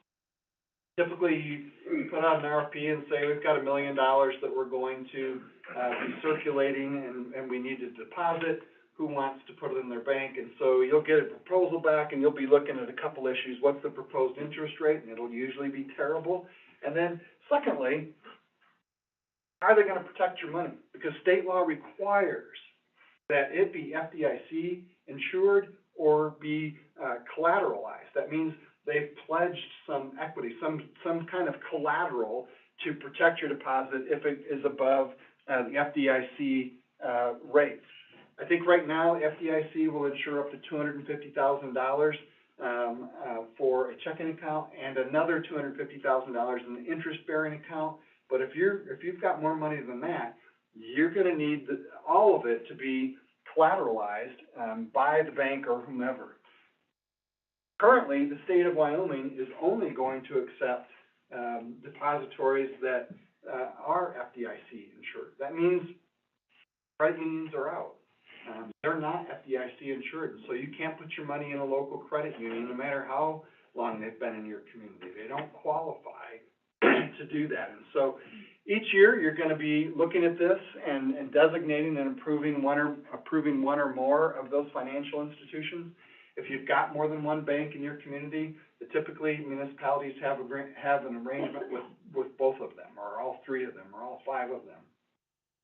That can be helpful because the FDIC insures each bank's accounts. And so if you've got to spread your money around to make sure that all of it's FDIC insured, you can do that by picking more than one bank here. As I said, the money needs to be FDIC insured or collateralized. And again, they literally are looking for a letter of credit from one of the federal home loan banks or a list of specific collateral, like securities, that is being used to, or being pledged, I should say, to protect your investment. And so there are very specific requirements that need to be met here. Some of you want to go a little bit farther than that and want to see if you can get a bigger return on the money that you've got sitting around, especially if it's a reserve account. So if it's not something that you deposit because you're going to be writing checks off of it, it might be something that you want to invest. The Wyoming Constitution says you can't do that. You can't invest wherever you want. You cannot give money or invest money in a private company. That means you can't buy stocks and bonds or private equities with your investments. Over time, what the state has developed is a couple of sort of like a low interest rate mutual fund. WildStar and the Wyoming Government Investment Fund are the two places that you can put money. I recall approving a constitutional amendment at our last election that would open up the door for municipalities to also invest in equities, to maybe buy some mutual funds and get a little higher boost. The state does that themselves, and they get an incredible return from some of their investments. But until that gets addressed, we're stuck there. Article 16, Section 6 of the Wyoming Constitution prohibits any government funds being loaned to or invested in any private company or any private individual. And so the legislature will eventually get around to this and address this, and hopefully open up a door for you guys to be able to invest funds and get a little bit higher rate of return. It doesn't seem to be tied to interest rates anymore. It seems to be that you guys are stuck and the banks know that, and so you've got very limited options. To invest your funds anywhere, state law requires that you also have a policy. And that policy is going to talk about what it is you're prioritizing with your investments. And it can talk about things like what kind of cash flow you're looking for, the rate of return, how much risk you're willing to take.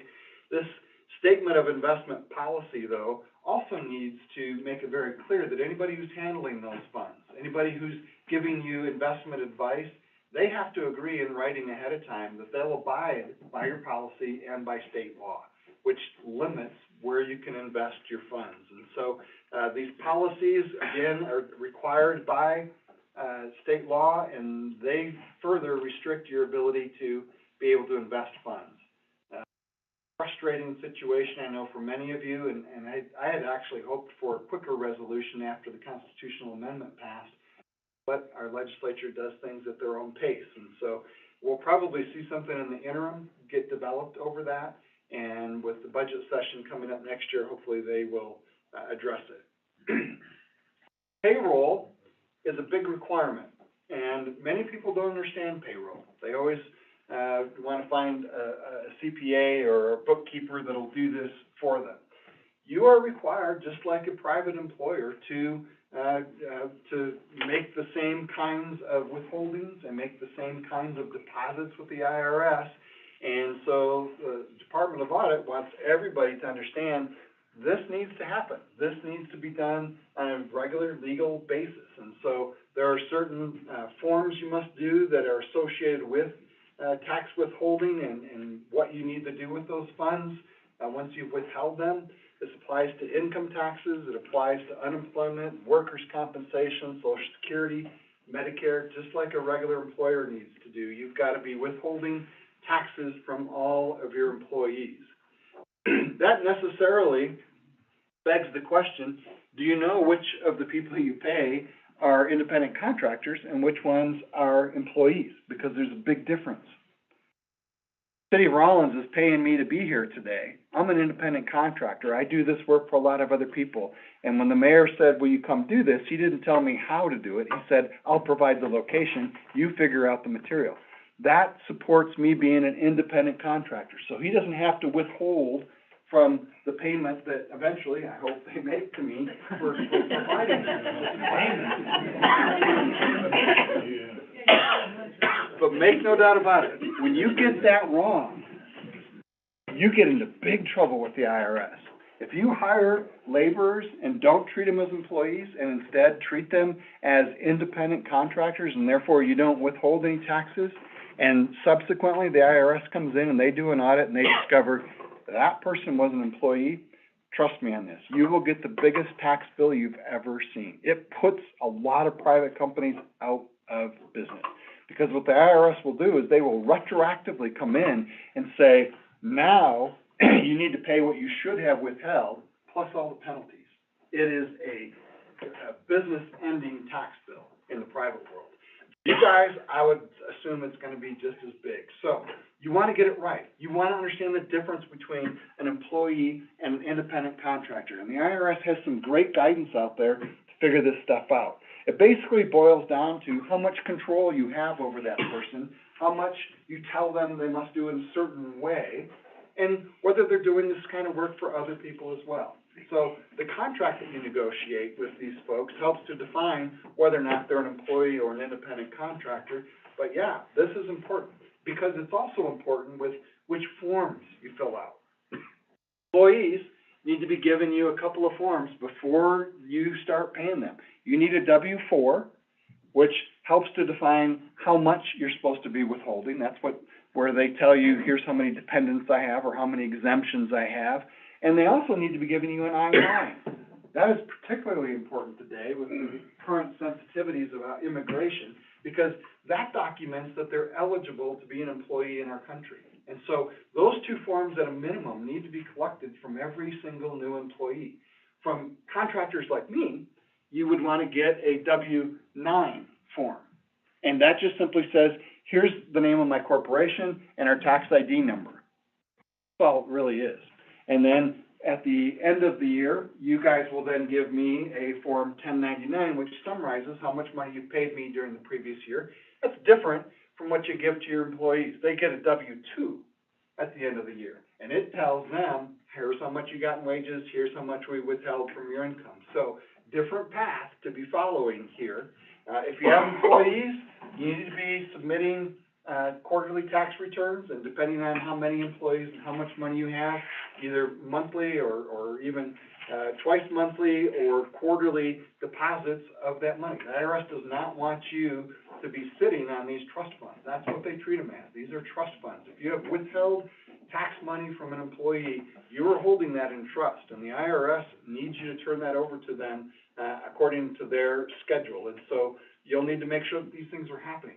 As a council, you're not going to do any of this, but you darn sure should be making sure that your clerks and treasurers, whoever's doing the books, is reporting to you on where we are with all of this stuff. Have we filed our 941, the quarterly tax report? Have we submitted the taxes to the IRS? And make sure that those get tracked on your balance sheet, because these are real liabilities that show up on your balance sheet. So additionally, what else do you need to have? Well, you need to document your payroll. You know, what are the timesheets looking like? What do the contracts look like if it's an independent contractor or an employee? You know, what are the pay rates, pay tables, overtime hours? This is the kind of stuff that, from the big picture again, circling back to what I said earlier, that's what council sets. Council gets to set those pay tables. Somebody needs to be keeping track on a regular basis of here's where we are with this stuff. So hours worked is important. This is also an important place to make sure that you've got policies in place. I like to think of policies in this situation, employee policies. This is what defines the terms and conditions of working here. And so you want to make sure that when you write policies, you address some of this stuff. Here's how often we pay people. Here's the timesheet forms that you need to be filling out. Here's how we handle overtime or comp time or vacation time or personal time. You want to address that stuff in writing. And then in the fullness of time, as people get pay raises or change their jobs, you need to be documenting that for a lot of reasons, not just for tax withholding, but sometimes when you got to go back and reconstruct who said what and who did what and why did we give that person this pay raise and not that person, you want to make sure that you're doing this stuff fairly, and documents are often used to figure that stuff out. For mayors and council, your pay is restricted. You don't get to give yourselves a pay raise. In fact, you can only give the next council a pay raise. And so once that's been set, it is locked.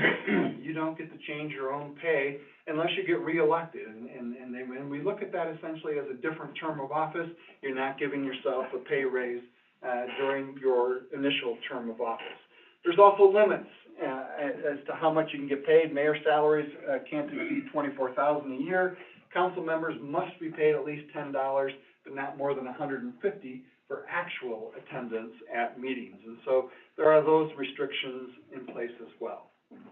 Grants is another specific topic that they want us to address.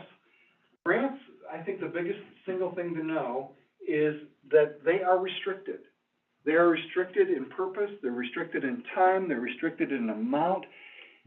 I've had council people come to me and say, Joe, I know you just got that $1 million grant from the Business Council for the business park, but we've got potholes that we need to fill on Main Street. I want you to turn that money over to us. And I've had to say, sorry, pal, I can't. It doesn't work that way. This isn't money in your budget. It's not money in my budget. It's money for a specific purpose that was given to be done in a certain way. And so recognizing that, when I talk about financial expenditures, I'm going to talk about fund management, about how you manage things, manage departments, or maybe the landfill or an enterprise fund as though it's a standalone account. Grants are another one of those. where you want to track every dollar, every decision separately from your general fund. Now, you might include grant revenues or grant payments, grant receipts, grant expenditures in your financial statements, and that's appropriate to know what's going on with grant funds, but they're not part of your general fund. And so you don't get to use these to balance your budget or to commingle funds and balance, some other need that you have. They've got to be tracked separately. Additionally, if you are an organization that gets a lot of money in federal funds, if you ever get more than $750,000, you need to prepare yourself to do what's called a single audit. You need to hire a CPA on your dime to make sure that you have all those internal controls in place and that all the dollars add up. That number used to be a lot lower. When I worked in economic development, we triggered it at $250,000. Holy cow. At $250,000, I think we had actually received $300,000 in 1 year of federal funds, and so we had to do a single audit. Good news is we set up our books in advance knowing that we might be headed down that path, and so we were in good shape to do it. But the audit alone cost me $15,000. And it just, when they talk about red tape, that's one of the things that, oh my God, that's, it's like 5% of the total grant needed to be spent on just making sure that we spend it appropriately. So be careful with federal funds. That number is now higher, $750,000, but if you're getting a big roads grant, or sometimes, a lot of people don't realize this, those federal funds are still federal, and they maintain that federal flavor even though they come through a state agency.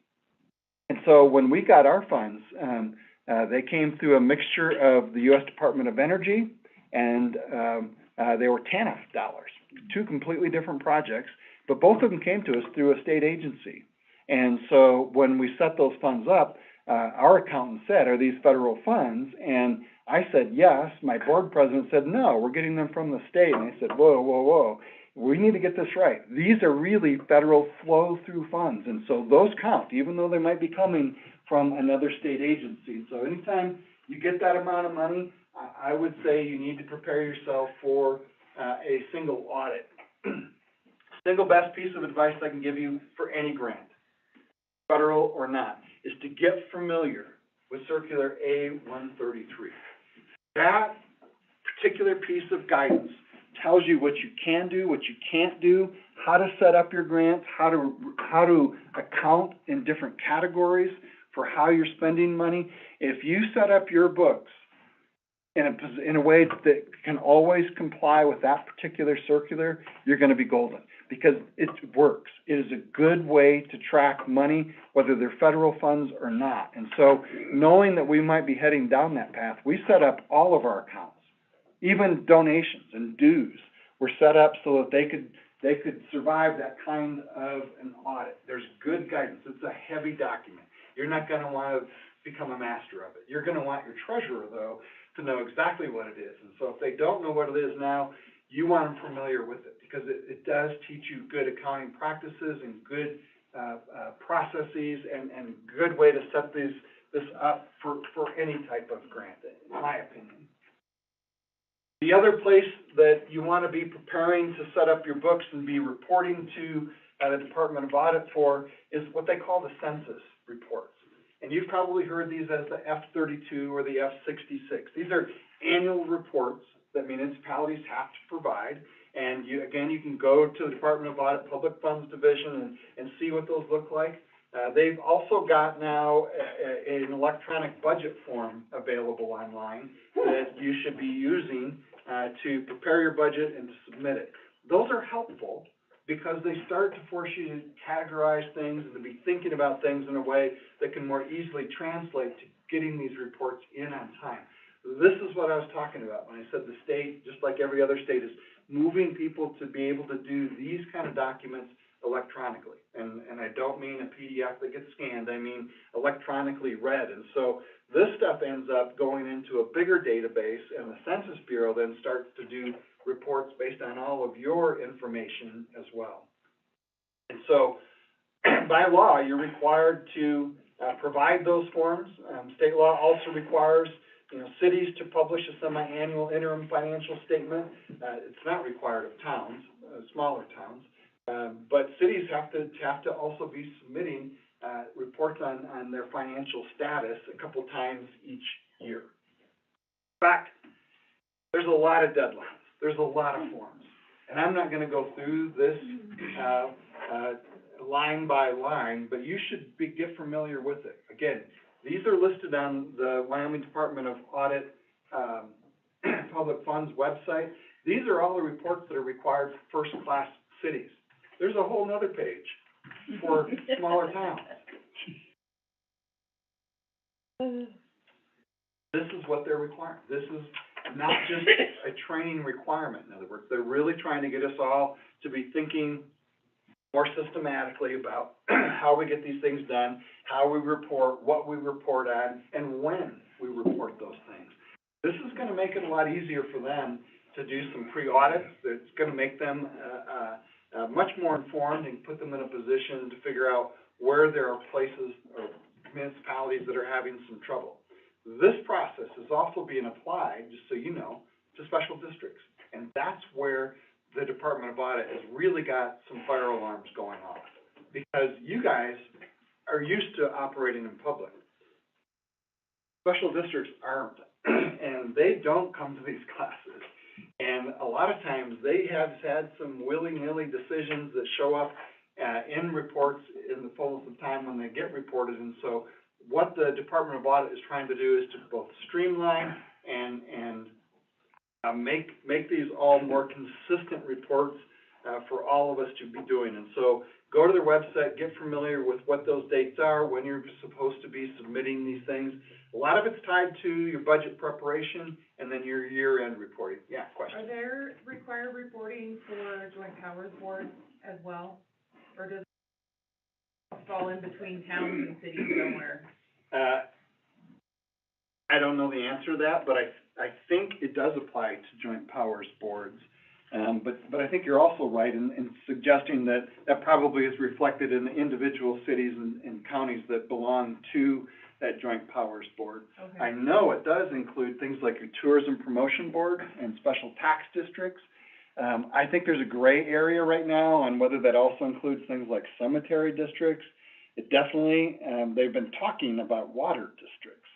And so I think it's gonna be an all of the above. If you are a tax district, if you have tax funds, access to tax funds, you need to be reporting. When you set up a joint powers board, and Mark, please correct me if I'm wrong, when you set up a joint powers board, you can dictate some of those things. You can dictate where money's coming from, how it gets spent, and so you might be able to contain in that joint powers board document who's gonna be reporting on what it does. Maybe you don't know the answer to that, Mark, but those can be very flexible. And a lot of times, one joint powers board is completely different from another joint powers board, even though it might involve the same entities because of what it is they're doing. And so they are gonna be interested in any expenditure of public funds. In fact, the way that they talk about that leads me to think that their term public officers means anybody who has discretion over spending public funds, or whatever that position is. I don't think they care. I think they want it to be a very, very wide net. And so, like I said, it certainly is going to include all of you, clerks, treasurers, elected officials, department heads, I think probably also are gonna be included. City managers are gonna be included in this. Now, you all might end up getting a waiver from having to become certified because of your skill set and longevity, years of doing this. But yeah, that's how wide that net is. They're also asking us to remind everybody that of audit requirements. If you're a first-class city, you need to be audited every year by a CPA. Towns and cities are a little bit different. It depends on how much money you're spending. If you have a budget of more than $100,000, then the Department of Audit doesn't require that you do an audit, but there are several other forms that they require, which include an internal control evaluation, looking at those internal controls, making sure that they're in place.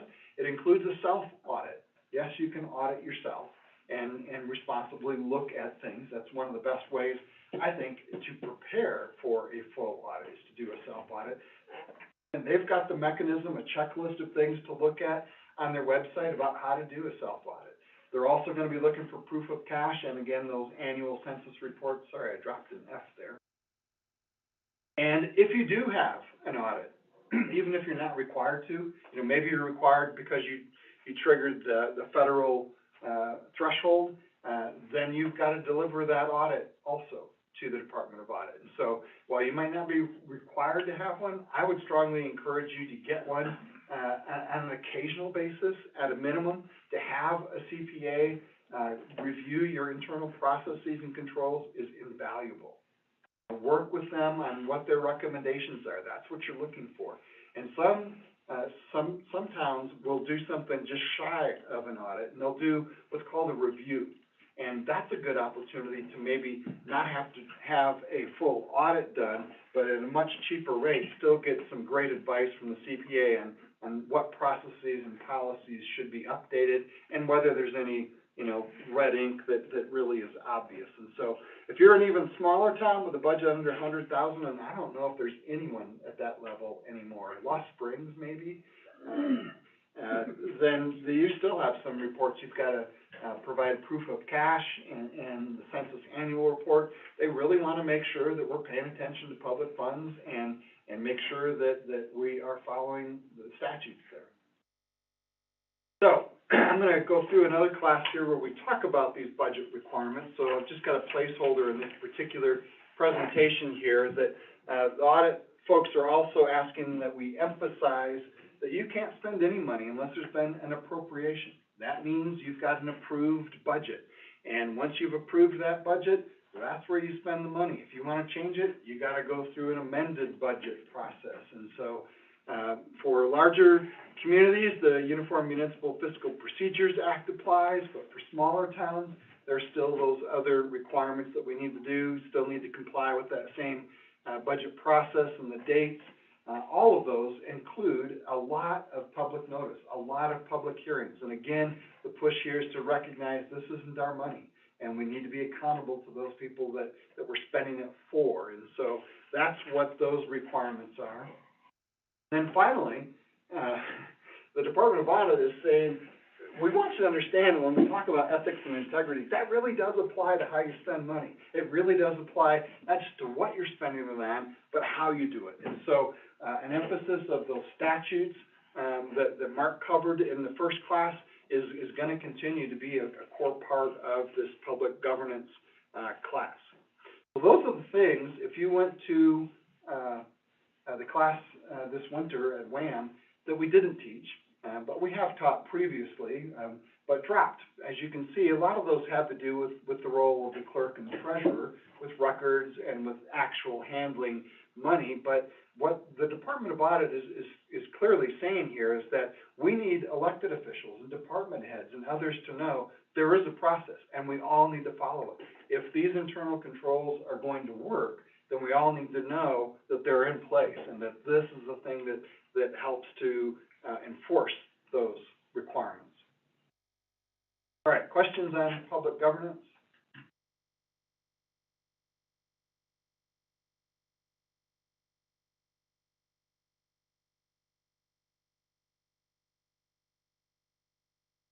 All right, tying together public governance then with your strategic plan brings us back to the budget. A lot of you have been working diligently on your budgets. And so how does this process work? Well, what I first of all want you to understand is that there's key parts of your budget you need to pay attention to. It's not just a bottom line, but there's a process that we need to go through. And I just touched on some of the guidelines and the legal constraints, but I also want to tie this into the other classes that we're teaching, like strategic planning and community and economic development, because they really are all interconnected. And so, again, a referral to especially Title 15, but also the Uniform Municipal Fiscal Procedures Act and Title 16. This regulates for larger cities exactly what we're all supposed to be doing. The fact is that Municipal Fiscal Procedures Act doesn't require smaller towns to follow everything to a T, doesn't mean that it's not still good advice. The fact is, this is the right way to spend public funds. They just simply recognize the smaller towns might not have the staff and the expertise to be able to implement a lot of these.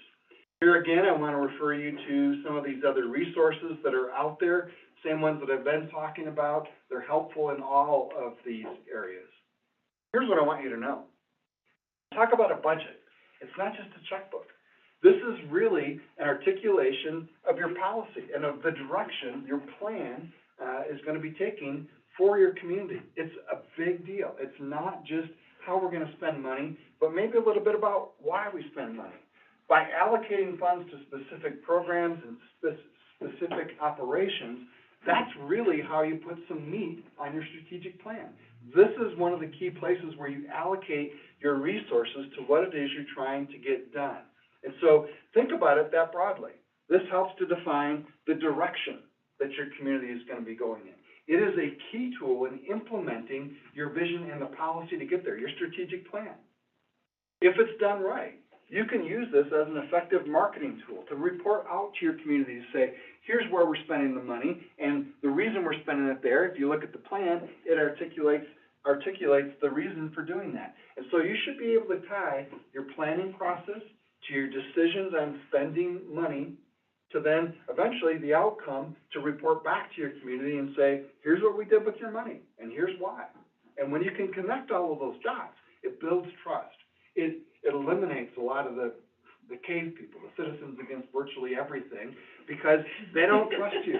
So it builds trust. So develop your budget to match up with your plan, make sure that your plan had that public input, and when you tie it back, how we spent money with how you wanted us to spend money, that really does build trust. And so I think about this process and recognize it really is the pinnacle of transparency, of communicating, here's what we're doing and here's why, and tying it back to that planning process.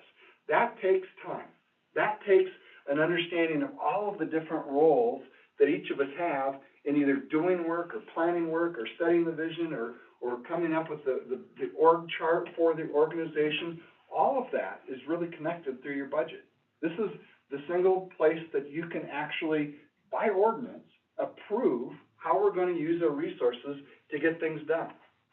Again, because these are typically done in that short deadline between the public hearing and the dates you've got to turn these in, a lot of times budgets are adopted by an emergency ordinance or even a resolution. But don't let it truly be an emergency. I mean, we need to plan for this months in advance. I mean, you need to be asking your department heads for recommended budgets long before you get to the point where you circle back and say, here's how much money we can allocate, right? And so I would use this budget as part of your planning process. I would definitely plan on using this and building right into my financial statements, your quarterly reports, whatever it is you want to do, that it ties back to the budget. Have we spent the money that we thought we would by this point? Are we ahead of budget? Are we behind budget? And put yourself in a position to make some adjustments as you go. And so tie it to your plan. Tie it to recognizing here's what we want to do and here's what we've been able to accomplish. Now, some people get confused over the terms that are used when we talk about the budget. They're not quite sure what the difference is between revenue and appropriation. Well, revenue is money that's coming in, but appropriation is actually authority to then use that money, to spend that money to get something accomplished. And so when you look at the statutes, there's no limitations on your revenue. They're all limitations on appropriations.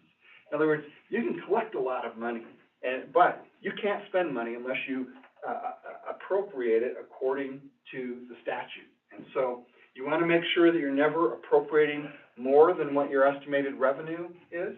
And so you want to be careful of things like cash reserves, which are not current revenue. If you want to change your budget, if something comes up, we're all expecting floods. And I know you guys are going to be front and center with some of that with the North Platte River, right? So what happens when disaster strikes? Well, we got to move funds to address this. We need overtime for law enforcement, or we need to buy sandbags, or whatever that is. You can do that, but you've got to go through a process to change the budget.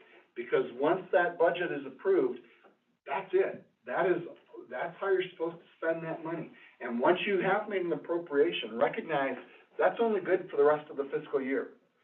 You don't carry those funds over, you have to reappropriate them. And so you can definitely carry them over in a two-step process where, I saved $100,000 this year, but I need that back in my budget next year. But that's not a guarantee. That's something that you're gonna have to work on in order to get it reappropriated for the following year. Now, I keep talking about small towns and first-class cities. This is really why it makes a difference on which one you are. If you are a first-class city, then that fiscal policy act applies. If you're a small town, then it does not. And so there really are different responsibilities for towns and cities. First-class cities must adhere to the Uniform Municipal Fiscal Procedures Act in its entirety. Towns, however, only have to abide by the Department of Audit rules and regulations. Sometimes they're similar, sometimes they're the same, but usually what the audit rules are is sort of like a light version of the Uniform Act. And so just recognize that some of you aren't going to have to go through that. There's also a specific requirement for cities and city manager towns to do certain things in their budget. One of the things that is recommended, or that I recommend, even though it's not required of towns, the smaller ones, is to do these things. Do these same things, even though you're not required to compare your year-to-year expenditures, to compare where your total revenues and expenditures are year-to-date to where they were year-to-date last year. Those are helpful management tools. They really are. And there's a reason why professional managers use those. You should be considering the same sort of thing. Budget message is part of the requirement for all of us to do. And a lot of people don't quite get it, but your budget message should do a few things. It should talk about where your revenues are coming from, why you think they're higher or lower. It should, in other words, reflect what the Craig report does, because the Craig report talks about revenues from the state perspective. You can share a lot of that same information for your locality, because a lot of that same information is going to apply. And in your budget message, you should tie the budget directly to your strategic plan. Let people know, here's why we're appropriating money like this. This is what we talked about. This is what we've been planning for. This is, why we've kept money in reserve. And make sure that those connections are made. Your budget message is the place to do that. And well done. People can take a quick glance at your budget, look at your budget message, and understand here's what they're going to be doing with the money and the why. Not just, here's how much revenue came in and we've got to spend it or lose it, but rather, here's the money that we anticipate coming in, and here's why we're allocating the money here and there. Sometimes I think our legislature hates municipalities, but there is one weird specific requirement in there that you have to address, and it's for any kind of travel or meetings. You have to have a line item in your budget that says, for example, I'm going to the WAM convention this year, and dictate in your budget how much money there is going to be allocated for that.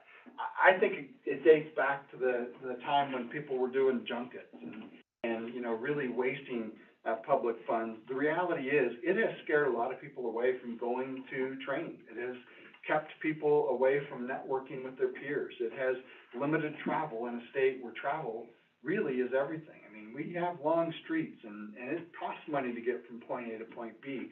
That said, you can still spend money there, but you have to have a specific line item that talks about travel for conventions and meetings.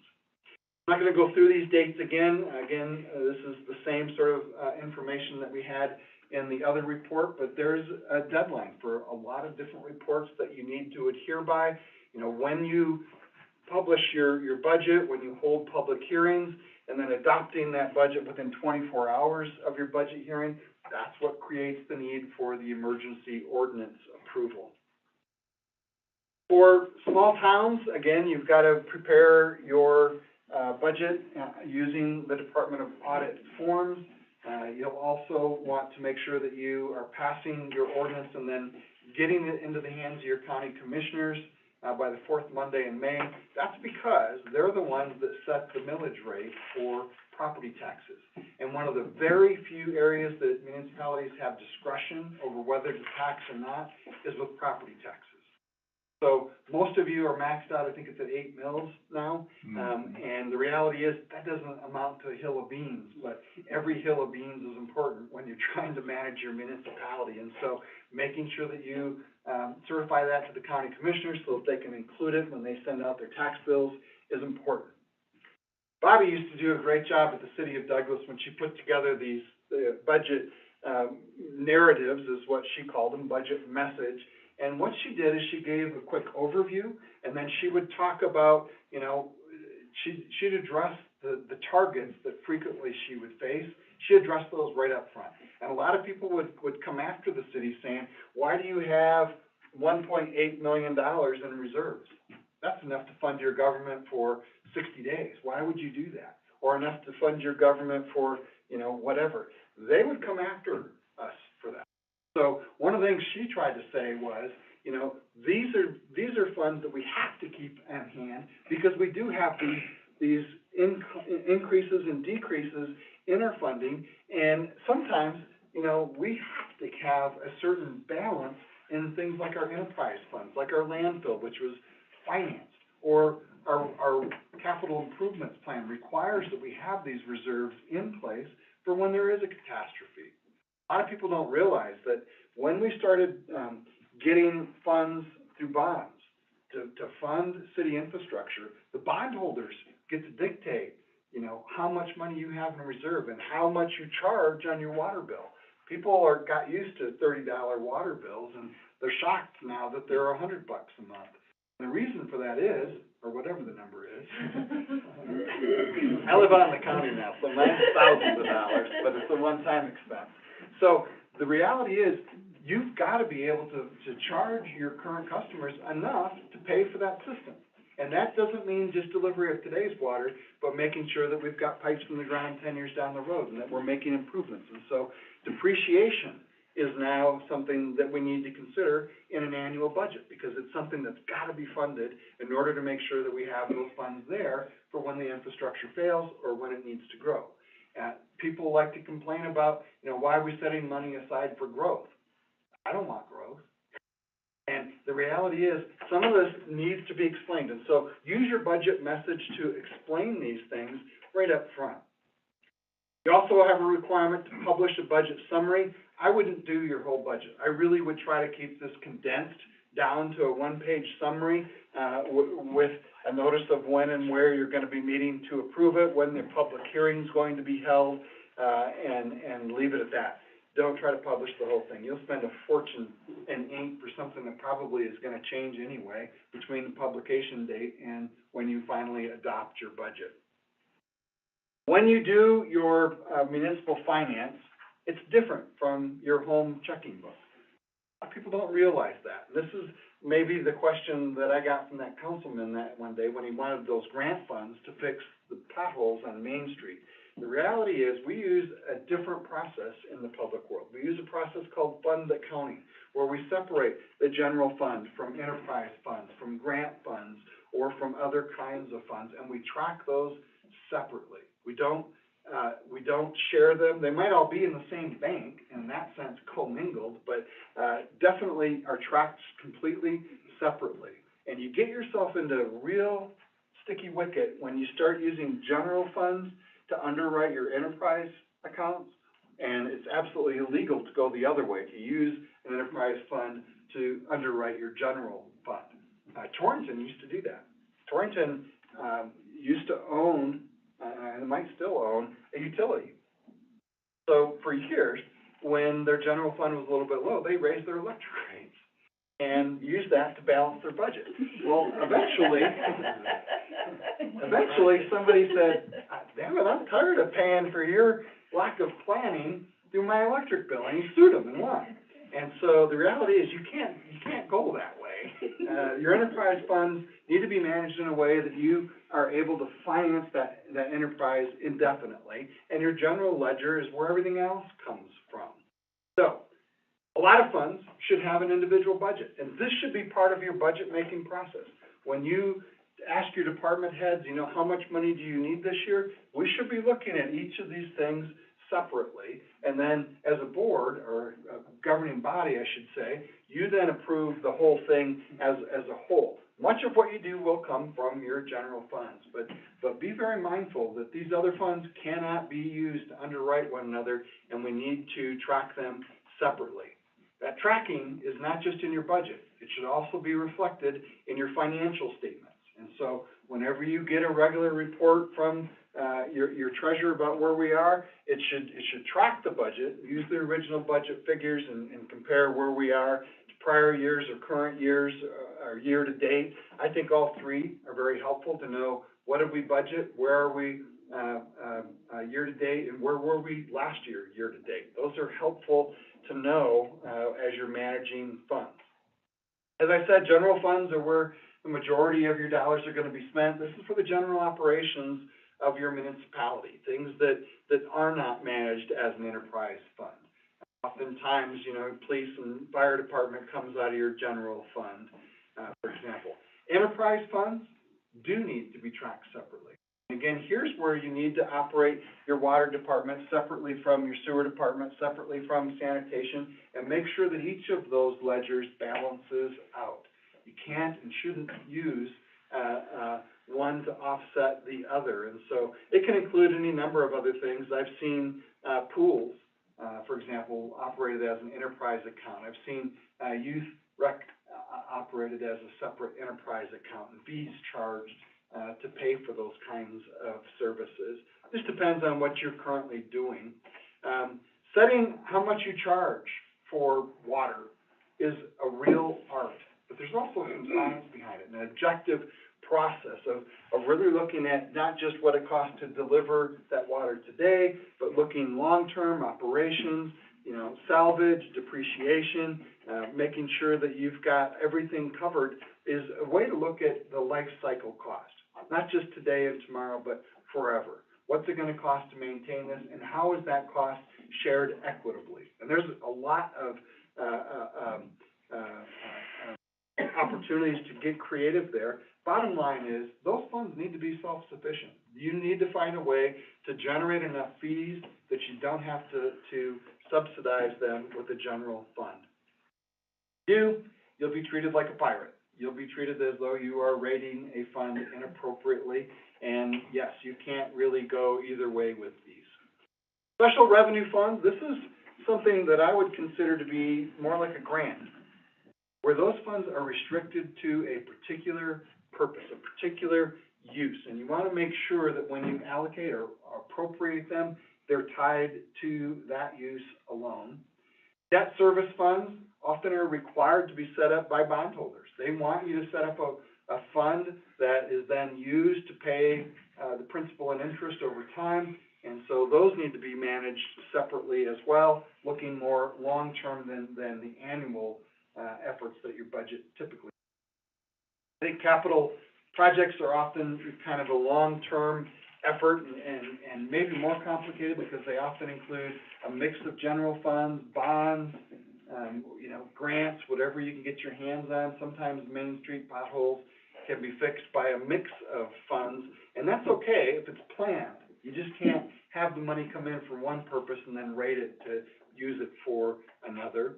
Likewise, special assessments are increasingly important, especially in our downtown areas. We've talked for years about setting up improvement districts, and we've gotten a little ways with that, but setting up a special assessment for maybe a historic preservation district is absolutely appropriate and something that you can use, but then you got to spend the money for the purpose that you set it up for. Likewise, sometimes people will give you funds. When I was in Douglas, we had a local resident donate a gazebo to the city. Said, you pick the park where you want to put it, and I'll set aside some money for it to be maintained so you can paint it every other year, that kind of a thing. That is a trust fund that then needed to be set up. They can be a real pain in the butt, and you don't have to accept that. But in this case, the city did, and so they set up a trust account, and I'll be darned, other people contributed to it. They liked the gazebo, and so it's the kind of thing that can also give your community an opportunity to directly participate. One of the things that I learned about from Bobby and used very effectively in our economic development effort is to think about intergovernmental funds. One of the biggest problems with handling grants is overhead. It's always restricted, right? Well, when you can allocate funds to every department that is contributing to your project, that's a good way to allocate and appropriate funds to get them all paid for. And so for things like, you know, if you've got a maintenance shop that takes care of all of your vehicles, or you've got IT that does a little bit for everybody, you can spread that cost around to all of your departments and even include some of it into your enterprise accounts because they're providing IT for the landfill, that sort of thing. So keep in mind that you can do those kinds of allocations. You just got to be upfront about it. Health insurance is another one. I don't know if any of you are using your self-insured pools to do this, but that's a good way to spread those costs around and make sure that they're allocated to all the departments. Doesn't all get charged to the mayor's office, for example. That is an appropriate way to do that. When we talk about revenue, this is the money that's coming in. Where does it come from? Well, there's a broad range of taxes and user fees and even other governments that provide funds. Here in Wyoming, the biggest revenue sources are your sales taxes.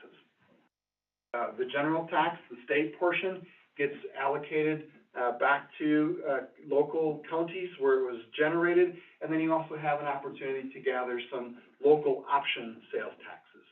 The next one down is a fight every single budget year, and that is asking the legislature to make a supplemental revenue appropriation. Every time that we've done this, they have held the screws tighter and tighter and tighter. They've been telling municipalities, don't count on this money next year, it's a one-time thing. They've been doing it now for 20 years. WAM just hired me to go take a look at that and take a look at all of these and go back to the legislature and say, you know what, everything else has grown except your measly contribution here of this supplemental revenue appropriation, and the fact is, that's true. Property taxes have gone up, but for municipalities, you don't have the big taxpayers in your city limits. They're outside the city limits. So it's definitely something that you can control, but all of you have already maxed out.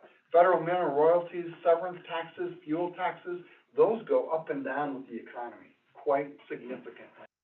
So figuring out what to budget really depends on your understanding of these things. These very topics, except for the supplemental revenue appropriation, are what is discussed in the Craig report. And if you also look at the Division of Economic Analysis, they have a monthly report that touches on all of those things. So if you're trying to figure out, are we doing better, are we doing worse, those are some good resources to use when you're budgeting as well as when you're trying to discuss how are we doing according to our budget. This is a copy of one of the old, I guess it's not too old, one of the most recent Craig reports. Craig stands for Consensus Revenue Estimating Group. For those of you that are relatively new to Wyoming, we used to allocate funds in Wyoming based on a swag. Whatever the governor thought was going to be coming in, he'd write his initial budget based on that. The legislature would often have their own economists come up with a different number. Eventually, in the fullness of time, somebody said, wait a minute, let's get the university and qualified economists work together to come up with a consensus revenue estimate, and let's use that. This is a group of people that aren't necessarily politicians. They take a look at this stuff. They're controlled by the politicians, so I think you got to read it with a grain of salt, but it's the best estimate of where we're going revenue-wise that you'll find. I would get familiar with it. Your tax dollars, where do they come from? Where do they get distributed? Well, most of it, as I said, is coming from sales tax. You'll see smaller slivers of the pool here that really are added to that. But sales and use taxes are really the big thing. There are good reports, not electronically available, but good reports from the Department of Revenue on which industries are generating these taxes in each county. We've built over the years a massive database that can break this down by county, by industry, and we use that when we do economic analysis locally, but, this is a good report. In fact, I don't think revenue has ever heard me, when I've told them, you're giving us too much information. They give information down, to the 4-digit code level. I can tell you how much money your flower shop's making on a monthly basis, and I shouldn't be allowed to do that. The fact is, they need to come up with a way to protect people's confidential information, and they're not doing it now. So there's really detailed information available here. Most communities take a look at some point or another at some optional taxes. Things like lodging taxes have become increasingly popular. There are a couple of places, Goshen County and Fremont County? Lander and Riverton have adopted an economic development tax. Those are amazing. Those have really helped those communities. More communities should take a look at those and as a way to help fund their community growth. Federal mineral royalties are all but gone these days, especially the coal lease bonus money. Those went away several years ago, but there's still some money that trickles in. The bad news for municipalities is that years ago, it was capped. And so it doesn't matter whether it goes up or down. You guys have been capped on your share of what has approached $1 billion. It's been capped at 18.6 million for cities and towns. We're probably going to drop below that soon. Likewise, severance taxes were capped at 155 million, so your share is 14 million. We're probably going to approach that also this year. And so these are numbers that might actually be going down in the very near future. This is a chart that we put together on severance taxes for each county over time, really since the beginning of severance taxes back in the 70s. And I put it together and realized a lot of people, think that we all are dependent on coal. We all are dependent on oil. But that's not quite true. When I look at coal, it's mostly coming out of Campbell County, a little bit out of Lincoln, Sheridan, Carbon County, but that ended years ago. Sweetwater County might be the most diversified when it comes to oil, gas, coal, trona, and other taxes, but the fact is most counties have only one resource. It's either oil and gas, or it's coal, or one of these others, and not everybody has the same amount of them. This is the other report that I was referring to when I said if you want to keep current with what's going on with your economy. It's called Wyoming Insight, and this is put out, it's a 2-page newsletter that's put out every month by the Division of Economic Analysis. It'll give you a snapshot of where your county is, where the industries are that you're interested in, where we are with our natural resources, who's making money, who's not making money, and what the tax collections are. And then this supplemental legislative direct distribution. I didn't pay attention this year. I've gotten so discouraged, but I think it's 105 million again this year. Does anybody know? They added a 20 million to it. That's what. 26.5. So that's spread for all of the local governments, all of the municipalities and county governments. So it doesn't go very far. Gas taxes are 15% of 23 cents, and so it ends up being, a couple pennies a gallon, and that gets distributed based on where the gas gets sold. Same for special fuels tax. That's really just a reference to diesel taxes. Sin taxes have grown a lot, and that's because gambling has grown a lot in Wyoming.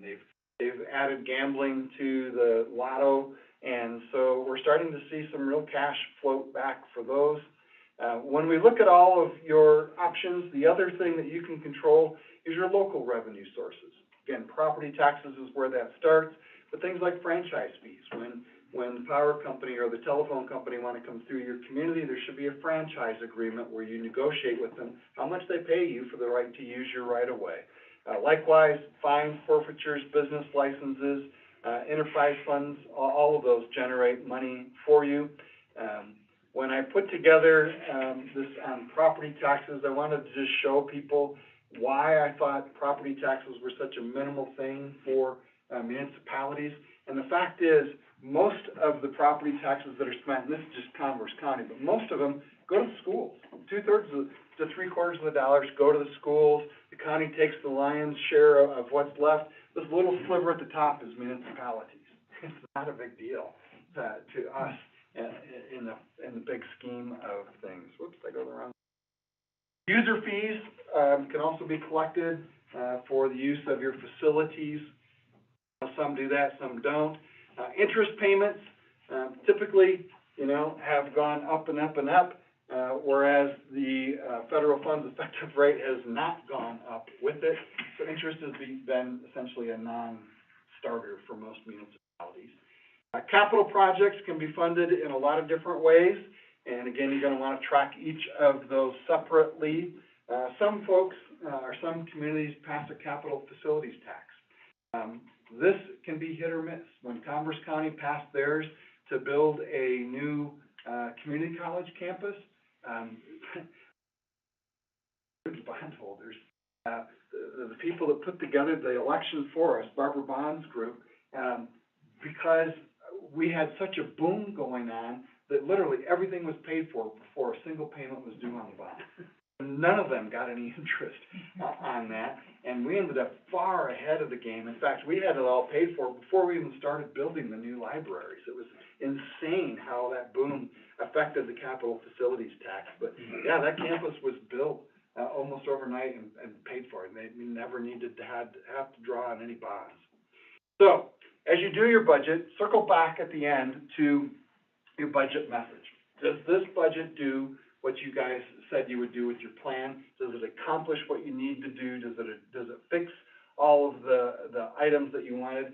Many times during the budget process, we make a little tweak here, we make a little tweak there, we make another tweak here, and then in the end, nobody goes back to recalculate and see the big picture. Please do that.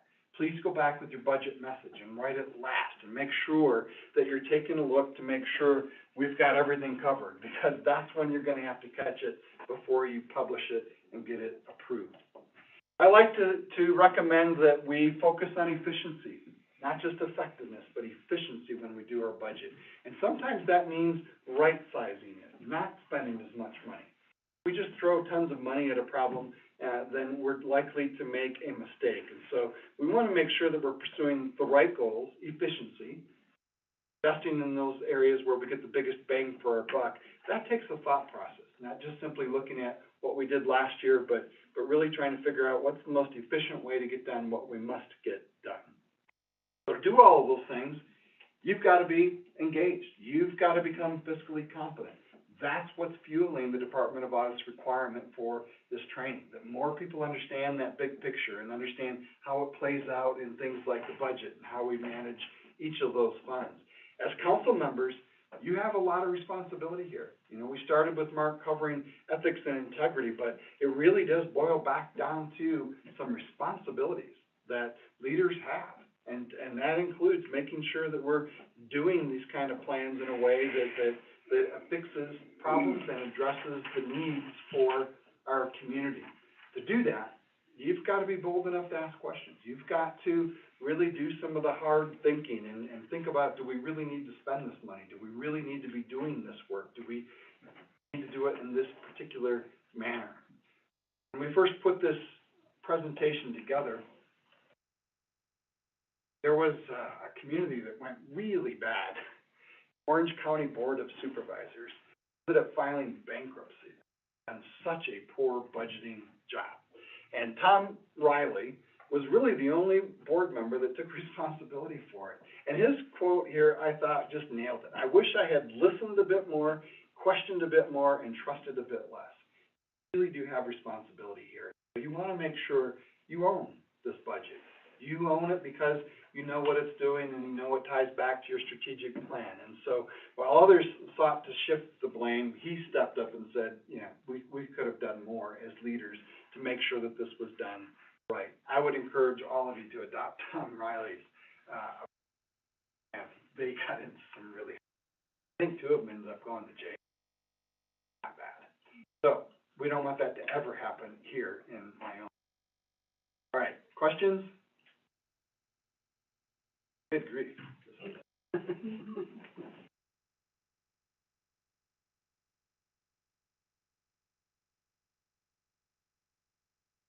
What do we have left?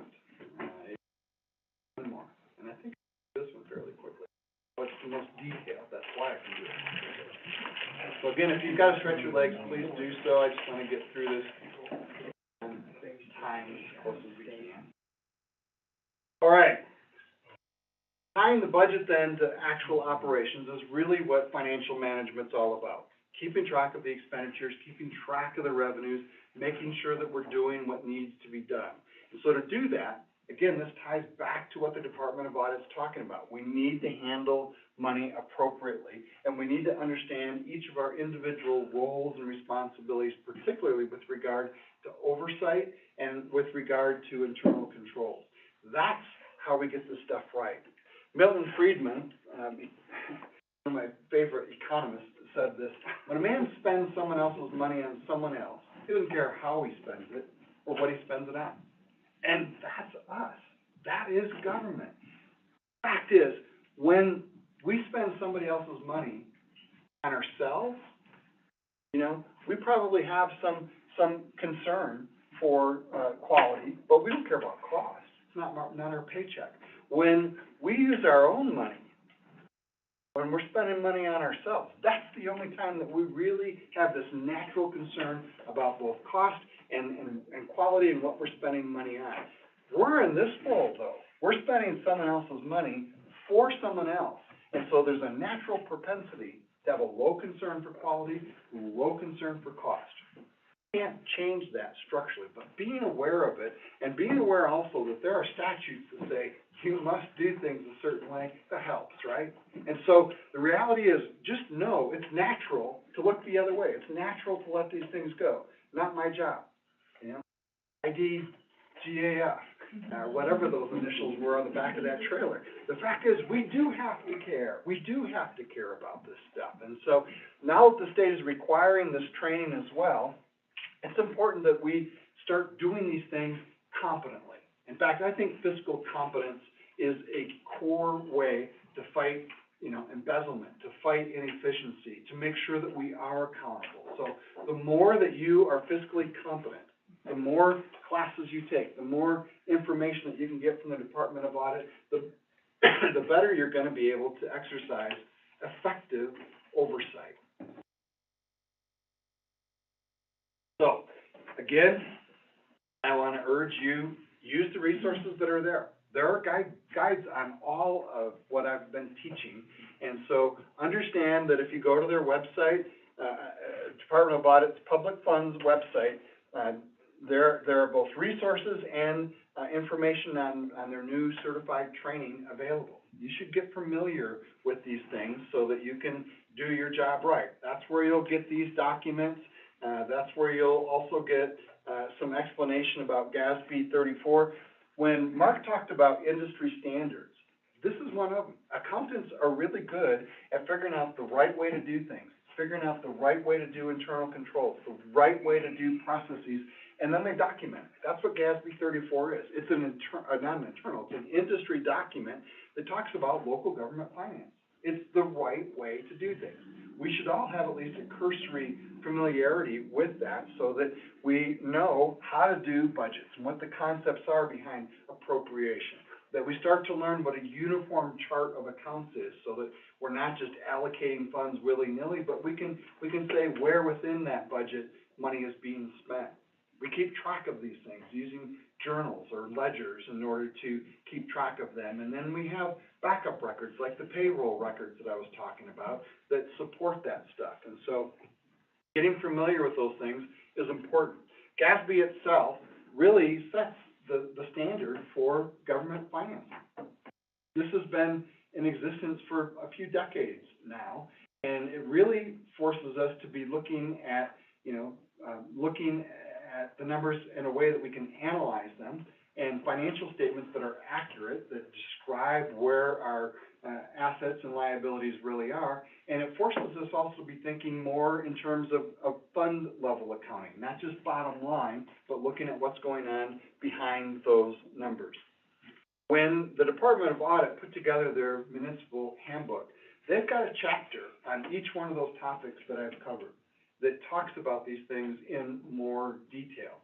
When WAM put together their handbook, they've got a chapter that covers specific responsibilities by the roles and responsibilities that each of us have, whether we're elected leaders, clerks, or treasurers. It's helpful to get those reminders. And so, you know, if you're looking for resources on how to get this stuff right, start there. They're the professionals that really have figured it out and written it all down.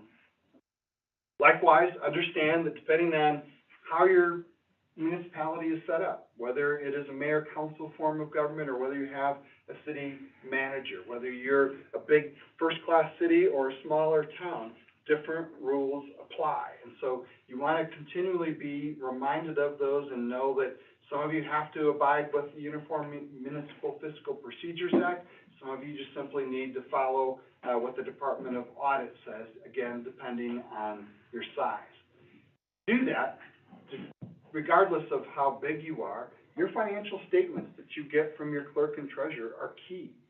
So if you're uncomfortable with financial statements, start there. Start to learn how to read a financial statement. Learn the difference between, you know, a ledger and a balance sheet. Learn how those tie back to your budget, because ultimately you are responsible to keep track of money. And when we do that, it's different than, again, how we balance our checkbook. I mean, when I have finances, when I've got bills to pay, it's got to come out of the money that I've got in the bank. It doesn't matter, you know, if the bill came in bigger than what I expected or if my income gets dropped for some reason. That's thinking in terms of a cash basis. You guys need to be thinking in terms of an accrual basis. When you take on a project, you take on a liability, and you need to start accounting for it at that stage. And so that is change. It means that your assets and liabilities start popping up on your sheet when you earn them, and expenses are recognized when you incur them, not just when the bill comes. And so you want to make sure that you understand that difference and that we track each of these things separately in different funds. One thing I haven't covered so far is when we look at reserves. There's a number of ways to keep reserves and protect them on your budget. You can designate them for a particular purpose. You can simply hold them in reserve as a reserve to even out your cash flow, or you can keep an unreserved fund balance that is available to be appropriated and spent. And so depending on how you want to handle reserves, and again, I think you should have a policy on how you handle reserves, which ones are held, you know, in a depository and which ones are longer term that we might want to invest. You should have a policy that talks about that, and your reserve policy should talk about how much and for why, for what reason you're keeping those things in reserve. The fact is, we need to do that. We need to do that. When we recognize that a lot of what we do uses infrastructure that depreciates, what the Department of Audit is saying is you need to start taking depreciation into consideration and recognize that over time, assets lose their value. And as they lose their value, typically it's because they're wearing out. That means they need to be replaced. And so when we hold a reserve, this reserve might grow and hold us as a straight line or maybe even go up because you expect the cost of that to go up over time, and you need to fill in that gap. So reserves typically grow until you replace that particular asset. Borrowing also is limited in Wyoming. In fact, it's limited to 4% of the assessed value of your tax base. A small amount for most of us. That's something that is done on purpose. They want to make sure that if you're borrowing money, you have the assets to cover it. And so by limiting your ability to borrow, most of you, like I said, are very limited in how much you can borrow. They want to make sure that there's taxable property there to pay it back. Likewise, investing is strongly limited, and we've covered that, so I'm not going to go through it again. Purchasing is another area that we need to talk about, though. There are state statutes that tell us what we can and how we can go out to bid on something. In fact, some things always must be bid, like buying new vehicles. You must always allow those to be bid, and you must always take the lowest bid for whatever met your specs. Other things, like hiring for professional services, you've got a little more latitude on what you can do there, but you still need to go through a process. There's a de minimis amount, I think it's currently $35,000, where Mark's shaking his head that you can skip some of those processes, but the fact is, anytime that you're spending public funds, you're going to be held accountable for it. And so if if it's something that most people would bid, if it's something that you think should be bid, I'd put it out to bid. It is $35,000. So, all contracts that exceed $35,000 must be bid. You don't always have to take the low bid, though. Do for cars, for vehicles, but if you're hiring a professional to design a new golf course for your community, you can hire whoever you want there, based on what you think can best deliver what your public, actually needs. You can also require financial guarantees. I'll tell you that has scared me off from a project previously. We were gonna do a project, in a community that was, I think it was a master plan, and it was a $50,000 project. And what they wanted to do was to require us to be bonded for 3 years. The bonding company required us to put $50,000 up and tie it up for 3 years. We're like, wait a minute, that means we're gonna do the work, we're gonna give the insurance company the money, and then just stand naked for 3 years? No, we'll find something else to do. So, some consultants will just walk away from that. You want me to be bonded, check into my past, check into my experience and see if you can find any bad deals that I've ever made, let me know. But the reality is, you have the right to do that. When it comes time to paying your bills, this is another place that you need to fully document what you're doing. You wanna make sure that you've got a written invoice, that any kind of claims made for money is in writing. You wanna make sure that the vendor certifies, I've delivered this service, so that if you are audited, you can document that this was an appropriate expense.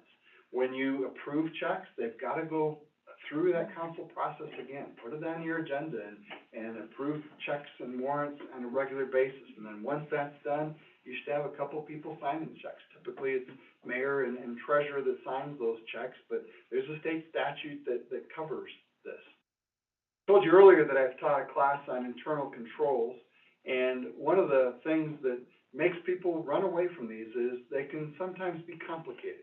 But once you understand that internal controls, if you follow a framework for them, really is the way to go, because a framework allows you to address each issue in a systematic manner that's consistent. And so typically internal controls are looking at operations, how we do things, reporting to make sure that we're monitoring, and then compliance to make sure that we've done it as we said we would do. And you look at those things based on how we get things done, what risks we might be facing, what internal controls actually need to be in place, how we're going to be communicating and providing information on those things, and then who's doing the monitoring.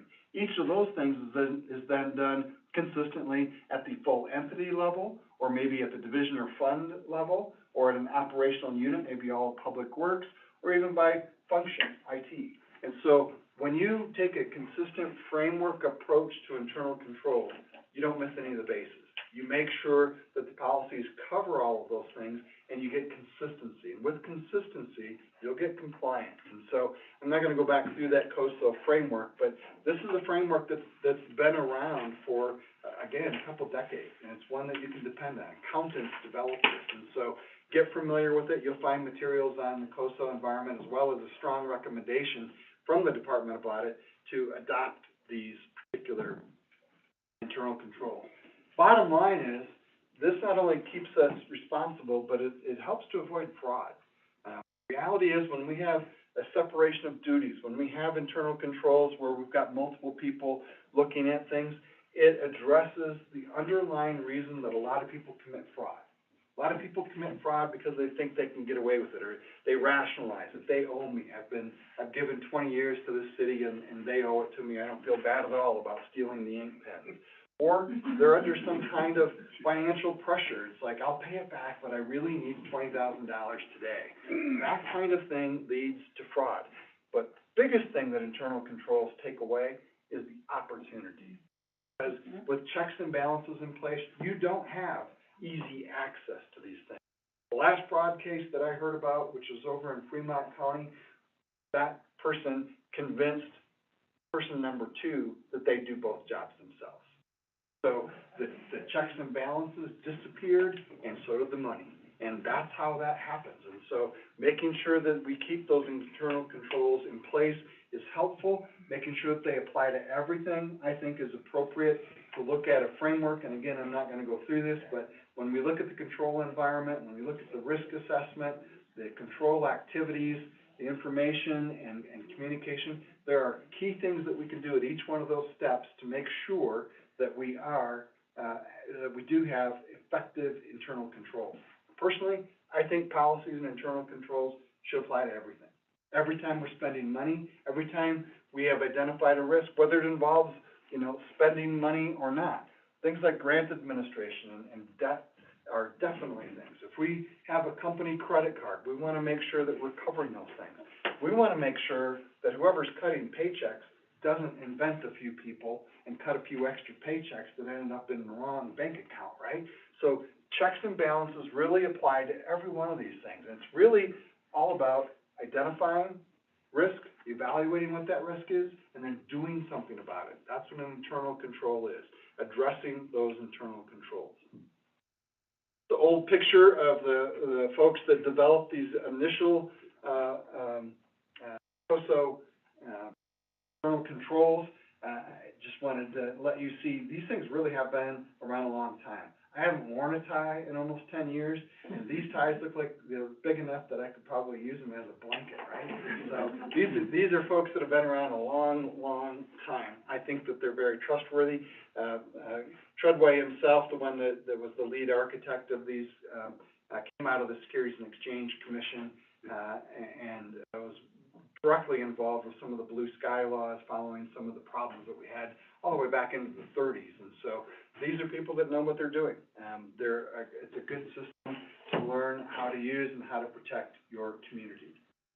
All right, I went through that last class much more quickly than I ever have. Skipped a few slides, but it is warm and sleepy in here. And so let me just throw it open for questions on that or really anything else that we've covered today or maybe that we need to cover. Let me tell you guys how much I appreciate you being here then. This is not an easy class to sit through. Appreciate the time and effort that you've made to come here today. I promise you, if I can get the rosters, I will apply pressure myself to the Department of Audit to give you guys credit, assuming that they are good with this curriculum. I think it's rather exhaustive, so I think they're going to give us that approval in the fullness of time, but been non-responsive to a lot of us lately, so appreciate your time. Mayor, would you like to say something and close out? Yeah, I would. I'd like to thank you, Joe, and you, Mark, for coming here and educating us and taking your time to come here. It's been very important. How do you all feel about this class? Was it worth your day? It's a good sign. And thank you all for coming. I really appreciate the Rutland City Council for voting to bring this training here unanimously, and we could bring it here and so that we could invite all the surrounding towns or whoever wanted to come, and also Tom Sarvey, our interim city manager, played a part in that, and I would like to thank Lynn. She set up the IT stuff, she made sure the food got here, she did everything we didn't do. So, thank you, and thanks for coming, and I hope it was worth your trip. So before you leave, make sure your name's on that list so that we can get you credit if we get that approval.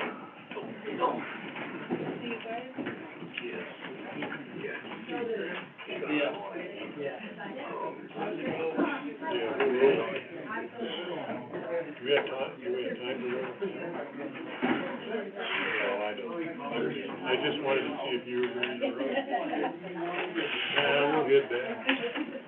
We'll do our thing. You're driving, I'm just. You can do that if you'd like. Just set that thing back and then the seat gets warm. Well, I know you do well. Thank you. Thanks for coming. Thank you very much, it was very nice to meet you. You guys have a safe trip back. Nice Everything was done good. Very well.